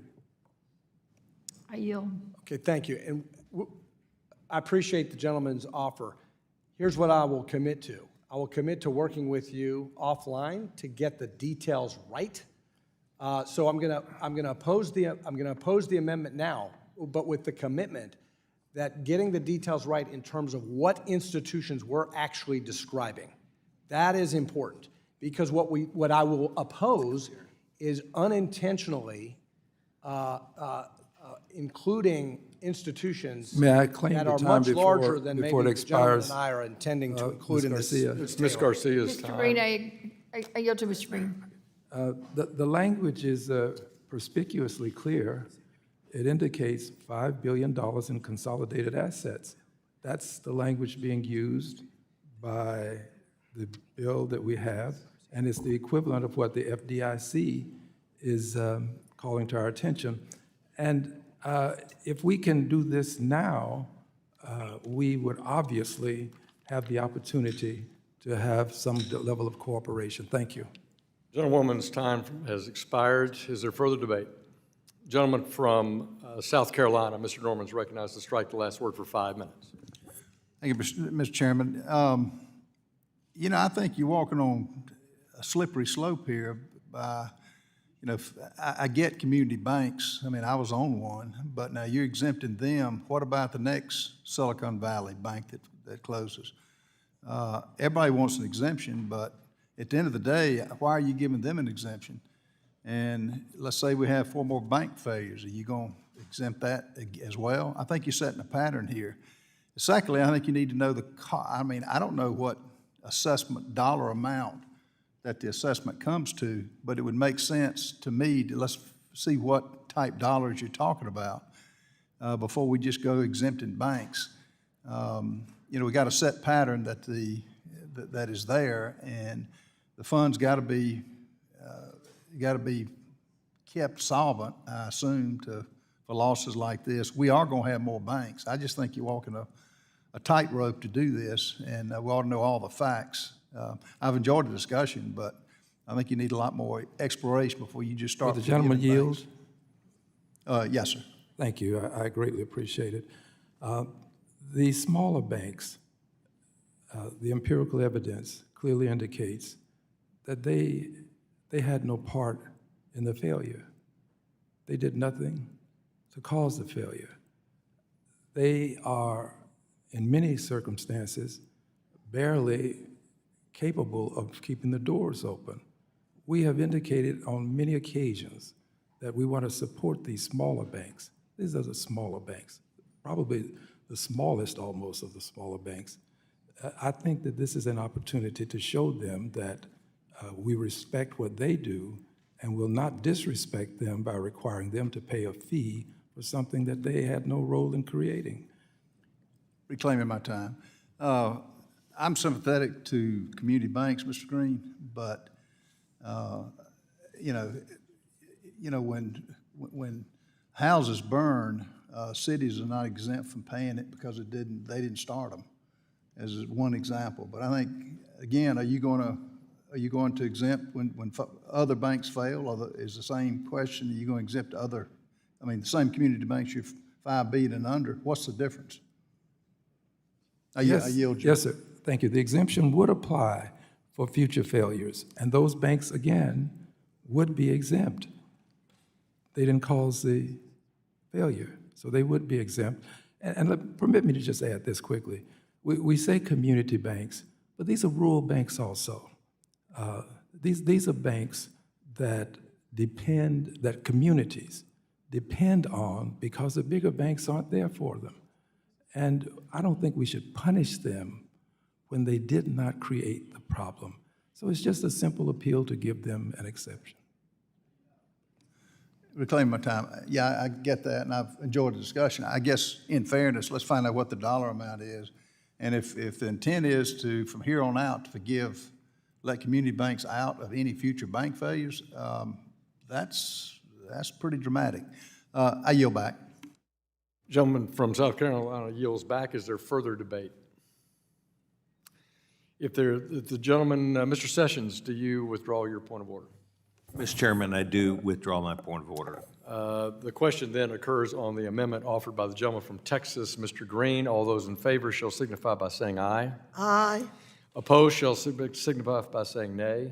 Nay. Recorded vote is requested. In the opinion of the chair, the nays have it. A recorded vote has been requested. All those in favor of a recorded vote, please raise your hands. A sufficient number having raised their hands, a recorded vote is so ordered. Pursuant to Rule 3C5 of the committee rules, a vote on this question is postponed.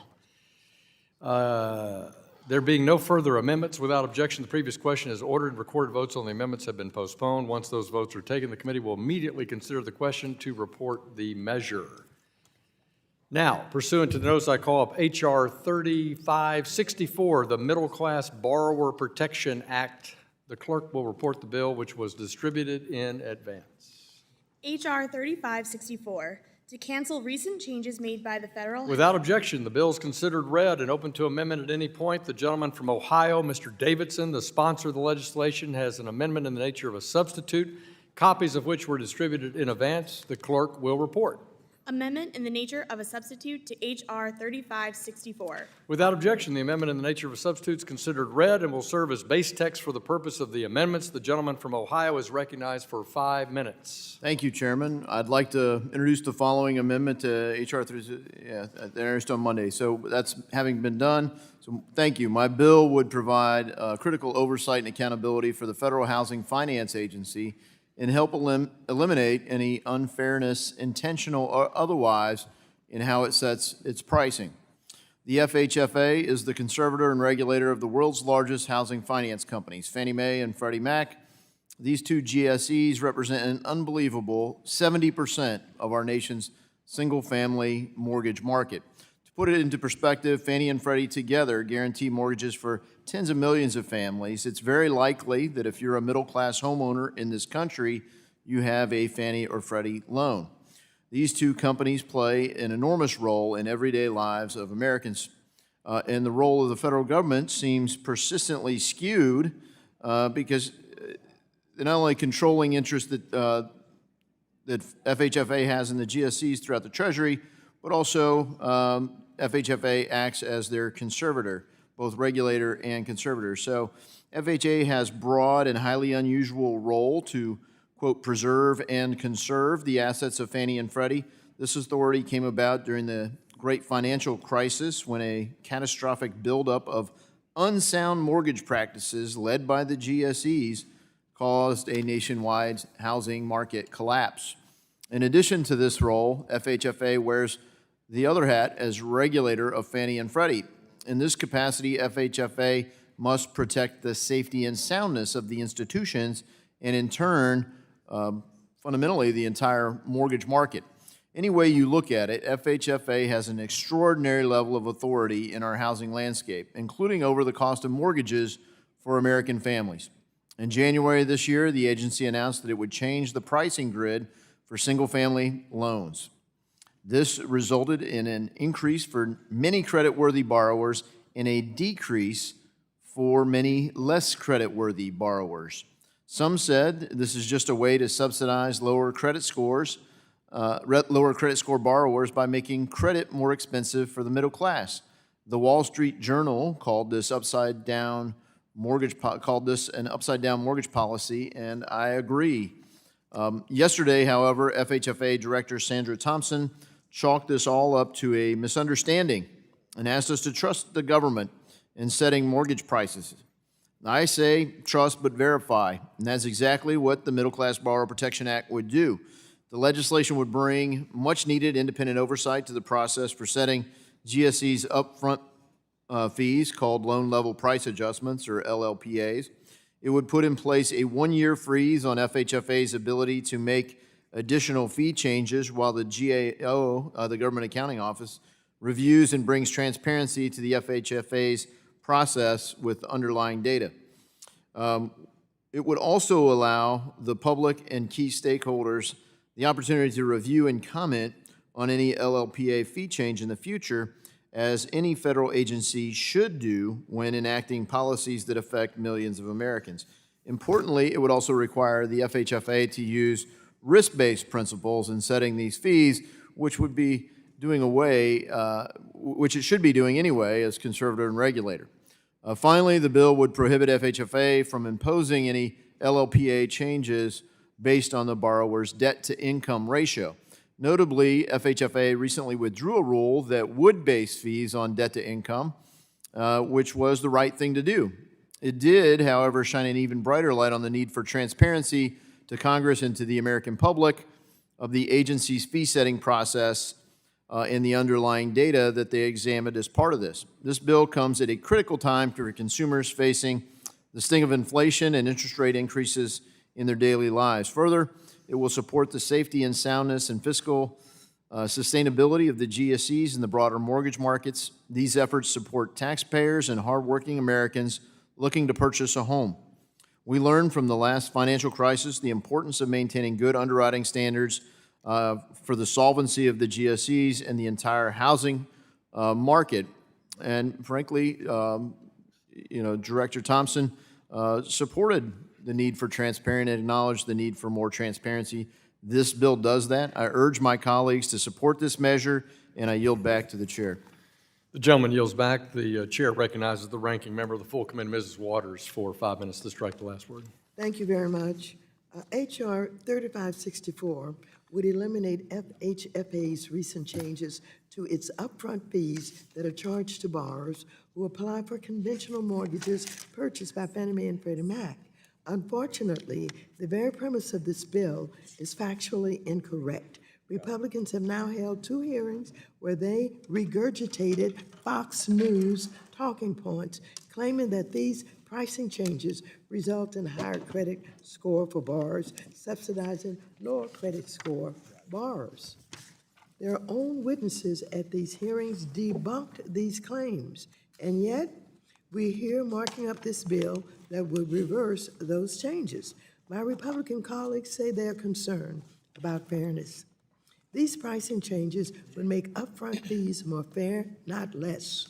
Specifically, first-time home buyers, rural and manufactured housing home buyers, as well as home buyers who don't have the bank of mom and dad to make a 20% down payment on a home, but have proven they can make regular payments with no longer be overcharged, as they had been under the old pricing framework for over a decade. How does FHFA offset the cost of lowering fees on these borrowers? By reducing the subsidy wealthy people have received when buying vacation homes and investment properties. I'd say that's more than fair. My colleagues on the other side of the aisle also say they're worried about the next generation being able to afford the dream of home ownership. I feel the same way. I have long fought for more opportunities, including home ownership that allow for wealth to be passed down from one generation to the next. Unfortunately, not one of them supported my efforts to address affordability crisis in this country, and even criticized the fact that I held 55 hearings on all aspects of the housing crisis in this country. FHFA's pricing changes are helping lower wealth borrowers gain fair access to home ownership so they can start taking part in the American dream of home ownership and build wealth. Perhaps there's nothing more I can say here to convince my Republican colleagues of the truth when they have ignored their own witnesses who have said the same things. But I stand ready to work with Republicans if they're truly interested in working on ways to increase housing supply, lower costs, and equitably expand home ownership. With that, I urge my colleagues to oppose this bill before I yield back, and I ask for unanimous consent to submit statements of opposition to this bill from the National Fair Housing Alliance, Americans for Financial Reform, Public Citizens, as well as statements outlining concerns with the bill from the Mortgage Bankers Association and the National Association of Federally Insured Credit Unions. Without objection, they'll be included in the record. Mr. Chairman and members, I had some conversation with some of the members about what we need to do in what I call an urban-rural renaissance, where we really do need to put some attention on the rural areas where people are living in shacks, and we have areas in this country where they're still not running water. And so this kind of change that you're opposing that would take subsidies away from the most wealthy people who are buying second homes and all of that would help us to identify how we're going to get the necessary resources to expand what we do for housing and get to those areas that many Republicans represent, but somehow constituents are not getting the value of their influence by doing these kinds of things, supporting this kind of stuff. So I still oppose this bill. I think that we should vote against it, but I'm still going to focus on how we can get more housing to the rural areas and small towns that have been ignored, along with urban areas. Manufactured housing also that a lot of you support. I yield back. The gentlewoman from California yields back. Is there further debate? The gentleman from Minnesota, the whip of the House, Mr. Emmer, is recognized for 5 minutes to strike the last word. Thank you, Mr. Chair. Last week, my office actually surveyed our constituents from the 6th Congressional District of Minnesota regarding the Biden administration's socialist and unilateral mortgage pricing change that went into effect this month. Of the 6,000 results, and this is rural America, of the 6,000 results, 93% disagree with this administration's credit score redistribution plan. Fundamentally, it is wrong to support those with a history of financial irresponsibility by punishing Americans who have worked diligently to earn a high credit score. And the numbers don't lie. The Federal Housing Finance Agency's changes both increased fees for half of all borrowers with FICO scores over 680, while decreasing fees for 90% of those with scores under 680. Regardless of how much of a down payment they made or if they qualify as low income. The FHFA tells us that it had to make these changes based on its capital rule. My constituents in Minnesota know that any capital rule that tells people the safer thing to do is to borrow beyond their means is a bad one that fundamentally needs to be rethought. So whichever way this administration wants to present this flawed policy to the American people, this ploy to politicize home ownership to the detriment of those who set themselves up for success poses a safety and soundness concern to the housing market, and it puts taxpayers at risk. Home ownership in this country is becoming a pipe dream, frankly, especially for younger generations. Young Americans are faced with the results of irresponsible government decisions. Massive spending, massive inflation, and steep rate hikes. My constituents rightly are angry about this mortgage pricing change. It's a gross display of yet another unilateral bureaucrat decision here in Washington, D.C., with far-reaching impacts on access to home ownership, just to prop up a socialist political agenda. I would hope the sharp public criticism of this assault on the safety and soundness of our housing market and on access to home ownership is evidence enough that socialism will never prevail, and bureaucratic abuses like this are met with strong resistance and demands for accountability. I am proud to be an original co-sponsor of Mr. Davidson's legislation, the Middle Class Borrower Protection Act. This bill repeals the recent FHFA change to mortgage pricing. It institutes a freeze on any mortgage pricing changes pending a review by the Government Accountability Office, and it makes future mortgage pricing changes subject to the standard public notice and comment period. This will hold the FHFA accountable to the American people. And by the way, the FHFA is supposed to be working for the American people, not the other way around, and to prevent it from ever attempting to enact a credit score redistribution plan, again, to politicize home ownership. I encourage my colleagues on this committee to support its passage in this markup, and I yield to my colleague, Mr. Davidson from Ohio. I thank the gentleman from Minnesota. Thanks for the co-sponsorship and the support. And frankly, I appreciate the ranking member's concern for affordable housing, not just in urban areas like in her district, but for so much of my district that has rural affordability issues as well. Look, this bill does not stop the FHFA from doing its job as a conservator to help the enterprises get out of their conservatorship. But it does give the opportunity to address a glaring flaw in the approach. Director Thompson highlighted the need to raise additional capital. Supposedly, that's what the point of the higher fees is, to raise more capital for the GSEs. There's no clear understanding of what they were doing, why they were doing it, or how they were doing it. The ranking member highlights, maybe it was to correct unfair things in the housing market.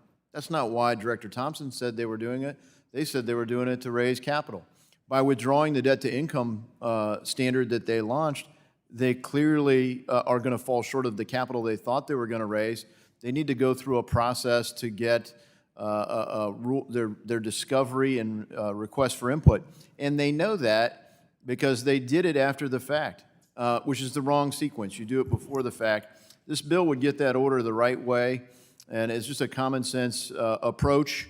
I hope it stays bipartisan or becomes more so, and I encourage support. I yield back to the gentleman. And I yield the balance of my time. The chairman of the Housing Insurance Subcommittee yields back to the Majority Whip. Majority Whip yields back. Is there any further discussion on this bill? Seeing no further discussion or amendments to H.R. 3564, the question now occurs on the adoption of the amendment in the nature of a substitute offered by the gentleman from Ohio, Mr. Davidson. All those in favor shall signify by saying aye. All those opposed shall signify by saying nay. In the opinion of the chair, the ayes have it. The ayes have it, and the amendment in the nature of a substitute is adopted. The question now occurs on ordering the bill, H.R. 3564, as amended, reported to the House with a favorable recommendation. All those in favor shall signify by saying aye. Aye. All those opposed shall signify by saying nay. Nay. In the opinion of the chair, the ayes have it. All those in favor of a recorded vote? You've been requested. All those in favor, raise your hands. A sufficient number having raised their hands, recorded vote is ordered pursuant to Rule C3C5 of the committee rules. A vote on this question is postponed. Mr. Davidson. Now pursuant to a notice, I call up H.R. 2627, Increasing Investor Opportunities Act. The clerk will report the bill, which was distributed in advance. H.R. 2627, to amend the investor... Without objection, the bill is considered read and open to amendment at any point. The gentlewoman from Missouri, Ms. Wagner, the chair of the Capital Markets Subcommittee, is the sponsor of the legislation, has amendment in the nature of a substitute, copies of which were distributed in advance. The clerk will report.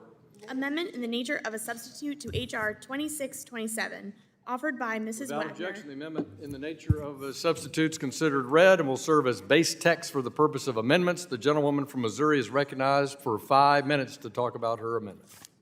Thank you, Mr. Chairman. Approximately 3 million retail investors rely on closed-end funds whose shares trade on the open market and have some similar traits with ETFs and mutual funds as a source of retirement savings and investment opportunities.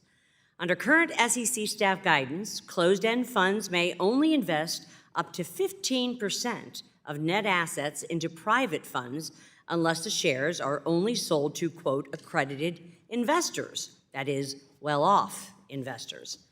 My bill, H.R. 2627, the Increasing Investor Opportunities Act, would eliminate that SEC guidance and provide greater access to the types of investments that private funds hold while maintaining investor protection.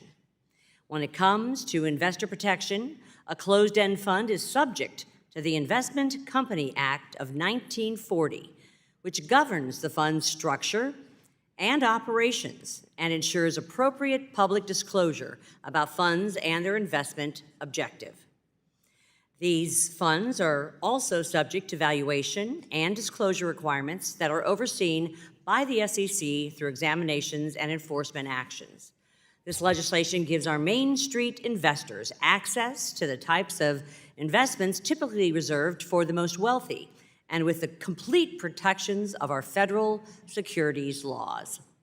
I want to thank my friend from New York, Mr. Meeks, for his support of this important legislation, and thank Representatives Torres, Scott, and Nickel for partnering with us and co-sponsoring this legislation to ensure retail investors have the choice and access that they deserve when investing for retirement, a child's education, and everything in between.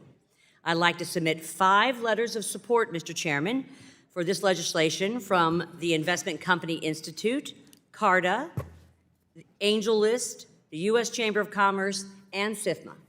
Without objection, they'll be included in the record. Thank you, Mr. Chairman. And without further ado, I urge all my colleagues to support this bill, H.R. 2627, the Increasing Investor Opportunities Act, and I yield back. Gentlewoman yields back. Is there further debate? The gentleman recognizes the gentlewoman from California. 4 or 5 minutes to strike the last word. Would you like to go to Mr. Meeks? Gentleman from California, New York, Mr. Meeks is recognized for 5 minutes to strike the last word. Mrs. Waters would like you in California, but you're in New York. It's always great visiting Mrs. Waters in her district, but I'll stay in New York. Thank you, Mr. Chairman. I'd like to strike the last word. And I want to thank my friend from Missouri, Ann Wagner, for her friendship and working with this important legislation. Today's markup. It's a bipartisan bill, and as she's indicated, with the support of my colleagues, Mr. Torres, Scott, and Nickel. You know, H.R. 2627 will provide opportunities for enhanced exposure to private funds through closed-end funds, investment vehicles with comprehensive protections under the 1940 Investment Act. These rules include the mandatory requirement that the fund be managed by an investment advisor who is required to conduct due diligence on the fund's investments, answer to independent directors, and adhere to extensive disclosure and reporting requirements. So I'm excited to reintroduce this bipartisan legislation in the 118th Congress because it increases access for people who have been left out of these investment opportunities in the past, while ensuring that robust rules of the road are indeed followed. So I urge all of my colleagues to support this bipartisan legislation and move it out of the committee. I yield back the balance of my time. The gentleman from New York yields. Is there further debate?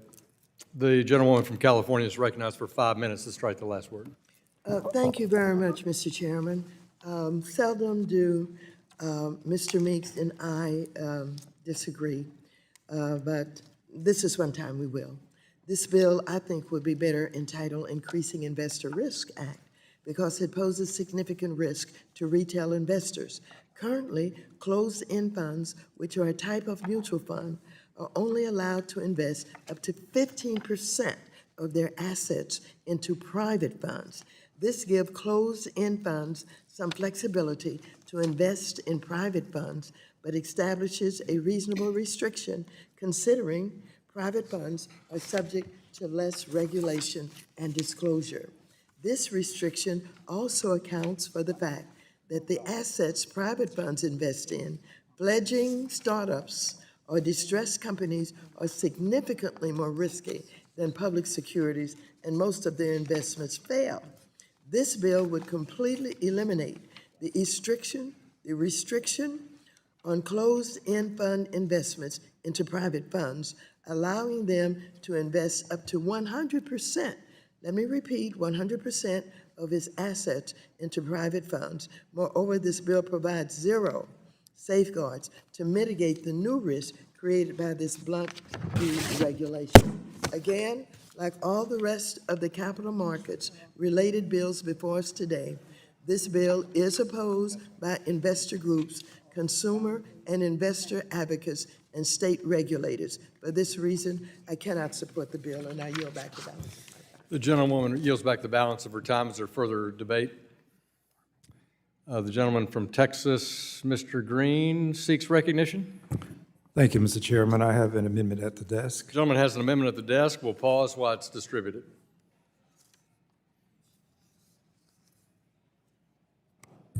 Mr. Chairman, I reserve a point of order. I thank the gentleman from New York for a point of order is reserved.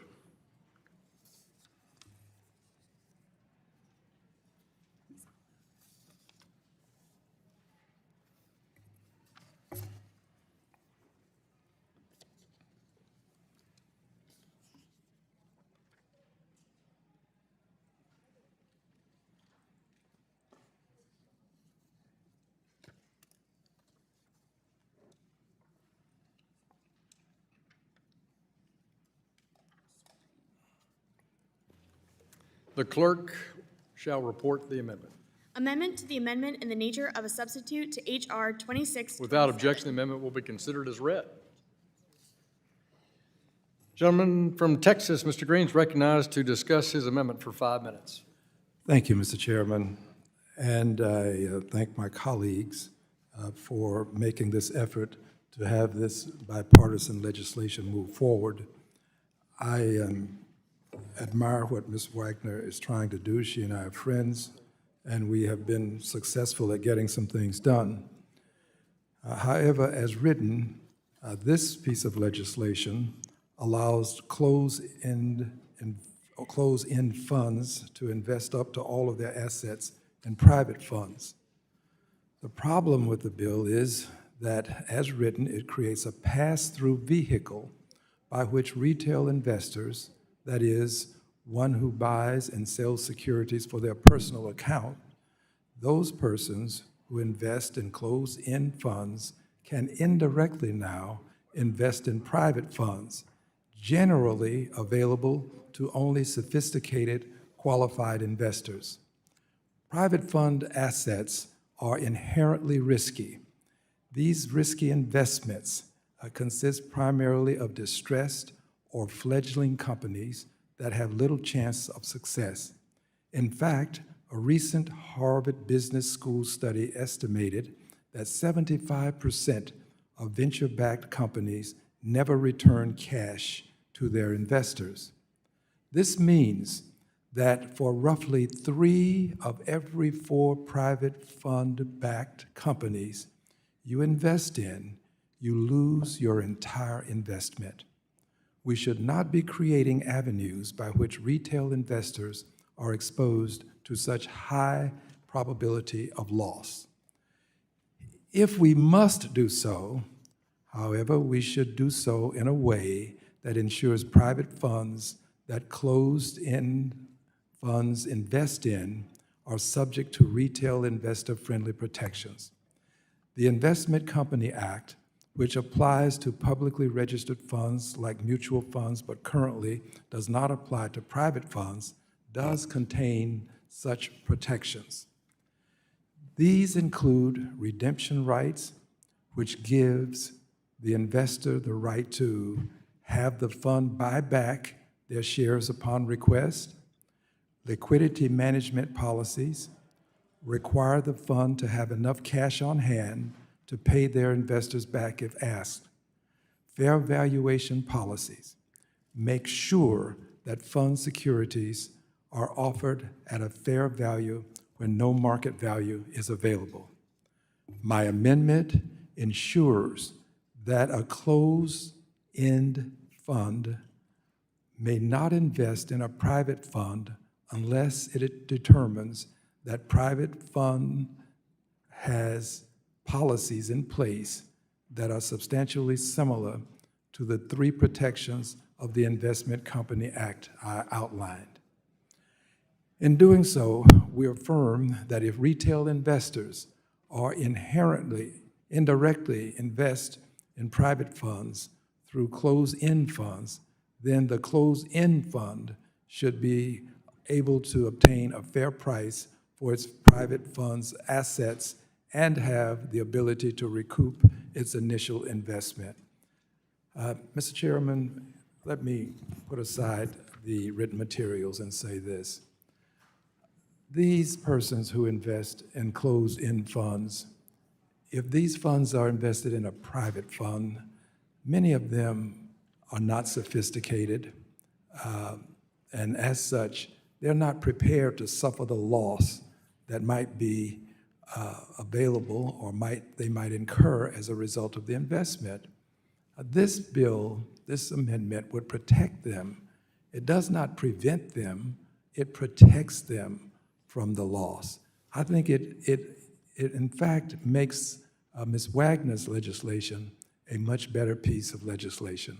So I would hope that we can agree that protecting investors is our primary aim as it relates to the legislation, or at least one of them. And finally this, when these investors lose their money, they find their way to us. I was here after what happened with Mr. Madoff and the investors who lost money, they came to us. I think that if we don't make this improvement, we will find many investors, after having lost large sums of money, making their way to us, asking why. Why did we allow it? I yield back. Gentleman's time's expired. The gentlewoman from Missouri, Ms. Wagner, is recognized for 5 minutes to strike the last word. I move to strike the last word, and I thank the chairman for the time. And I thank my good friend from Texas, Mr. Green, for the spirit of his amendment. We have worked on many pieces of legislation together successfully, and I too am deeply concerned about investor protection. However, this amendment would dramatically reduce the number of investable private funds and does not meet the intention of the bill at all. Investors in closed-end funds currently have full protections of the 1940 Act and other federal security laws. The 1940 Act imposes stringent requirements on closed-end funds that address the goal of this amendment. Closed-end funds are already subject to strict valuation requirements that require funds to periodically price their investments and disclose those prices under board-approved valuation procedures and ongoing board and SEC oversight. These valuations must be in accordance with the 1940 Act and accounting standards.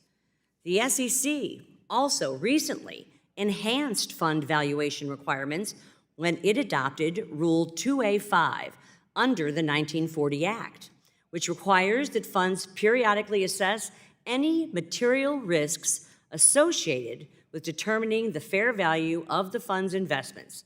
And this particular rule was finalized last year, and closed-end funds have begun to comply with it. In addition to reporting any valuation risks to the board, a registered investment advisor to a closed-end fund is already required to conduct due diligence on a fund's investments. And this includes assessing the valuation mechanisms of an underlying private fund to ensure that the registered fund can meet its own valuation requirements. This amendment also does not specify whether or not the proposed board-required due diligence would apply to closed-end funds available to retail investors or closed-end funds available only to accredited investors. I'd also like to note that, for instance, pension plans, which have millions of retail investors, may invest in private funds without these restrictions that I have just put forward.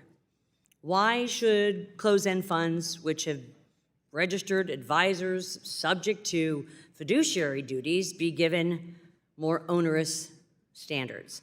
I oppose this amendment, Mr. Chairman, and I yield back the balance of my time. Gentlewoman yields back. Is there further debate? The ranking member of the full committee, Mrs. Waters, is recognized for 5 minutes to strike the last word. I move to strike the last word. I thank Mr. Green for offering his amendment to H.R. 2627. It adds a reasonable requirement that ensures retail investors are protected from the dangers of investing in private funds. The unregistered securities offered by private funds are considered very risky for the average investor.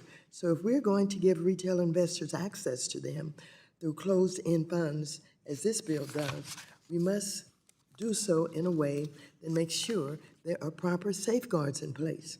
This amendment does just that. It ensures closed-end fund managers conduct due diligence in picking private funds that have self-imposed policies and procedures in place that reflect the protections of the Investment Company Act. These protections include redemption rights, liquidity management, and fair valuation procedures. In doing so, we would mitigate risk associated with retail investors having access to private funds. So I thank you and I yield back. Gentlewoman yields back. Is there any other debate? If not, does the gentleman from New York insist on his point of order? Mr. Lawler, do you insist on your point of order? No. I'm not sure that that's a very convincing no, but we'll take it as one. The question now occurs on the amendment as offered from the gentleman from Texas, Mr. Green. All those in favor of the amendment signify by saying aye. All those opposed shall signify by saying nay. Nay. In the opinion of the chair, the nays have it. A recorded vote has been requested. All those in favor of a recorded vote, raise your hands. Sufficient number having raised their hands, a recorded vote is so ordered. Pursuant to Rule 3, C5 of the committee rules, a vote on the question is postponed. Is there further debate? There being no further amendments, without objection, the previous question is ordered and recorded votes on the amendment have been postponed. Once those votes are taken, the committee will immediately consider the question to report the measure.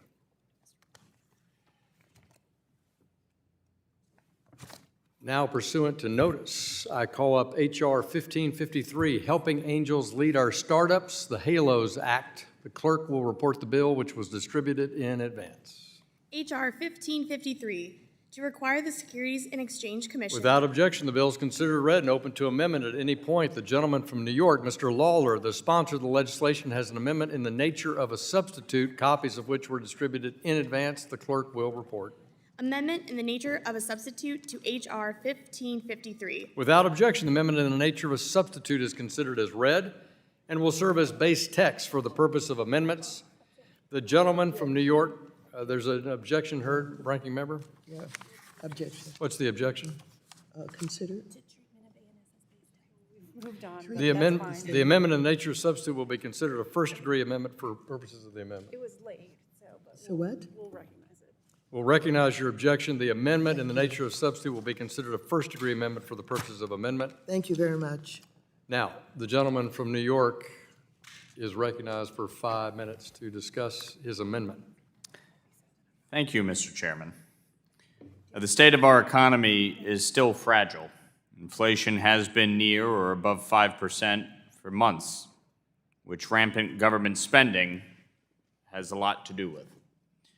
In New York State, which I represent a portion of, tens of thousands of jobs were lost in the month of April, and overall consumer confidence also dipped. It truly does appear as if our economy is heading in the wrong direction.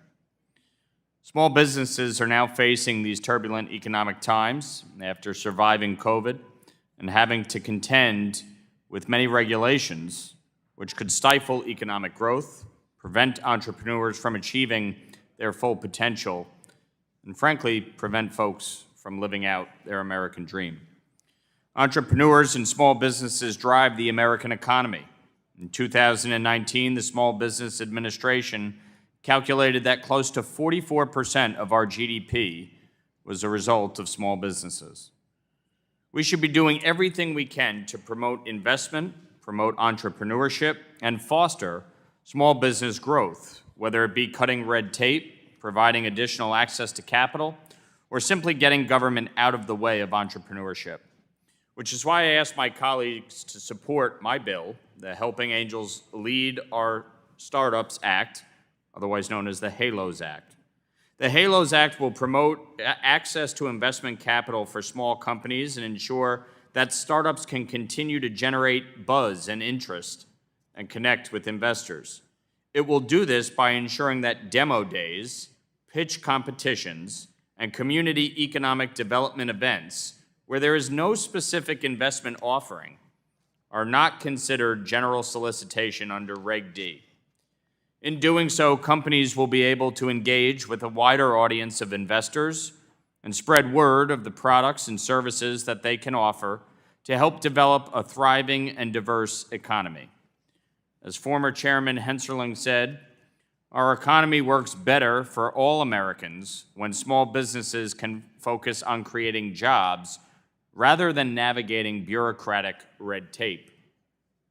Barriers like the general compliance requirements on general solicitations can reduce opportunities for small businesses, entrepreneurs, and everyday investors, as they both soak up the amount of time and resources needed, but also deter small businesses who are afraid of unintentionally violating these laws.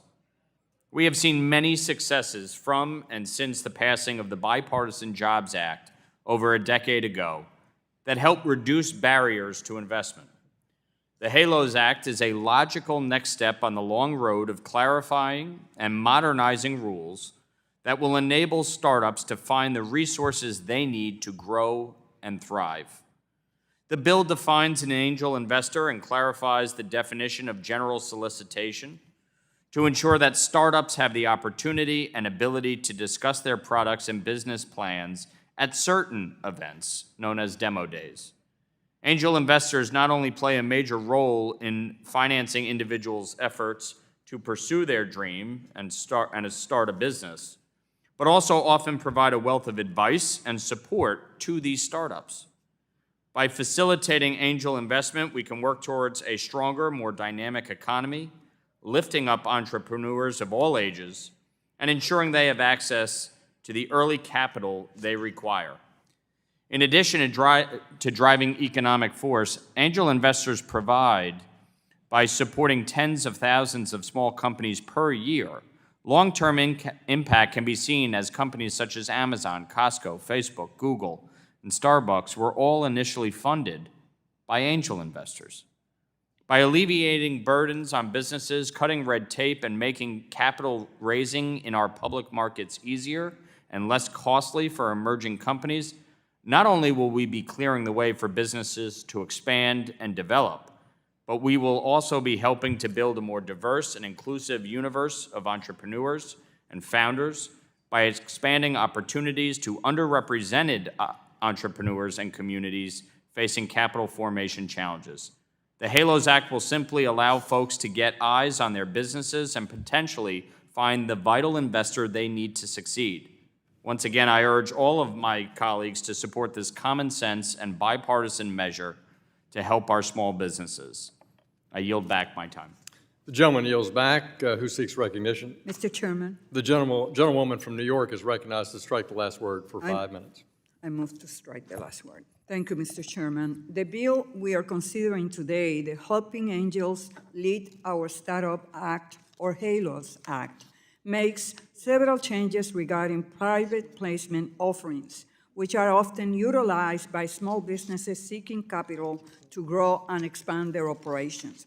First, the bill defines an angel investor for the purposes of federal security laws, and second, it also clarifies the definition of general solicitation contained in the Securities Act to ensure that startups can discuss their products and business plans at events known as demo days, without such discussion being considered an investment offering.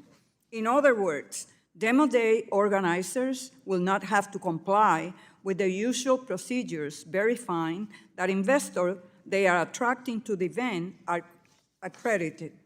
The last time we considered this legislation in 2017, I offered an amendment on the House floor that would have made two important changes to the bill. First, my amendment would have provided demo day attendees with a disclosure, as prescribed by the SEC, describing the risks of investing in the securities being advertised. Second, my amendment would have ensured that an investor's attendance at the demo day event will not qualify by itself as establishing a pre-existing relationship between an issuer and an investor for the purposes of SEC private placement regulations. Despite the well-intended goal of expanding the use of demo days to better meet startups' capital needs, it is easy to see how unscrupulous actors could exploit this exemption to deceive ordinary people that were drawn to the event by a public advertisement. The changes I was proposing in 2017 were modest and would help strike an appropriate balance between capital formation and investor protection. However, my amendment was resoundingly criticized by House Republicans, many of whom are still on this committee, as being overly broad, unnecessary, and would create yet another SEC-required disclosure and further burden the ability for startups to present their ideas to demo days. But I am glad to see that today, Mr. Lawler and my colleagues on the other side of the aisle have come around to understanding the importance of striking a more appropriate balance between capital formation and investor protection by including my language into the base text of the bill. This language certainly moves the bill in a better direction, Yet, the bill continues to be overly broad and expands the types of eligible sponsor beyond what the SEC thought was appropriate when they promulgated similar changes in 2020. Additionally, passage of the bill will further accelerate growth in the rapidly expanding and largely unchecked private market. In 2018, issuers were estimated to have raised roughly $2.9 trillion of capital through exempt offerings compared to only $1.4 trillion through public offerings. To help regulate this space, the SEC must update and make reforms to Form D filings, including both prior and upon termination of this offering. When we think of a startup business, the early days of Apple or Google usually come to mind. And as we all know, startups face unique financing challenges. One avenue for securing additional capital is by participating in a demo or pitch day. But helping our small businesses obtain this critical capital must be balanced with the need to include appropriate investor protection and regulation of private markets. As ranking member of the House Small Business Committee and a senior member of this committee, I am committed to getting this combination right. And the draft we are considering today, which includes the language I proposed years ago, is a step in the right direction, but the bill effectively takes not step to regulate the ever-increasing size of our private market. And for that reason, I continue to remain opposed. Has expired. I yield back. Is there further debate? The gentlewoman from Missouri, Ms. Wagner, is recognized for 5 minutes. I thank you, Mr. Chairman. I move to strike the last word. I oppose this amendment, and I'd just like to point out that H.R. 1553, the Helping Angels Lead Our Startups, or HALOS Act, that in implementing the Bipartisan Jobs Act of 2012, the SEC classified demo day communications, and those are communications made in connection with an event sponsored by a group or entity that invites issuers to present their businesses to potential investors as a general solicitation. Classifying these communications as a general solicitation limited the regulatory pathways a company could choose for raising money, as certain offering exemptions prohibit the use of general solicitation to market securities. Thankfully, the SEC later reversed course, then it finalized Rule 148. And under the new rule, an issuer is not deemed to have engaged in a general solicitation if the communications are made in connection with an event sponsored by certain specified entities, provided certain conditions and limitations are indeed satisfied. H.R. 1553 simply codifies this position, Mr. Chairman, including the limitations on demo day sponsors' activities, the requirement that the advertising for the event not reference any specific offering of securities by the issuer, and the limitations on information conveyed at the event regarding the offering of securities. A substantially similar version of the bill passed out of the House in the 115th Congress by a vote of 344 to 73, and I had the privilege of supporting that piece of legislation both in committee and in the floor of the House back in the 115th Congress.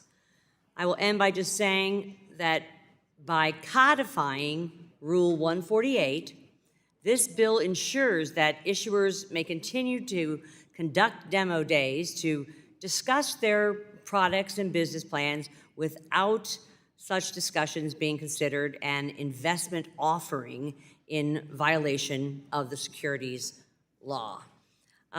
With that, Mr. Chairman, I have to oppose this amendment, but I stand in strong support of my good friend from New York, Mr. Lawler's piece of legislation, H.R.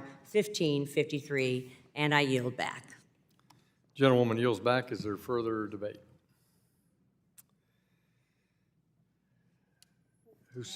We'll pause for a minute. Stand by.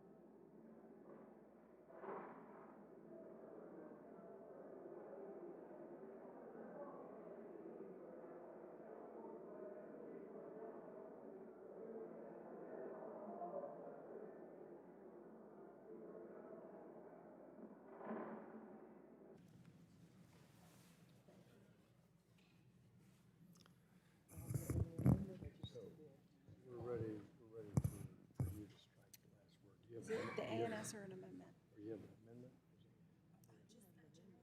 General debate. Very good. Gentlewoman from Missouri yields back. The chair recognizes the ranking member of the full committee, Mrs. Waters. Strike the last word for 5 minutes. Thank you. I move to strike the last word. H.R. 5553, sponsored by Mr. Lawler, codifies a controversial Trump-era SEC rule that is opposed by many investor advocates. The bill allows high-risk attempts to tout their businesses in front of unaccredited investors. This currently is prohibited in part because roughly 75% of VC-backed startups fail. The bill would specifically allow angel investors and insurers to market their startup ventures to prospective investors at colleges and nonprofits, including churches. Broadly marketing your securities to the public in this fashion, known as general solicitation, is usually prohibited for private offerings like these because the public nature of the marketing effectively makes the offering itself public and therefore requires registration with the SEC. At universities and churches, students and congregants gather to learn, and they generally trust the information they receive. I don't believe these are spaces where it is appropriate to market highly risky investment opportunities.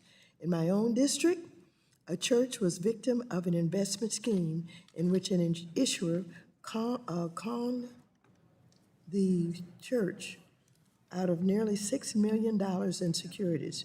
I will be offering an amendment to prevent this bill from enabling future frauds like this from happening again. I urge my colleagues to oppose this bill, and I yield back. Gentlewoman yields back. Who seeks recognition? Is there any other debate? For what purpose does the gentleman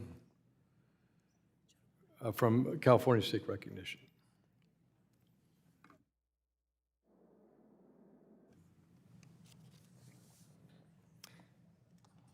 Gentlewoman has an amendment at the desk. We'll pause while it's distributed. The clerk will report the amendment when she's ready. I'm ready. I have an amendment at the desk. Mr. Chairman. Mr. Sessions. I reserve point of order. Point of order has been reserved.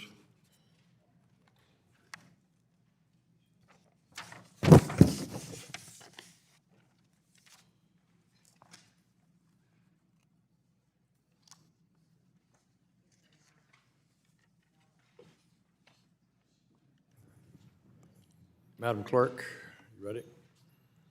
Clerk will report. Amendment to the amendment in the nature of a substitute to H.R. 1553. Without objection, the amendment is considered as read. And the gentlewoman from California is now recognized to discuss her amendment for 5 minutes. Thank you very much, Mr. Chair. As I alluded to earlier, my home district of California has experienced a recent instance of fraud perpetrated against a church. First Church of God Center of Hope was victim of an investment scheme in which an issuer conned the church out of nearly $6 million in securities. The church had purchased securities with the expectation the funds would be used in a joint venture to buy and sell property for a profit. The church was later informed by the scammer that they would be unable to get their funds back due to how the venture was structured and therefore lost their entire investment. This despicable act could have been prevented and had the law stated that such promotions could not occur at places of religious worship. And so I wrote to then Chair Clayton, raising specific concerns about this investment scam. To my knowledge, the prior administration's SEC didn't follow up on that information. Furthermore, I must also highlight the various stories over the past few years of college students losing thousands of dollars investing in get-rich-quick crypto schemes and overhyped meme stocks. I would hope that we could all agree that students, especially undergraduate students, have enough stress to deal with from high tuition and living expenses, that they don't need to also be offered to get quick rich schemes too. Universities and religious institutions are sacred places of learning and worship. We should not make them venues for scam artists and thieves to legally operate. I'm reminded by my grandmother when Jesus found vendors and loan sharks operating in the temple. He stormed in and flipped their tables over and pushed them out. I asked my colleagues across the aisle, in passing this bill, would we be welcoming them back to the sanctuary? Let me just wrap this up by saying the pastor who was conned had a heart attack and died. I don't know for sure whether this was the cause of it, but it was close in relationship to learning that they had lost all the church's money. And so I feel very strongly about this. I yield back the balance of my time. The gentlewoman yields back. Is there further debate? The gentleman from New York is recognized to strike the last word for 5 minutes. Thank you, Mr. Chairman. So in looking at the ranking member's amendment, it says, insert, quote, so long as a significant number of attendees of such event are not undergraduate students, end quote, with respect to being able to hold one of these demo days at a college, university, or other institution of higher education. Would the gentlelady yield for a question? What does significant number mean? Yeah, how many is a significant number? Sorry, can you just turn the mic on, please? Thank you. The definition that you learned in grade school about significant, many, much. That's about what it is. So would that be like 30 or 15 or 2? I don't know. To be honest with you, I just don't know what it means. I am reminded that the SEC has the authority to define significant. Well, why wouldn't we just define it in the bill? I beg your pardon? Why wouldn't we just define it? Because we don't have all that it takes with research and data, et cetera, to come up with a meaning or a definition of it. And it is best done by those who spend their significant time making these kinds of decisions. Okay, so if the, appreciate your exchange on this. If the student, your concern is that a student would get duped or, convinced to invest in a risky scheme, correct? That's your concern in putting this amendment forth? Repeat it. Your concern in putting this amendment forth is that a student could get duped or? Yes, yes. Okay, so yes. What would be the difference between one student attending versus a significant number.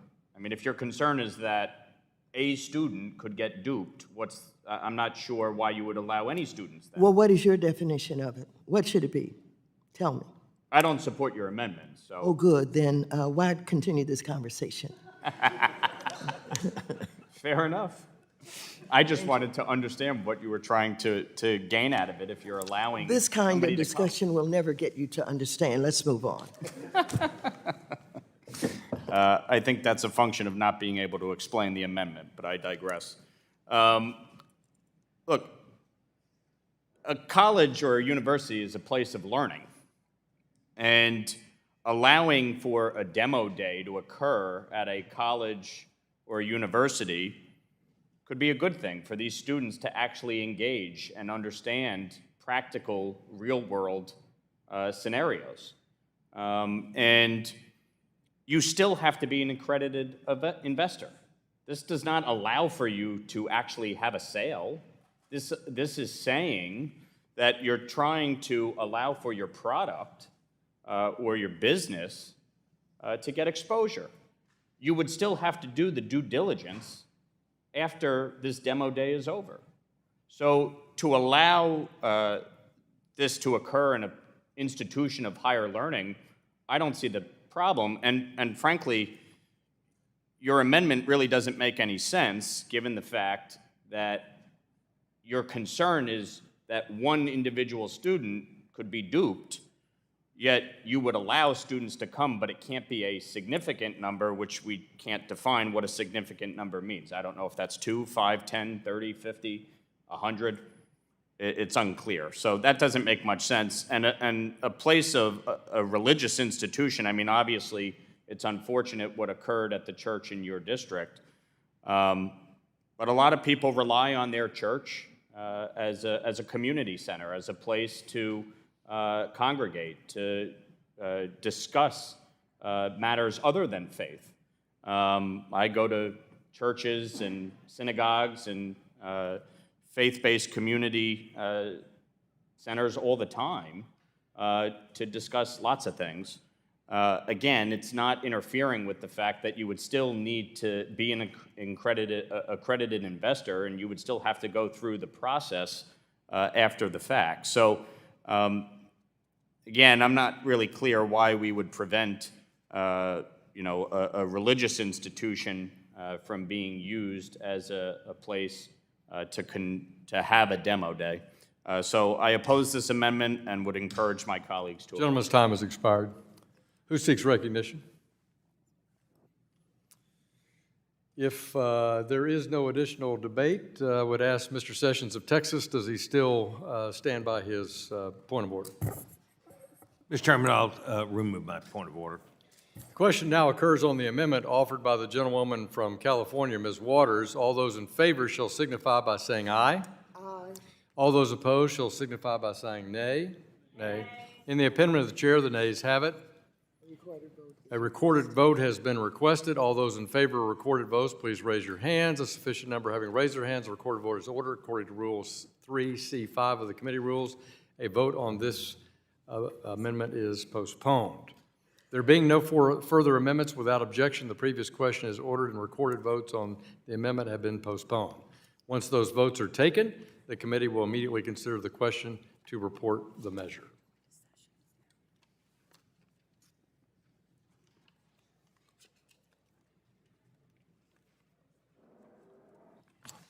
Now, pursuant to notice, I call up H.R. 2622, a bill to amend the Investor Advisors Act of 1940 to codify certain Securities and Exchange Commission no-action letters that exclude brokers and dealers compensated for certain research services from the definition of investment advisor and for other purposes.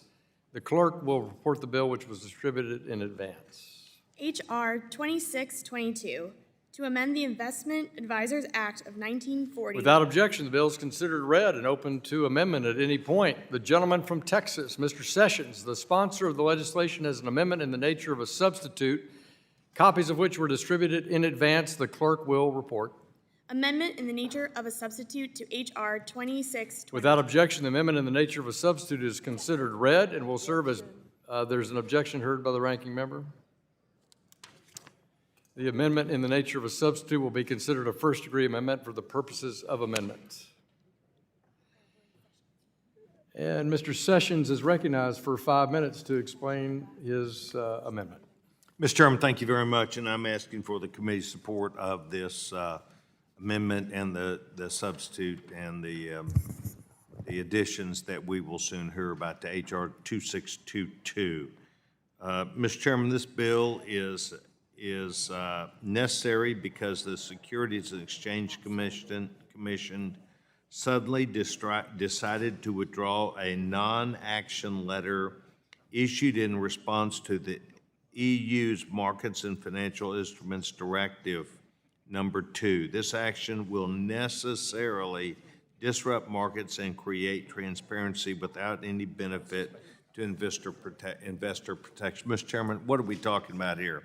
What we're talking about here is that broker-dealers under what would be the EU are now prohibited from bundling research and trading costs and therefore must accept hard dollar payments for research. However, doing so would require broker-dealers who are already regulated to register as investment advisors with the SEC, a costly and unnecessary step that would change the way things are done today to formalize themselves with the EU. The bottom line to this is that we believe that this is unnecessary.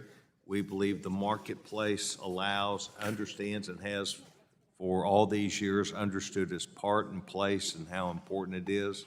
And so I would say that I have been working with the American Securities Association. Mr. Chairman, I would ask that their letter in support of this would be in the record. And it offers not only explanation. Without objection. Thank you very much. It also offers insight into not only doing business, but the importance of doing business under this in order to make sure that we continue moving. I would yield back I would ask for the support, and I move back my time. Gentleman from Texas yields back. Is there anyone else who seeks recognition?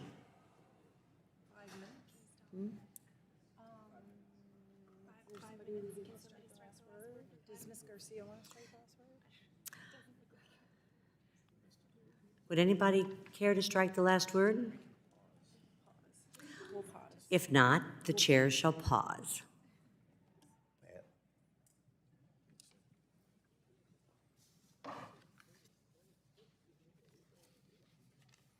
So Gottheimer wants.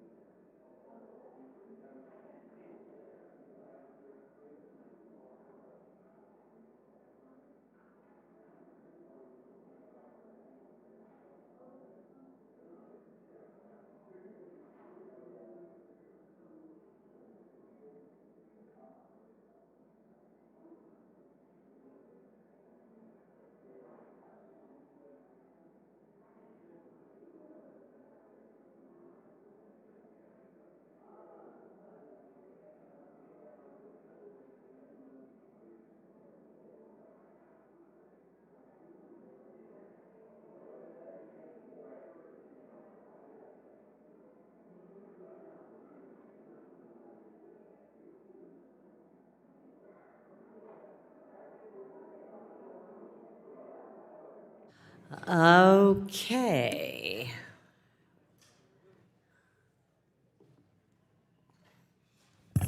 The chair would like to welcome the gentleman from New Jersey to the markup. Madam And- Chair, I have an amendment at the desk. We will pause while the amendment is distributed. Thank you. Mr. Gottheimer. Mr. Chairman.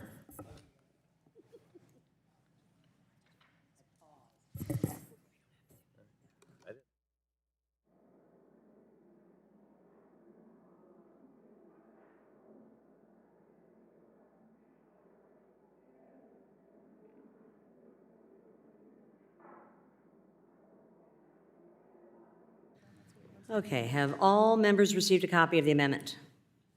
The clerk will report. Amendment to the amendment in the nature of a substitute to H.R. 2622. Without objection, the reading of the amendment is disposed with. And the gentleman is recognized, the gentleman from New Jersey is recognized on his amendment. Thank you, Madam Chairwoman, and thank you, Ranking Member Waters. My colleague, Congressman Sessions, and I have been working together on this issue for some time, and I'm very grateful for his very constructive work, friendship, and his team who has worked so diligently with our team. This bipartisan legislation draws attention to serious issues that have been brought to light, in large part from the European Union, following their enactment of the Markets and Financial Instruments Directive, commonly referred to as MiFID II. I think I speak for all members of this committee when I say that transparency and competition are essential to the sound operation of American financial markets, and all necessary steps should be taken to protect consumers by providing access to the information that allows them to make the best investment decisions. The Securities and Exchange Commission realized in the run-up to Europe's implementation of MiFID II that the approach taken by the Europeans created friction with U.S. securities laws that needed to be addressed. Particularly, it would impact research firms covering small public companies that rely on research to draw investments that allow them to grow, create jobs, and compete in competitive markets. This amendment will provide a temporary extension of the SEC's MiFID II no-action letter and require the SEC to conduct a study on the potential implications of its expiration. The SEC is also asked to evaluate possible avenues to avoid negative outcomes, as well as options to increase cost transparency for market research.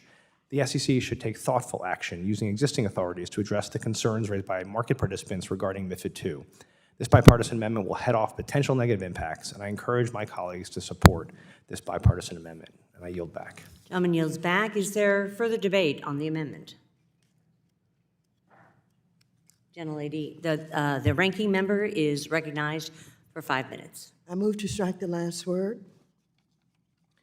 Madam Chair, I do have concerns about H.R. 2622 and how it impacts U.S. investors.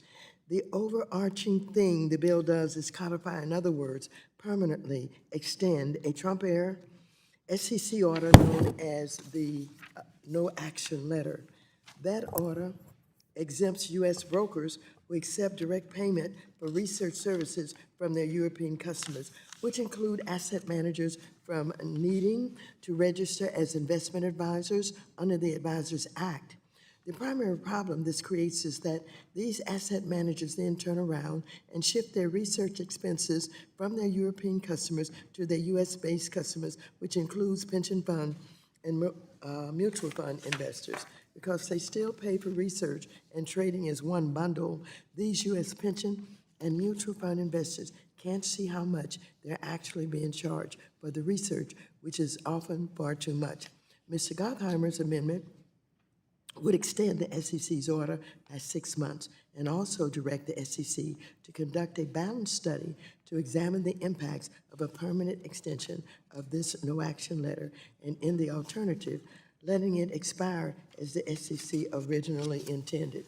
So I also want to point out that I am very pleased that Mr. Gottheimer worked with the staff from the opposite side of the aisle to come to this agreement.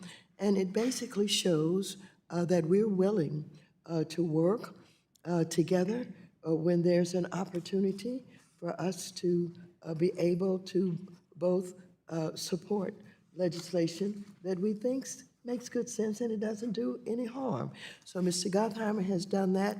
Our members over here have worked very hard today, and we have been in opposition to much of what you all have put forth. but I look forward to the opportunities for us to try and work together and come to agreements on this type of amendment. And that's how you get legislation done and achieve a bipartisan result that has a real chance of passing the House. So I urge my colleagues to vote yes on this amendment. The ranking member yields back. Is there further debate on the amendment? Seeing none, the question now occurs on the amendment offered by the gentleman from New Jersey, Mr. Gottheimer. All those in favor shall signify by saying aye. All those opposed shall signify by saying nay. In the opinion of the chair, the ayes have it. And the amendment is agreed to. Does anybody else seek recognition? There being no further discussion or amendments to H.R. 2622, the question now occurs on adoption of the amendment in the nature of a substitute offered by the gentleman from Texas, Mr. Sessions. All those in favor shall signify by saying aye. Aye. All those opposed shall signify by saying nay. In the opinion of the chair, the ayes have it. The ayes have it. And the amendment in the nature of a substitute is adopted. The question now occurs on ordering the bill, H.R. 2622, as amended, reported to the House with a favorable recommendation. Those in favor shall signify by saying aye. Aye. All those opposed shall signify by saying nay. In the opinion of the chair, the ayes have it. Madam Chairman, I'd like to ask for a recorded vote. Here we are. Okay, all those in favor of a recorded vote, raise their hand. A sufficient number having raised their hand, a recorded vote is ordered, and the clerk does not need to call the roll. A recorded vote is ordered. Pursuant to Rule 3, C5 of the committee rules, a vote on this question is postponed.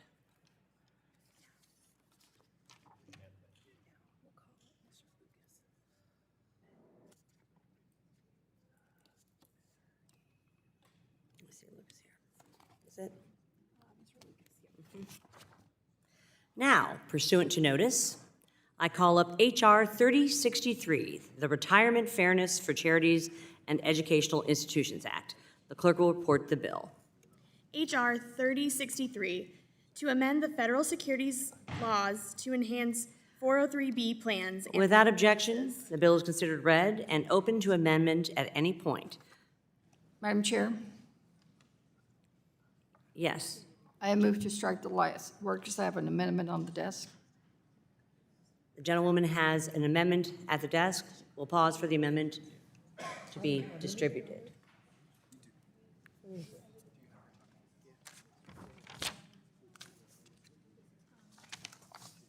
Oh, 30. Oh, you didn't read it?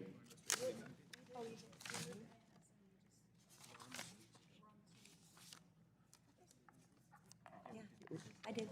What is it? What is it? What is it? What is it?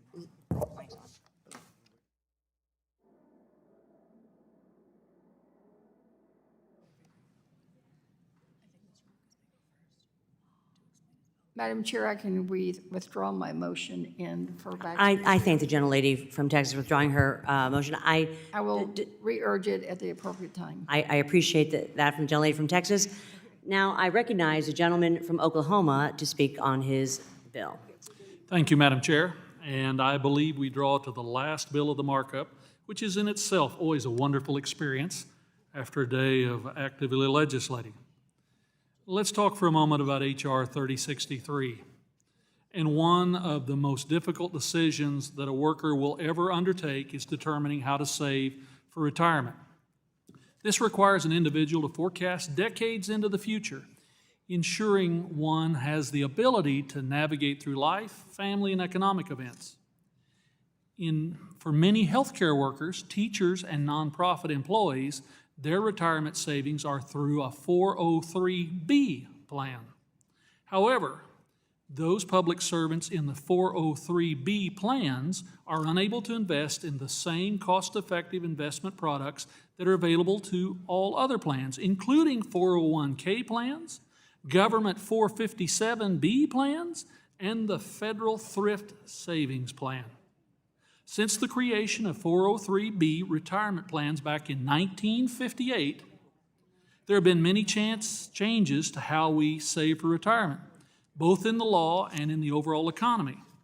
My bill, the Retirement Fairness for Charities and Educational Institutions Act of 2023, will allow 403B plans the ability to invest in collective investment trust, or CITs, and insurance company separate accounts.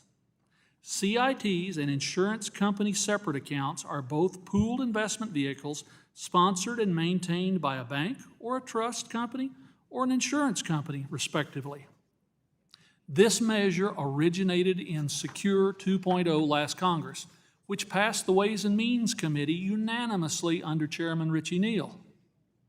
The Secure 2.0 Act that ultimately became law included the required changes to the tax code, but not the necessary changes to security law. According to data from the Investment Company Institute, over the past 10 years, total assets in 403B plans increased by only 46%, while 401K plans increased by 88%, and government 457B plans increased by 82%.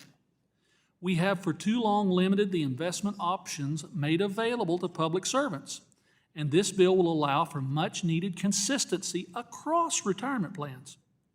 I'd like to thank the bill's bipartisan co-sponsors on this committee: Congressman Gottheimer, Congressman Barr, Congressman Foster, Congressman Nunn, Congressman Nickel, Congressman Flood, Congressman Lawler.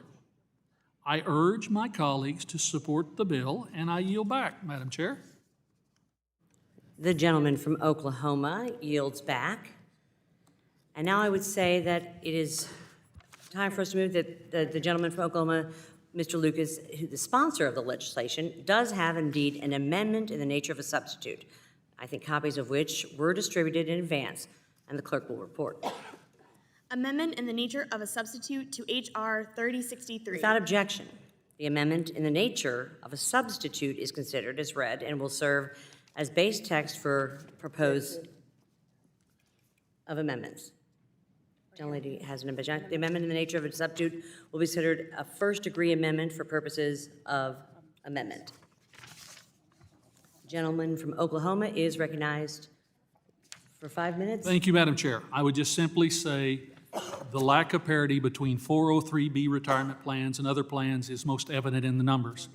Looking at the most recent data from the Investment Company Institute, we compare the performance across retirement plans. In the past 5 years, assets held in 401K plans increased by 20%. Assets held in 457 plans increased by 20%.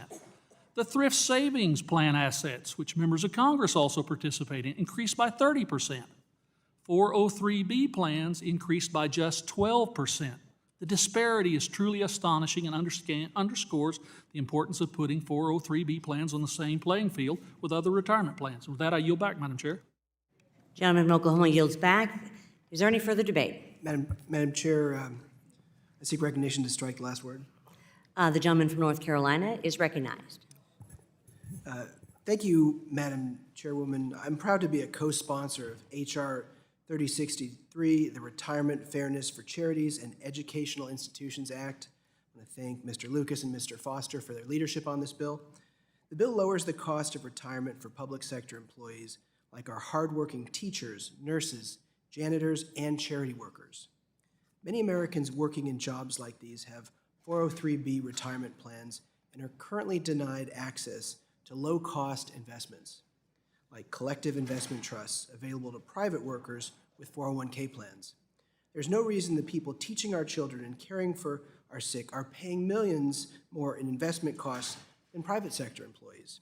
Our bill addresses this inequity by providing parity for workers in public education institutions, nonprofit hospitals, universities, and other charitable and educational organizations. They should have the same retirement choices as everyone else. President Peter Hans of the University of North Carolina System sent a letter to the committee supporting our bill. Madam Chairwoman, without objection, I'd like to enter this letter into the record. Without objection. President Hans says that our bill would allow UNC to, quote, pass substantial savings on to our university employees who deserve the best retirement we can give them. end quote. At a time when working families are being crunched by rising costs, it's essential that we do everything we can to empower them to save for retirement. Some estimates show that the cost savings to 403B participants from this bill could be roughly $250 million a year. I encourage my colleagues to vote yes on H.R. 3063, and I yield back the remainder of my time. Gentleman from North Carolina yields back. Is there any further debate? Now, for what purposes do the gentlelady from Texas, Ms. Garcia, seek recognition? Madam Chair, I have an amendment at the desk. We will pause while the amendment is distributed.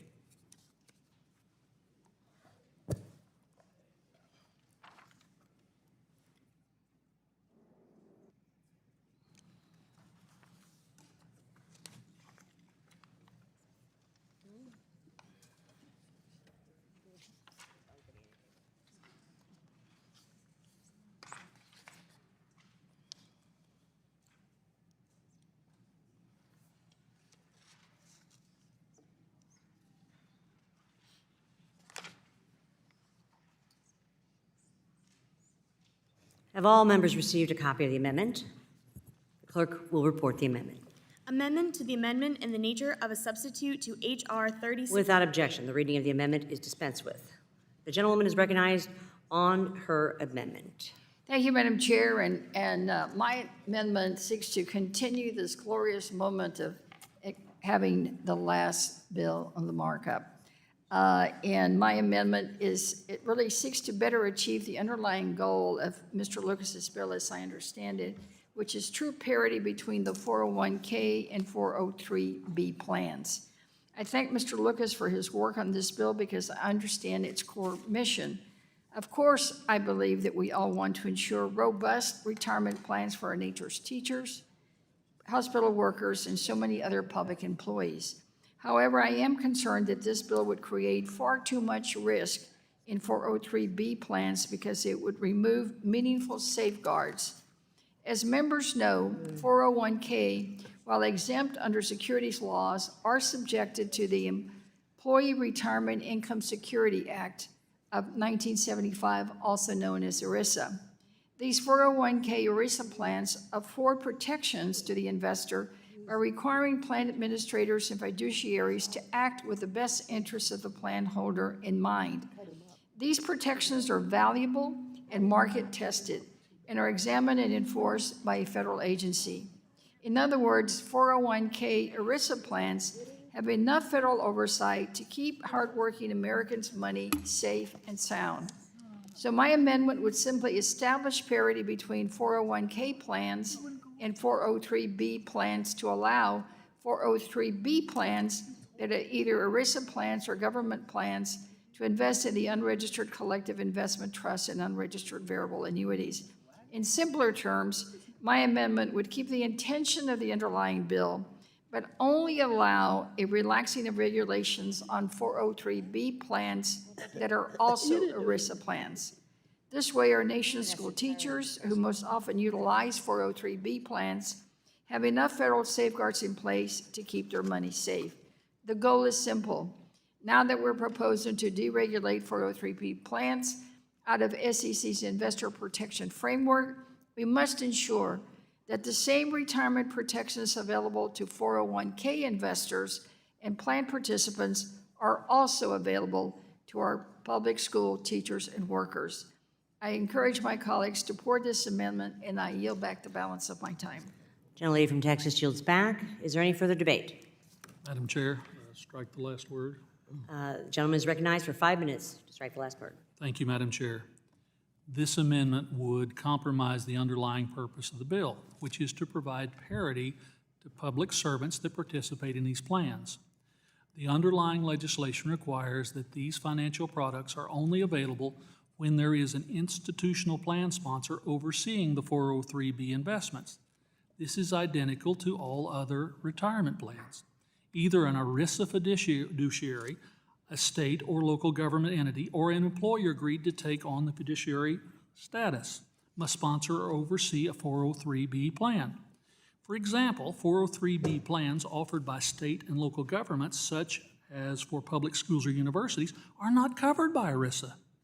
Just as with ERISA plan sponsors, the state and local government must screen these investments. Further, all of the government retirement plans are currently permitted to offer these investment products, even though they're not under ERISA, such as 457B plans for state and local government employees. Even in the case of non-ERISA plans, the SEC retains strict oversight of these investments, and in addition to the state laws that regulate government retirement plans, those laws regulate how investment options are chosen, which state officials are authorized to seek the investments, what qualifications those officers must have, and how frequently the investments are reviewed. Carving out non-ERISA plans fails to recognize fiduciary responsibilities already in place, and again, does not reconcile the fact that non-ERISA plans currently have access to these financial products in other retirement plans. If there is a debate concerning which plan should and should not be subjected to ERISA, that debate should exist elsewhere. I respectfully urge my colleagues to oppose this amendment, and let's pass a bill that will create a level playing field for nurses, teachers, social workers, and other employees of non-charitable, nonprofit charities. With that, I yield back, Madam Chair. Gentleman from Oklahoma yields back. For what purpose does the gentlelady from California, Ms. Waters, seek recognition? I move to strike the last word. Gentlewoman is recognized for 5 minutes to strike the last word. Madam Chairwoman, I rise to offer my support for Ms. Garcia's important amendment. She happens, I think, to be right on this. If our goal is to create parity between 401 and 403B plans in terms of their access to similar investment products, then we should also carry over the federal or state-based protections available for 401K plan participants and working families. I had an opportunity to speak briefly with Mr. Lucas about this bill, and I think his intentions are very good. And he's worked very hard because he believes that this bill is not only important, but he thinks that this will help some of the people that Ms. Garcia is concerned about to be able to invest and to be able to increase their wealth. And so, unfortunately, I won't be able to support it, but I commend you for trying. Thank you. So now with that, again, Madam Chair, as you know, and as Ms. Garcia described, all 401K plans are ERISA plans. ERISA plans are administered under the Employee Retirement Income Security Act of 1975, and their sponsors are examined and held accountable by DOL's Employee Benefit Security Administration. Now, these are the plans that Mr. Lucas' bill would deregulate. That is the 403B plans, which have grown enormously in recent years to now have roughly $1.3 trillion under their management. The bill would permit financial products that are not SOC registered and regulated to be sold to public school teachers. And while certainly Mr. Lucas cares about public school teachers, I want to tell you, Ms. Garcia really cares about public school teachers and spends a lot of time talking to me and others about what we can do to increase their pay so that they can be paid adequately for the job that they do. She's concerned about their safety in the schools and the fact that not only are children the targets of violence, but the teachers are too, but they still come to school every day to educate our children. So nobody cares more about the teachers than Ms. Garcia. So Ms. Garcia's amendment would mitigate the risks here and afford the same protections available for 401K plan participants to 403B plan participants. So I support this very sensible and measured approach. I would urge all of my colleagues to vote for it. Will the gentlelady yield? Yes, I yield to the gentlelady from Texas. Thank you, Madam Ranking Member. You're absolutely right. We want parity, but we want parity with protection to make sure that our teachers and public employees don't suffer any losses. And I just wanted to point out that this amendment applies to those plans that are not ERISA and not government. Does not apply to not government and only to the not ERISA. So I think the gentleman is kind of reading this too broadly. So I urge my colleagues to vote for this amendment. You yield back? I yield back to Does the Ms. ranking Waters. member yield back? I yield back the balance of. The ranking member yields back the balance of her time. Is there any further debate on the amendment? Seeing none, the question now occurs on the amendment offered by the gentlelady from Texas, Ms. Garcia. All those in favor shall signify by saying aye. Aye. All those opposed shall signify by saying nay. In the opinion of the chair, the nays appear to have it. Recorded vote is requested. A recorded vote has been requested. All those in favor of a recorded vote shall raise their hand. A sufficient number having raised their hands, a recorded vote is so ordered. Pursuant to Section C5 of Rule 3 of the committee rules, further proceedings on the amendment are postponed. Is there further amendment or discussion? All right. There being no further amendments, without objection, the previous question is ordered, and recorded votes on the amendments have been postponed. Once those votes are taken, the committee will immediately consider the question to report the measures. Pursuant to the chair's earlier notice, we will take recorded votes on those postponed amendments and then move to the question on reporting. The committee is now going to stand in recess until 5:30 p.m.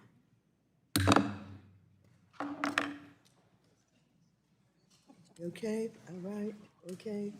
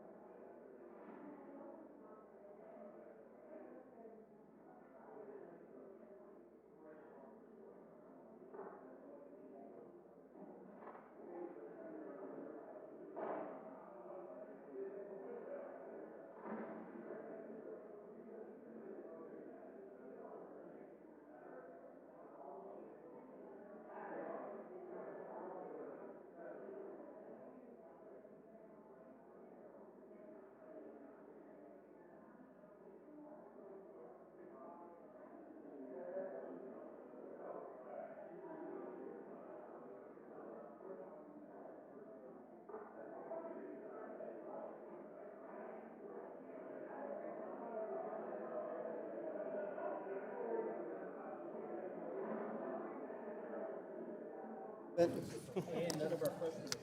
Hi, know, Todd. I already yelled at See Wally. that? So he did.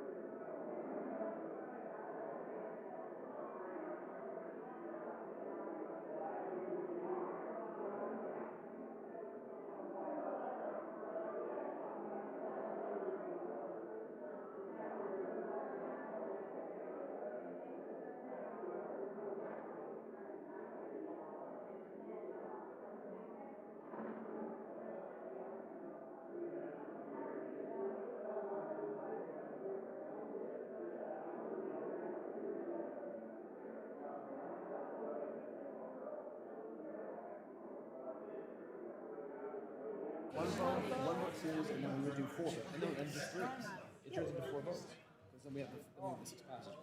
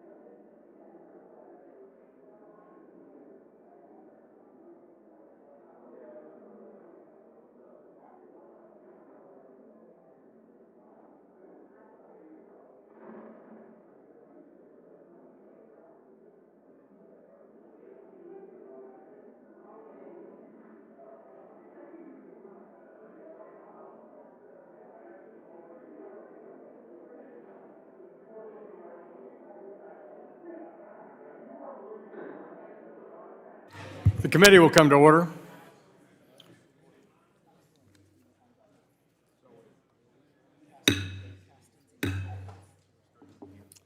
Committee will come to order. A quorum being present, will now resume proceedings on the postponed measures. Committee will take votes on the postponed amendments to H.R. 3556, the Increasing Financial Regulatory Accountability and Transparency Act. We're going to, with the comedy of our ranking member, we're going to en bloc several of these amendments, and we're going to take up first Mr. Caston, Amendment 1. The question on the amendment offered by the gentleman from Illinois. The clerk will call the roll. Now, do you want me to read all the ones that we're doing that to? These are the ones we're en blocking. No. First, okay. Clerk will call the roll on Caston Amendment number 1. Mr. Lucas? No. Mr. Lucas votes no. Mr. Sessions? Mr. Sessions votes no. Mr. Posey? Mr. Posey votes no. Mr. Luetkemeyer? No. Mr. Luetkemeyer votes no. Mr. Huizinga? Mr. Huizinga votes no. Mrs. Wagner? Mrs. Wagner votes no. Mr. Barr? Mr. Barr votes no. Mr. Williams of Texas? Mr. Williams of Texas votes no. Mr. Emmer? Mr. Loudermilk? Mr. Loudermilk votes no. Mr. Mooney? Mr. Davidson? Mr. Davidson votes no. Mr. Rose? Mr. Rose votes no. Mr. Stile? Mr. Stile votes no. Mr. Timmons? Mr. Timmons votes no. Mr. Norman? Mr. Norman votes no. Mr. Muser? Mr. Muser votes no. Mr. Fitzgerald? Mr. Fitzgerald votes no. Mr. Garbarino? Mr. Garbarino votes no. Mrs. Kim? Mrs. Kim votes no. Mr. Donalds? Mr. Donalds votes no. Mr. Flood?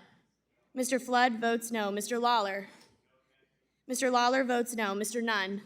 Mr. Nunn votes no. Ms. De La Cruz? Ms. De La Cruz votes no. Mrs. Houchin? Mrs. Houchin votes no. Mr. Ogles? Mr. McHenry? Mr. McHenry votes no. Ms. Waters? Ms. Waters votes aye. Mrs. Velasquez? Mrs. Velasquez votes aye. Mr. Sherman? Mr. Sherman votes aye. Mr. Meeks? Mr. Meeks votes aye. Mr. Scott? Mr. Scott votes aye. Mr. Lynch? Mr. Lynch votes aye. Mr. Green? Mr. Green votes aye. Mr. Cleaver? Mr. Cleaver votes aye. Mr. Himes? Mr. Himes votes aye. Mr. Foster? Aye. Mr. Foster votes aye. Mrs. Beatty? Aye. Mrs. Beatty votes aye. Mr. Vargas? Mr. Gottheimer? Mr. Gonzalez? Aye. Mr. Gonzalez votes aye. Mr. Caston? Mr. Caston votes aye. Ms. Presley? Ms. Presley votes aye. Mr. Horsford? Mr. Horsford votes aye. Ms. Tlaib? Ms. Tlaib votes aye. Mr. Torres? Aye. Mr. Torres votes aye. Ms. Garcia? Aye. Ms. Garcia votes aye. Ms. Williams? Williams of Georgia votes aye. Ms. Williams votes aye. Mr. Nickel? Mr. Nickel votes aye. Ms. Pedersen? Ms. Pedersen votes aye. Mr. Chairman? Mr. Chairman votes no. Mr. Emmer? Mr. Mooney? Mr. Ogles? Mr. Vargas? Mr. Gottheimer?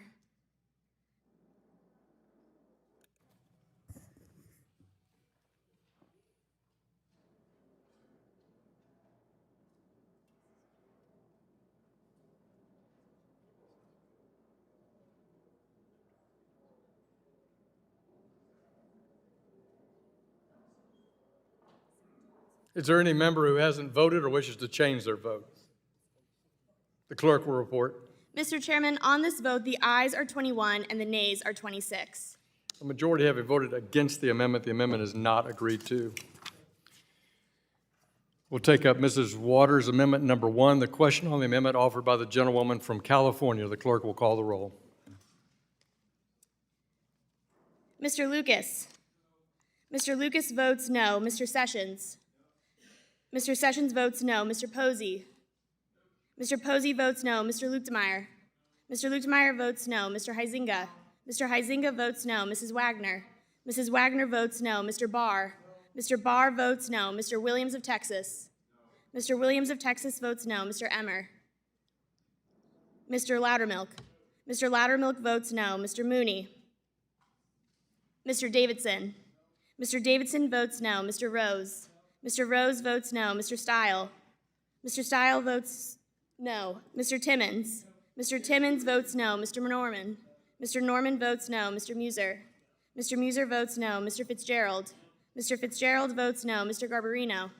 Mr. Garbarino votes no. Mrs. Kim? Mrs. Kim votes no. Mr. Donalds? Mr. Donalds votes no. Mr. Flood?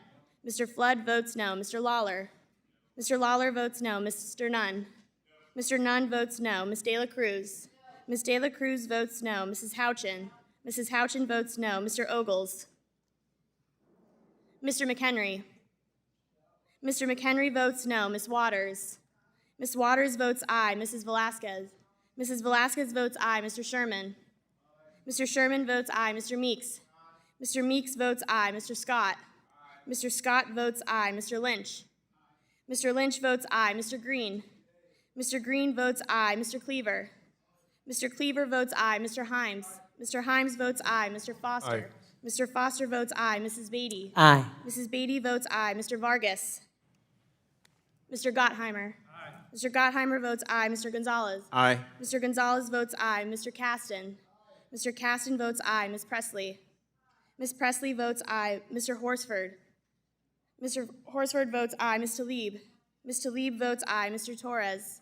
Mr. Torres votes aye. Ms. Garcia? Aye. Ms. Garcia votes aye. Ms. Williams? Williams of Georgia votes aye. Ms. Williams votes aye. Mr. Nickel? Mr. Nickel votes aye. Ms. Pedersen? Ms. Pedersen votes aye. Mr. Chairman? Mr. Chairman votes no. Mr. Emmer? Mr. Mooney? Mr. Ogles? Mr. Vargas?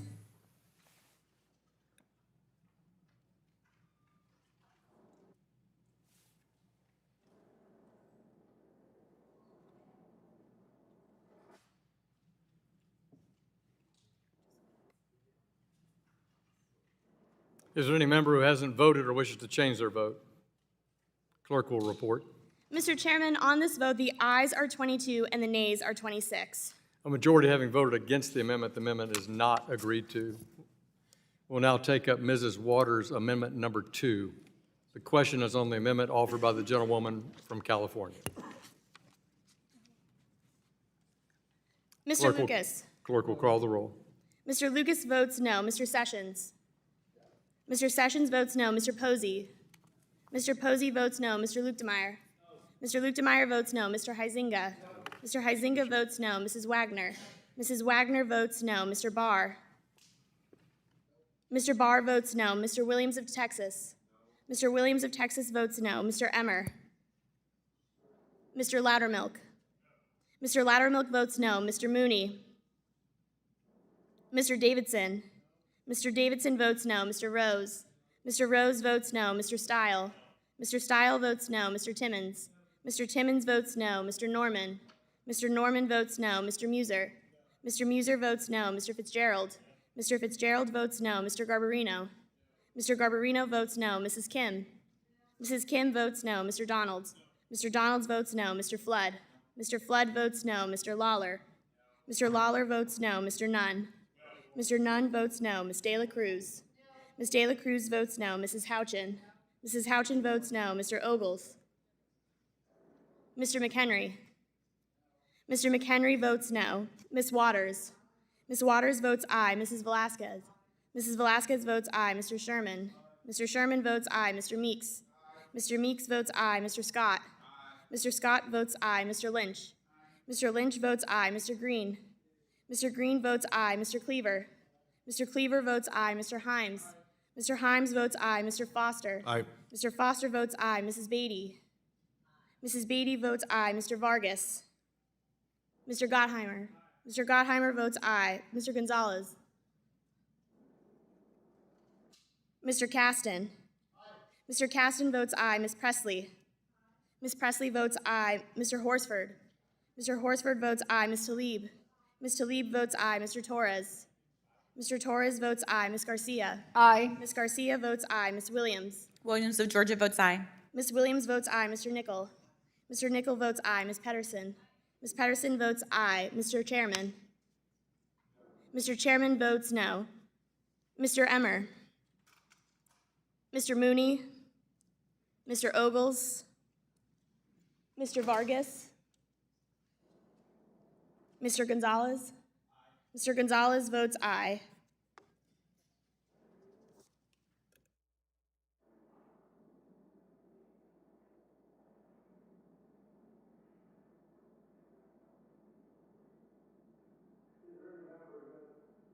Is there any member who hasn't voted or wishes to change their vote? Clerk will report. Mr. Chairman, on this vote, the ayes are 22 and the nays are 26. A majority having voted against the amendment is not agreed to. We'll now proceed to Mr. Green, Amendment Number 2. The question is on the amendment offered by the gentleman from Texas. The clerk will call the roll. Mr. Lucas? No. Mr. Lucas votes no. Mr. Sessions? Mr. Sessions votes no. Mr. Posey? Mr. Posey votes no. Mr. Luetkemeyer? Mr. Luetkemeyer votes no. Mr. Huizinga? Mr. Huizinga votes no. Mrs. Wagner? Mrs. Wagner votes no. Mr. Barr? Mr. Barr votes no. Mr. Williams? Mr. Williams votes no. Mr. Emmer? Mr. Loudermilk? Mr. Loudermilk votes no. Mr. Mooney? Mr. Davidson? Mr. Davidson votes no. Mr. Rose? Mr. Rose votes no. Mr. Stile? Mr. Stile votes no. Mr. Timmons? Mr. Timmons votes no. Mr. Norman? Mr. Norman votes no. Mr. Muser? Mr. Muser votes no. Mr. Fitzgerald? Mr. Fitzgerald votes no. Mr. Garbarino? Mr. Garbarino votes no. Mrs. Kim? Mrs. Kim votes no. Mr. Donalds? Mr. Donalds votes no. Mr. Flood? Mr. Flood votes no. Mr. Lawler? Mr. Lawler votes no. Mr. Nunn? Mr. Nunn votes no. Ms. De La Cruz? Ms. De La Cruz votes no. Mrs. Houchin? Mrs. Houchin votes no. Mr. Ogles? Mr. McHenry? Mr. McHenry votes no. Mrs. Waters? Mrs. Waters votes aye. Mrs. Velasquez? Mrs. Velasquez votes aye. Mr. Sherman? Mr. Sherman votes aye. Mr. Meeks? Mr. Meeks votes aye. Mr. Scott? Mr. Scott votes aye. Mr. Lynch? Mr. Lynch votes aye. Mr. Green? Mr. Green votes aye. Mr. Cleaver? Mr. Cleaver votes aye. Mr. Himes? Aye. Mr. Himes votes aye. Mr. Foster? Aye. Mr. Foster votes aye. Mrs. Beatty? Aye. Mrs. Beatty votes aye. Mr. Vargas? Mr. Gottheimer? Mr. Gottheimer votes aye. Mr. Gonzalez? Mr. Gonzalez votes aye. Mr. Caston? Mr. Caston votes aye. Ms. Presley? Ms. Presley votes aye. Mr. Horsford? Mr. Horsford votes aye. Ms. Talib? Ms. Talib votes aye. Mr. Torres? Mr. Torres votes aye. Ms. Garcia? Aye. Ms. Garcia votes aye. Ms. Williams? Williams of Georgia votes aye. Ms. Williams votes aye. Mr. Nickel? Mr. Nickel votes aye. Ms. Pedersen? Ms. Pedersen votes aye. Mr. Chairman? Mr. Chairman votes no. Mr. Emmer? Mr. Mooney? Mr. Ogles? Mr. Vargas?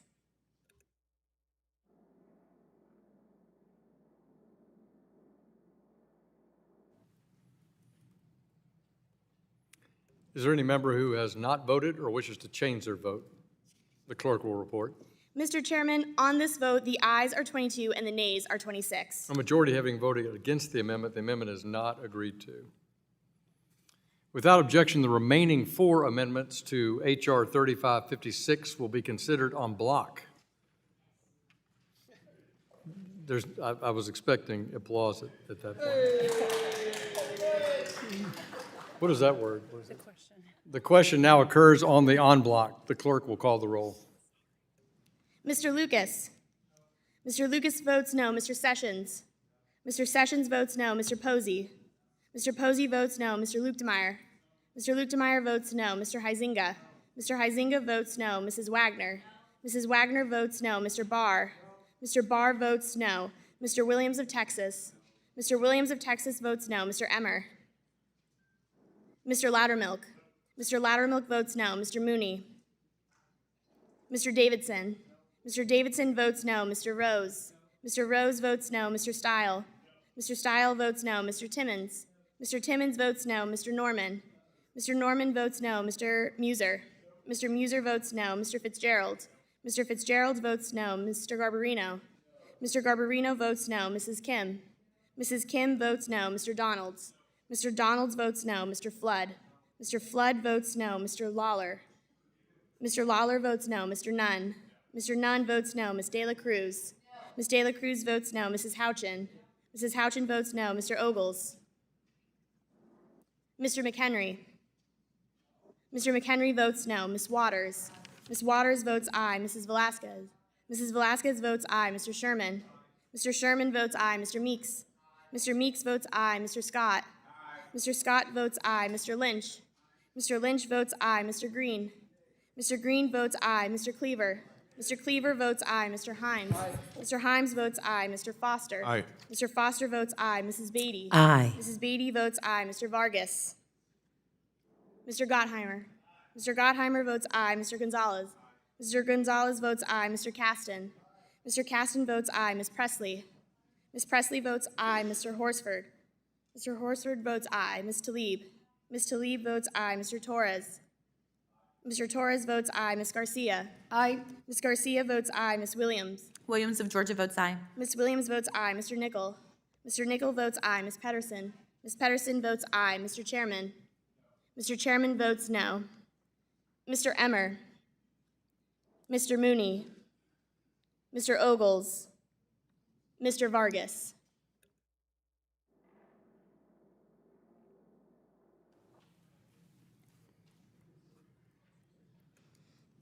Is there any member who hasn't voted or wishes to change their vote? Clerk will report. Mr. Chairman, on this vote, the ayes are 22 and the nays are 26. A majority having voted against the amendment is not agreed to. The question now occurs on the adoption of the amendment in the nature of a substitute offered by the gentleman from Mr. Kentucky, Mr. Barr. All those in favor shall signify by saying aye. Aye. All those opposed shall signify by saying nay. Nay. In the opinion of the chair, the ayes have it. Recorded vote? A recorded vote on the ANS? Oh, sorry. So, Withdraw, sorry. you withdraw your request? The request on the ANS has been withdrawn. The question now occurs on ordering the bill H.R. 3556 as amended. Reported to the House with a favorable recommendation. Those in favor shall signify by saying aye. Aye. All those opposed shall signify by saying nay. No. In the opinion of the chair, the ayes have it. Recorded vote. All those in favor of a recorded vote, raise their hand. A sufficient number having raised their hand, a recorded vote is ordered, and the clerk will call the roll. Mr. Lucas? Yes. Mr. Lucas votes aye. Mr. Sessions? Mr. Sessions votes aye. Mr. Posey? Mr. Posey votes aye. Mr. Luetkemeyer? Mr. Luetkemeyer votes aye. Mr. Huizinga? Mr. Huizinga votes aye. Mrs. Wagner? Mrs. Wagner votes aye. Mr. Barr? Mr. Barr votes aye. Mr. Williams? Mr. Williams votes aye. Mr. Emmer? Mr. Loudermilk? Mr. Loudermilk votes aye. Mr. Mooney? Mr. Davidson? Mr. Davidson votes aye. Mr. Rose? Mr. Rose votes aye. Mr. Stile? Mr. Stile votes aye. Mr. Timmons? Mr. Timmons votes aye. Mr. Norman? Mr. Norman votes aye. Mr. Muser? Mr. Muser votes aye. Mr. Fitzgerald? Mr. Fitzgerald votes aye. Mr. Garbarino? Mr. Garbarino votes aye. Mrs. Kim? Mrs. Kim votes aye. Mr. Donalds? Mr. Donalds votes aye. Mr. Flood? Mr. Flood votes aye. Mr. Lawler? Mr. Lawler votes aye. Mr. Nunn? Mr. Nunn votes aye. Ms. De La Cruz? Ms. De La Cruz votes aye. Mrs. Houchin? Mrs. Houchin votes aye. Mr. Ogles? Mr. McHenry? Mr. McHenry votes aye. Ms. Waters? Ms. Waters votes no. Mrs. Velasquez? Mrs. Velasquez votes no. Mr. Sherman? Mr. Sherman votes no. Mr. Meeks? No. Mr. Meeks votes no. Mr. Scott? No. Mr. Scott votes no. Mr. Lynch? Mr. Lynch votes no. Mr. Green? Mr. Green votes no. Mr. Cleaver? No. Mr. Cleaver votes no. Mr. Himes? No. Mr. Himes votes no. Mr. Foster? No. Mr. Foster votes no. Mrs. Beatty? No. Mrs. Beatty votes no. Mr. Vargas? Mr. Gottheimer? Mr. Gottheimer votes no. Mr. Gonzalez? Mr. Gonzalez votes no. Mr. Caston? Mr. Caston votes no. Ms. Presley? Ms. Presley votes no. Mr. Horsford? Mr. Horsford votes no. Ms. Tlaib? Ms. Tlaib votes no. Mr. Torres? Mr. Torres votes no. Ms. Garcia? No. Ms. Garcia votes no. Ms. Williams? Williams of Georgia votes no. Ms. Williams votes no. Mr. Nickel? Mr. Nickel votes no. Ms. Pedersen? Ms. Pedersen votes no. Mr. Chairman? Mr. Chairman votes aye. Mr. Emmer? Mr. Mooney? Mr. Ogles? Mr. Vargas?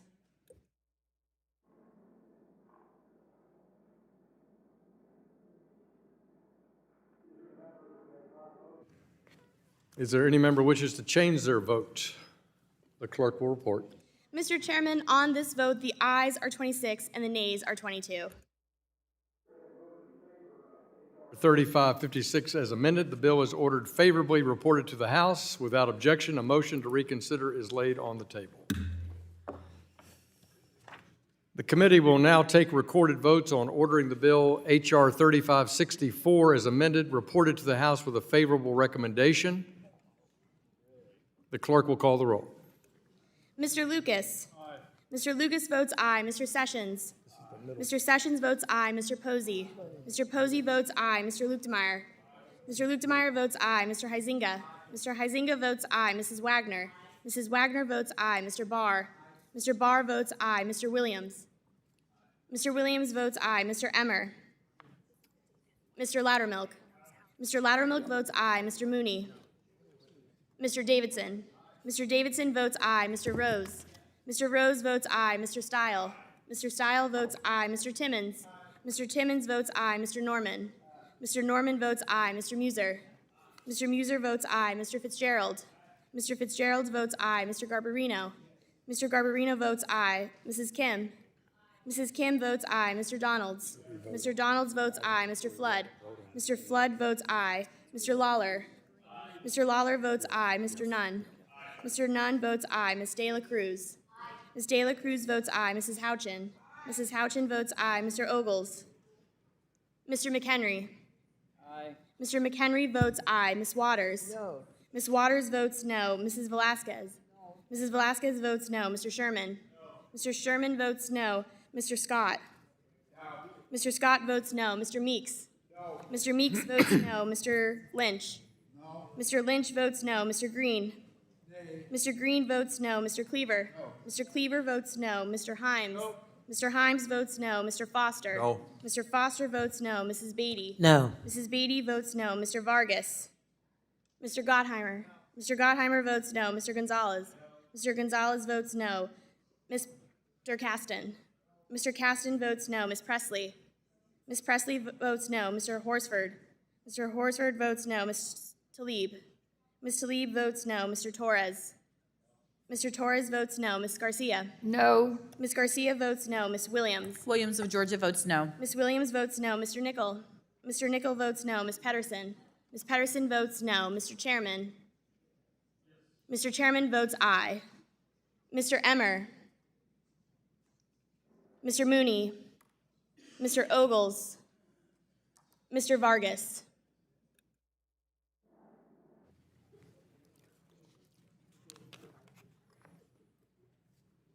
Is there any member who has not voted? Is there any member who wishes to change their vote? Clerk will report. Mr. Chairman, on this vote, the ayes are 26 and the nays are 22. A majority having voted in favor of H.R. 3564 as amended, the bill is ordered favorably reported to the House. Without objection, a motion to reconsider is laid on the table. Committee will now take the votes postponed on amendments to H.R. 2627, sponsored by the gentlewoman from Missouri, Mrs. Wagner. First vote is on the Mr. Green Amendment Number 1. The question is on the amendment offered by the gentleman from Texas. Clerk will call the roll. No. Mr. Lucas votes no. Mr. Sessions. Mr. Sessions votes no. Mr. Posey. Mr. Posey. Mr. Posey votes no. Mr. Luetkemeyer. Mr. Luetkemeyer votes no. Mr. Huizinga. Mr. Huizinga votes no. Mrs. Wagner. Mrs. Wagner votes no. Mr. Barr. Mr. Barr votes no. Mr. Williams. Mr. Williams votes no. Mr. Emmer. Mr. Loudermilk. Mr. Loudermilk votes no. Mr. Mooney. Mr. Davidson. Mr. Davidson votes no. Mr. Rose. Mr. Rose votes no. Mr. Stile. Mr. Stile votes no. Mr. Timmons. Mr. Timmons votes no. Mr. Norman. Mr. Norman votes no. Mr. Muser. Mr. Muser votes no. Mr. Fitzgerald. Mr. Fitzgerald votes no. Mr. Garbarino. Mr. Garbarino votes no. Mrs. Kim. Mrs. Kim votes no. Mr. Donalds. Mr. Donalds votes no. Mr. Flood. Mr. Flood votes no. Mr. Lawler. Mr. Lawler votes no. Mr. Nunn. Mr. Nunn votes no. Ms. De La Cruz. Ms. De La Cruz votes no. Mrs. Houchin. Mrs. Houchin votes no. Mr. Ogles. Mr. McHenry. Mr. McHenry votes no. Ms. Waters? Ms. Waters votes aye. Mrs. Velasquez? Mrs. Velasquez votes aye. Mr. Sherman? Mr. Sherman votes aye. Mr. Meeks? Mr. Meeks votes aye. Mr. Scott? Mr. Scott votes aye. Mr. Lynch? Mr. Lynch votes aye. Mr. Green? Mr. Green votes aye. Mr. Cleaver? Mr. Cleaver votes aye. Mr. Himes? Mr. Himes votes aye. Mr. Foster? Aye. Mr. Foster votes aye. Mrs. Beatty? Aye. Mrs. Beatty votes aye. Mr. Vargas? Mr. Gottheimer? Mr. Gottheimer votes aye. Mr. Gonzalez? Mr. Gonzalez votes aye. Mr. Caston? Mr. Caston votes aye. Ms. Presley? Ms. Presley votes aye. Mr. Horsford? Mr. Horsford votes aye. Ms. Talib? Ms. Talib votes aye. Mr. Torres? Mr. Torres votes aye. Ms. Garcia? Aye. Ms. Garcia votes aye. Ms. Williams? Williams of Georgia votes aye. Ms. Williams votes aye. Mr. Nickel? Mr. Nickel votes aye. Ms. Pedersen? Ms. Pedersen votes aye. Mr. Chairman? Mr. Chairman votes no. Mr. Emmer? Mr. Mooney? Mr. Ogles? Mr. Vargas?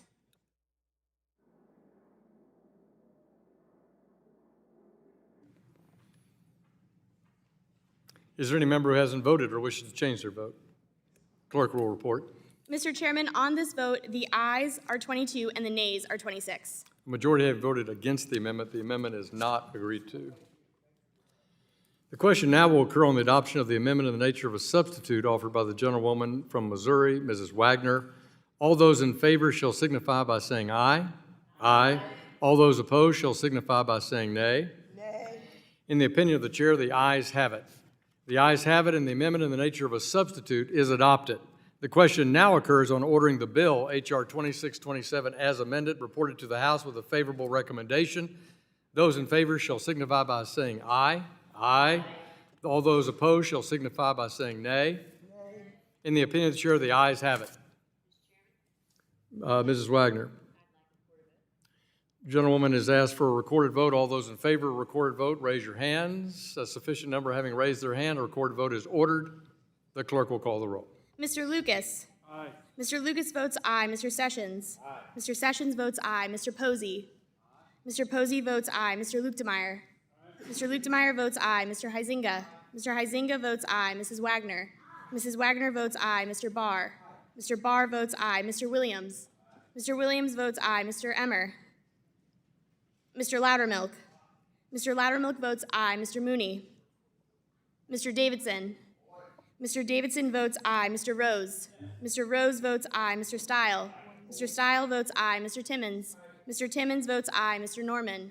Mr. Norman votes aye. Mr. Muser? Mr. Muser votes aye. Mr. Fitzgerald? Mr. Fitzgerald votes aye. Mr. Garbarino? Mr. Garbarino votes aye. Mrs. Kim? Mrs. Kim votes aye. Mr. Donalds? Mr. Donalds votes aye. Mr. Flood? Mr. Flood votes aye. Mr. Lawler? Mr. Lawler votes aye. Mr. Nunn? Mr. Nunn votes aye. Ms. De La Cruz? Ms. De La Cruz votes aye. Mrs. Houchin? Mrs. Houchin votes aye. Mr. Ogles? Mr. McHenry? Aye. Mr. McHenry votes aye. Ms. Waters? Ms. Waters votes no. Mrs. Velasquez? Mrs. Velasquez votes no. Mr. Sherman? Mr. Sherman votes no. Mr. Meeks? Mr. Meeks votes aye. Mr. Scott? Mr. Scott votes aye. Mr. Lynch? Mr. Lynch votes aye. Mr. Green? Mr. Green votes aye. Mr. Cleaver? Mr. Cleaver votes aye. Mr. Himes? Aye. Mr. Himes votes aye. Mr. Foster? Aye. Mr. Foster votes aye. Mrs. Beatty? Aye. Mrs. Beatty votes aye. Mr. Vargas? Mr. Gottheimer? Mr. Gottheimer votes aye. Mr. Gonzalez? Mr. Gonzalez votes aye. Mr. Caston? Mr. Caston votes aye. Ms. Presley? Ms. Presley votes aye. Mr. Horsford? Mr. Horsford votes aye. Ms. Talib? Ms. Talib votes aye. Mr. Torres? Mr. Torres votes aye. Ms. Garcia? Aye. Ms. Garcia votes aye. Ms. Williams? Williams of Georgia votes aye. Ms. Williams votes aye. Mr. Nickel? Mr. Nickel votes aye. Ms. Pedersen? Ms. Pedersen votes aye. Mr. Chairman? Aye. Mr. Chairman votes aye.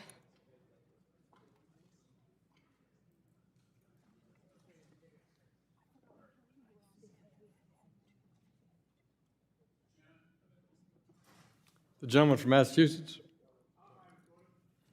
How's the gentleman from Massachusetts recorded? If the gentleman from Massachusetts would suspend a minute, let's make sure we got our account right, and then we'll go back and ask for clarification. Mr. Lynch? you are recorded as voting aye. Mr. Lynch, off aye, on no. Green from Texas. Green of Texas. How's the chairwoman recorded? I mean, the ranking member recorded. Ms. Waters, you are recorded as no. Mr. Green, off yes, on no, is that right? All right, one at a time. I see that everybody voted wrong on the Democratic side, I'm sorry. All right, let's do this in an orderly way. Raise your hand for recognition. Mr. Cleaver.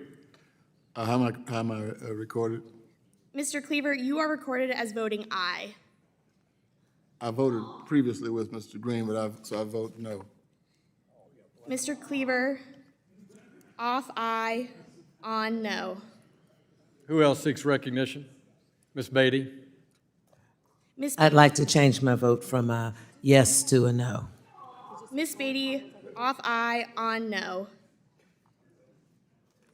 Ms. Presley? Off aye, on no.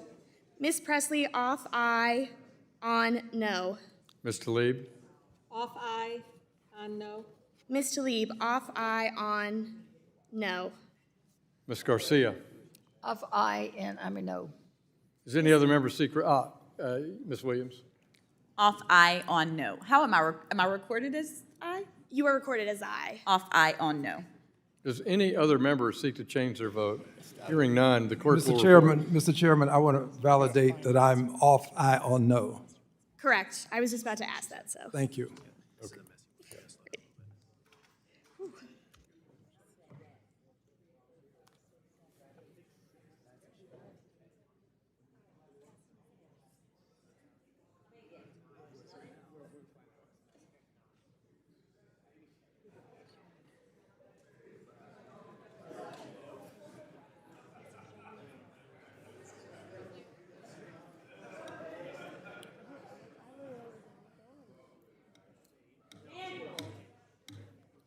Order, please.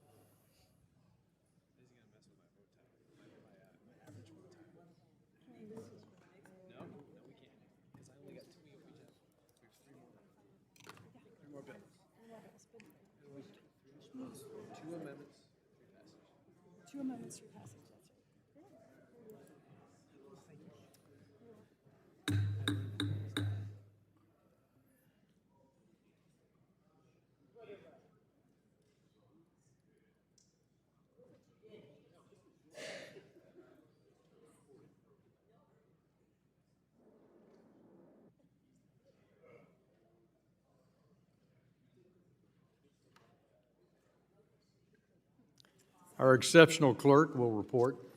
Mr. Chairman, on this vote, the ayes are 37 and the nays are 11. A majority having voted in favor of H.R. 2627 as amended, the bill is ordered favorably reported to the House without objection. A motion to reconsider is laid on the table.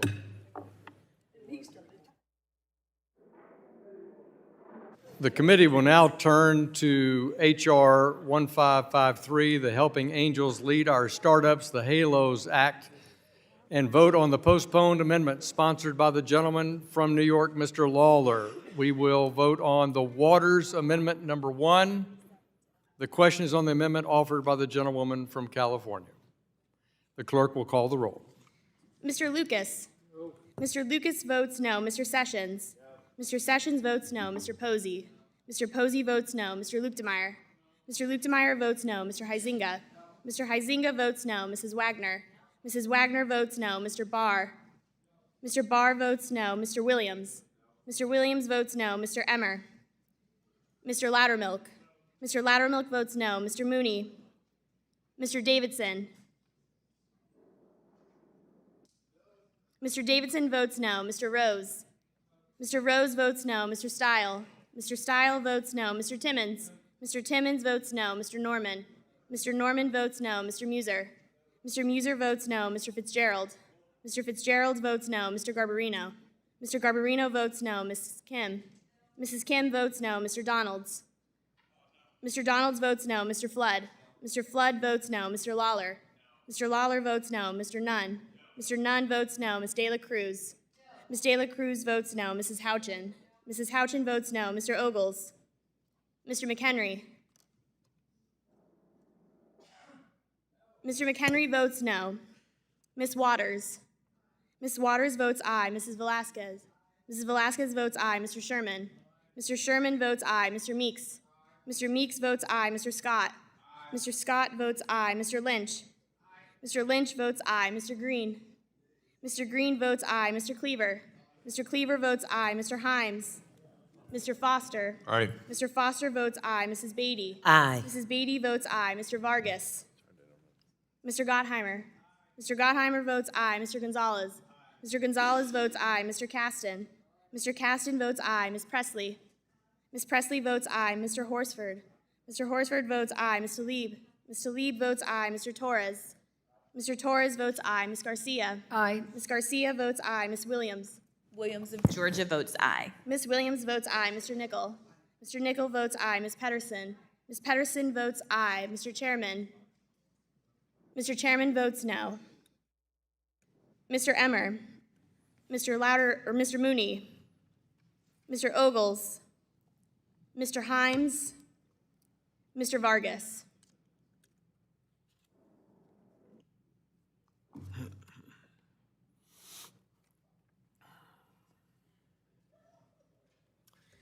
Is there any member who has not voted or wishes to change their vote? The clerk will report.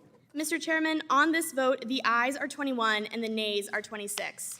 A majority having voted against the amendment is not agreed to. The question now occurs on the adoption of the amendment in the nature of a substitute offered by the gentleman from New York, Mr. Lawler. All those in favor shall signify by saying aye. Aye. All those opposed shall signify by saying nay. In the opinion of the chair, the ayes have it. The ayes have it, and the amendment in the nature of a substitute is adopted. The question now occurs on ordering the bill H.R. 1553 as amended, reported to the House with a favorable recommendation. Those in favor shall signify by saying aye. All those opposed shall signify by saying nay. In the opinion of the chair, the ayes have it.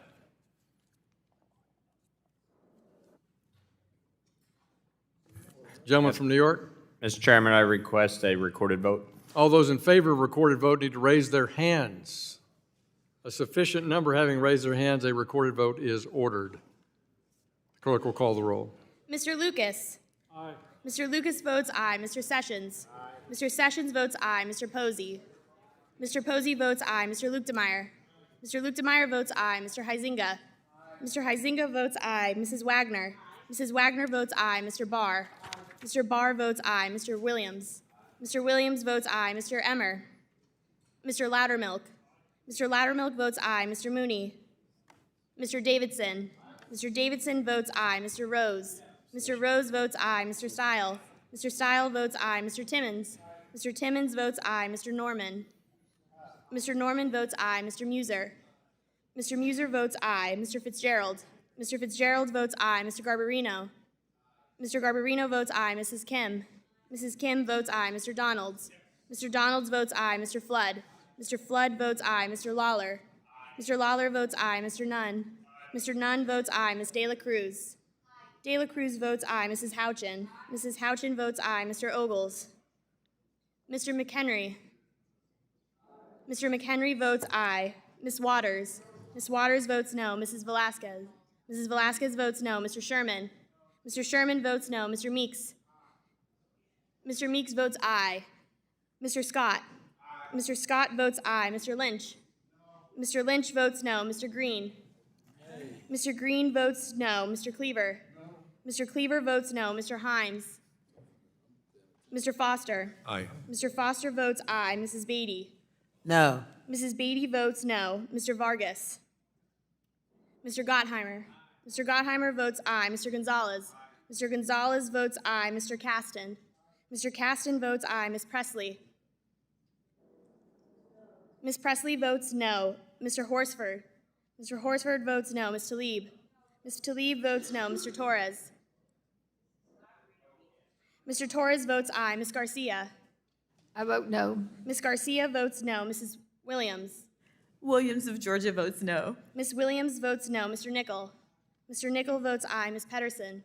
Ms. Pedersen votes aye. Mr. Chairman? Mr. Chairman votes aye. Mr. Emmer? Mr. Mooney? Mr. Ogles? Mr. Himes? Mr. Vargas?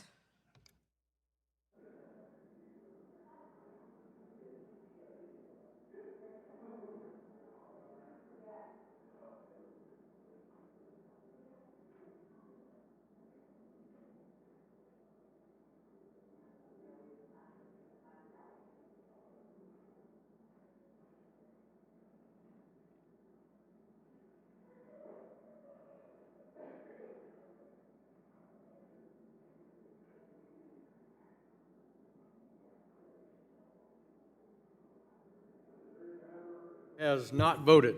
Is there any member who wishes to change their vote? Clerk will report. Mr. Chairman, on this vote, the ayes are 35 and the nays are 12. A majority having voted in favor of 1553 is amended. The bill is ordered favorably reported to the House without objection. A motion to reconsider is laid on the table. The committee will now take recorded votes on ordering the bill, H.R. 2622, as amended, reported to the House with a favorable recommendation. The clerk will call the roll. Mr. Lucas? Aye. Mr. Lucas votes aye. Mr. Sessions? Aye. Mr. Sessions votes aye. Mr. Posey? Mr. Posey votes aye. Mr. Lukedemeyer? Mr. Lukedemeyer votes aye. Mr. Huizinga? Mr. Huizinga votes aye. Mrs. Wagner? Mrs. Wagner votes aye. Mr. Barr? Mr. Barr votes aye. Mr. Williams? Mr. Williams votes aye. Mr. Emmer? Mr. Loudermilk? Mr. Loudermilk votes aye. Mr. Mooney? Mr. Davidson? Mr. Davidson votes aye. Mr. Rose? Mr. Rose votes aye. Mr. Stile? Mr. Stile votes aye. Mr. Timmons? Mr. Timmons votes aye. Mr. Norman? Mr. Norman votes aye. Mr. Muser? Mr. Muser votes aye. Mr. Fitzgerald? Mr. Fitzgerald votes aye. Mr. Garbarino? Mr. Garbarino votes aye. Mrs. Kim? Mrs. Kim votes aye. Mr. Donalds? Mr. Donalds votes aye. Mr. Flood? Mr. Flood votes aye. Mr. Lawler? Mr. Lawler votes aye. Mr. Nunn? Mr. Nunn votes aye. Mrs. De La Cruz? Ms. De La Cruz votes aye. Mrs. Houchin? Mrs. Houchin votes aye. Mr. Ogles? Mr. McHenry? Mr. McHenry votes aye. Ms. Waters? Ms. Waters votes aye. Mrs. Velasquez? Mrs. Velasquez votes aye. Mr. Sherman? Mr. Sherman votes aye. Mr. Meeks? Mr. Meeks? Mr. Meeks votes aye. Mr. Scott? Mr. Scott votes aye. Mr. Lynch? Mr. Lynch votes aye. Mr. Green? Mr. Green votes aye. Mr. Cleaver? Aye. Mr. Cleaver votes aye. Mr. Himes? Mr. Foster? Aye. Mr. Foster votes aye. Mrs. Beatty? Aye. Mrs. Beatty votes aye. Mr. Vargas? Mr. Gottheimer? Mr. Gottheimer votes aye. Mr. Gonzalez? Mr. Gonzalez votes aye. Mr. Caston? Mr. Caston votes aye. Ms. Presley? Ms. Presley votes aye. Mr. Horsford? Mr. Horsford votes aye. Ms. Tlaib? Ms. Tlaib votes no. Mr. Torres? Mr. Torres votes aye. Ms. Garcia? Aye. Ms. Garcia votes aye. Ms. Williams? Williams of Georgia votes aye. Ms. Williams votes aye. Mr. Nickel? Mr. Nickel votes aye. Ms. Pedersen? Ms. Pedersen votes aye. Mr. Chairman? Mr. Chairman votes aye. Mr. Emmer? Mr. Mooney? Mr. Vargas? Mr. Himes? Ms. Presley, you are recorded as voting on aye.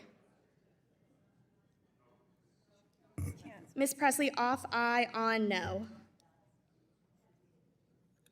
Is there any member who has not voted? Is there any additional member who wishes to change their vote? Stand by.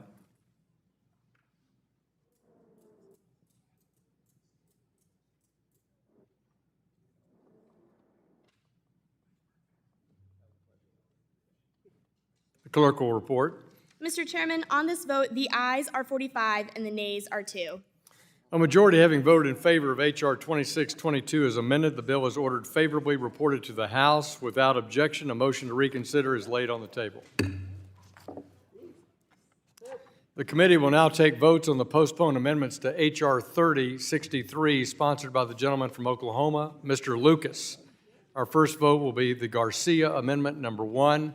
The question is on the amendment offered by the gentlewoman from Texas. Clerk will call the roll. Mr. Lucas? No. Mr. Lucas votes no. Mr. Sessions? Mr. Sessions votes no. Mr. Posey? Mr. Posey votes no. Mr. Luetkemeyer? Mr. Luetkemeyer votes no. Mr. Huizinga? Mr. Huizinga votes no. Mrs. Wagner? Mrs. Wagner votes no. Mr. Barr? Mr. Barr votes no. Mr. Williams? Mr. Williams votes no. Mr. Emmer? Mr. Loudermilk? Mr. Loudermilk votes no. Mr. Mooney? Mr. Davidson? Mr. Davidson votes no. Mr. Rose? Mr. Rose votes no. Mr. Stile? Mr. Stile votes no. Mr. Timmons? Mr. Timmons votes no. Mr. Norman? Mr. Norman votes no. Mr. Muser? Mr. Muser votes no. Mr. Fitzgerald? Mr. Fitzgerald votes no. Mr. Garbarino? Mr. Garbarino? Mr. Garbarino votes no. Mrs. Kim? Mrs. Kim votes no. Mr. Donalds?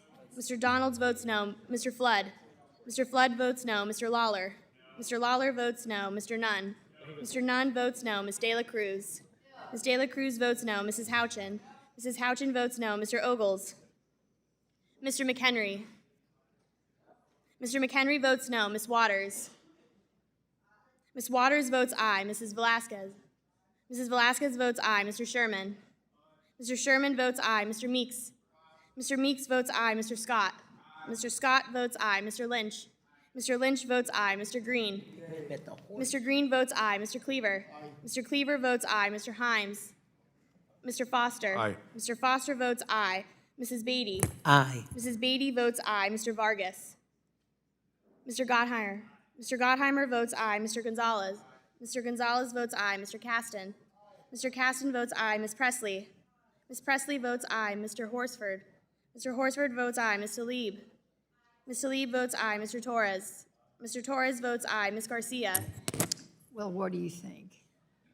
Aye. Aye. Ms. Garcia votes aye. Ms. Williams? Williams of Georgia votes aye. Ms. Williams votes aye. Mr. Nickel? Mr. Nickel votes aye. Ms. Pedersen? Ms. Pedersen votes aye. Mr. Chairman? The chairman votes no. Mr. Emmer? Mr. Mooney? Mr. Ogles? Mr. Himes? Mr. Vargas?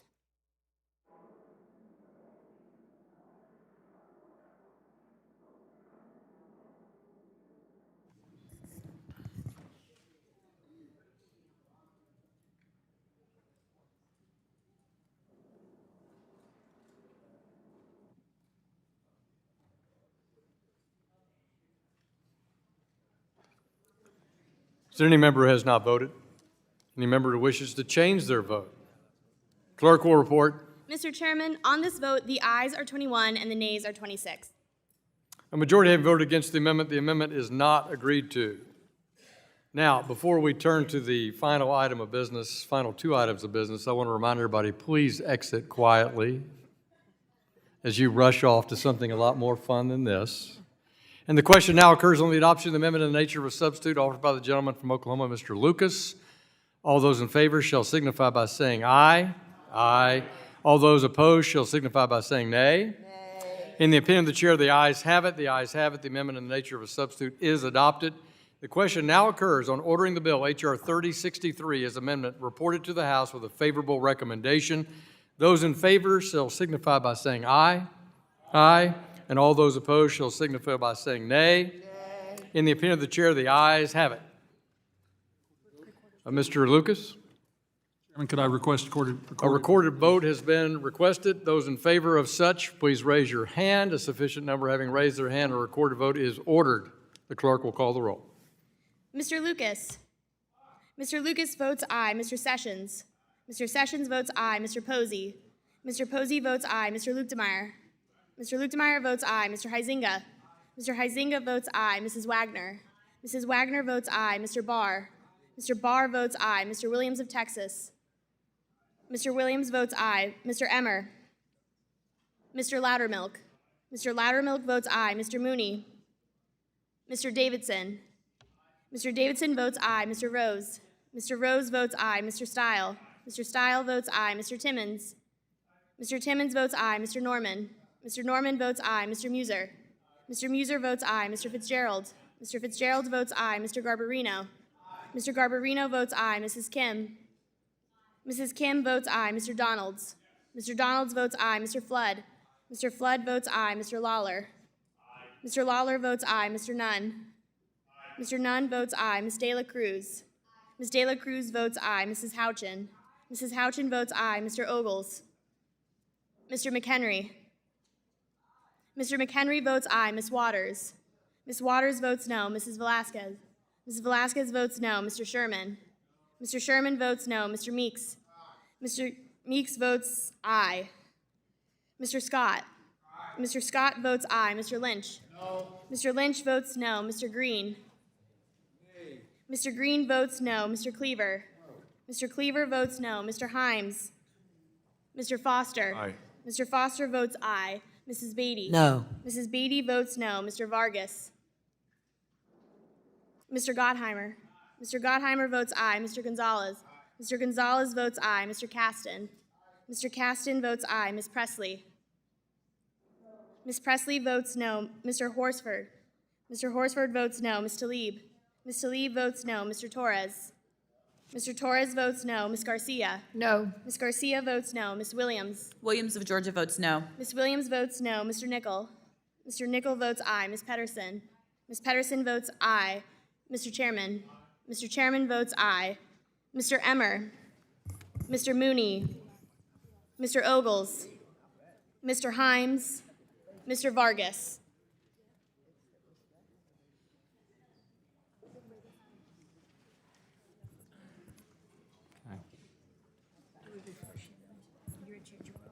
Can I change my vote? Mr. Chairman. Who seeks recognition? Mr. Torres. Mr. Torres, you are recorded as voting no. I want to record, I intended to vote yes. Okay, Mr. Torres off no on aye. Is there any other member who has not voted or any other member who wishes to change their vote?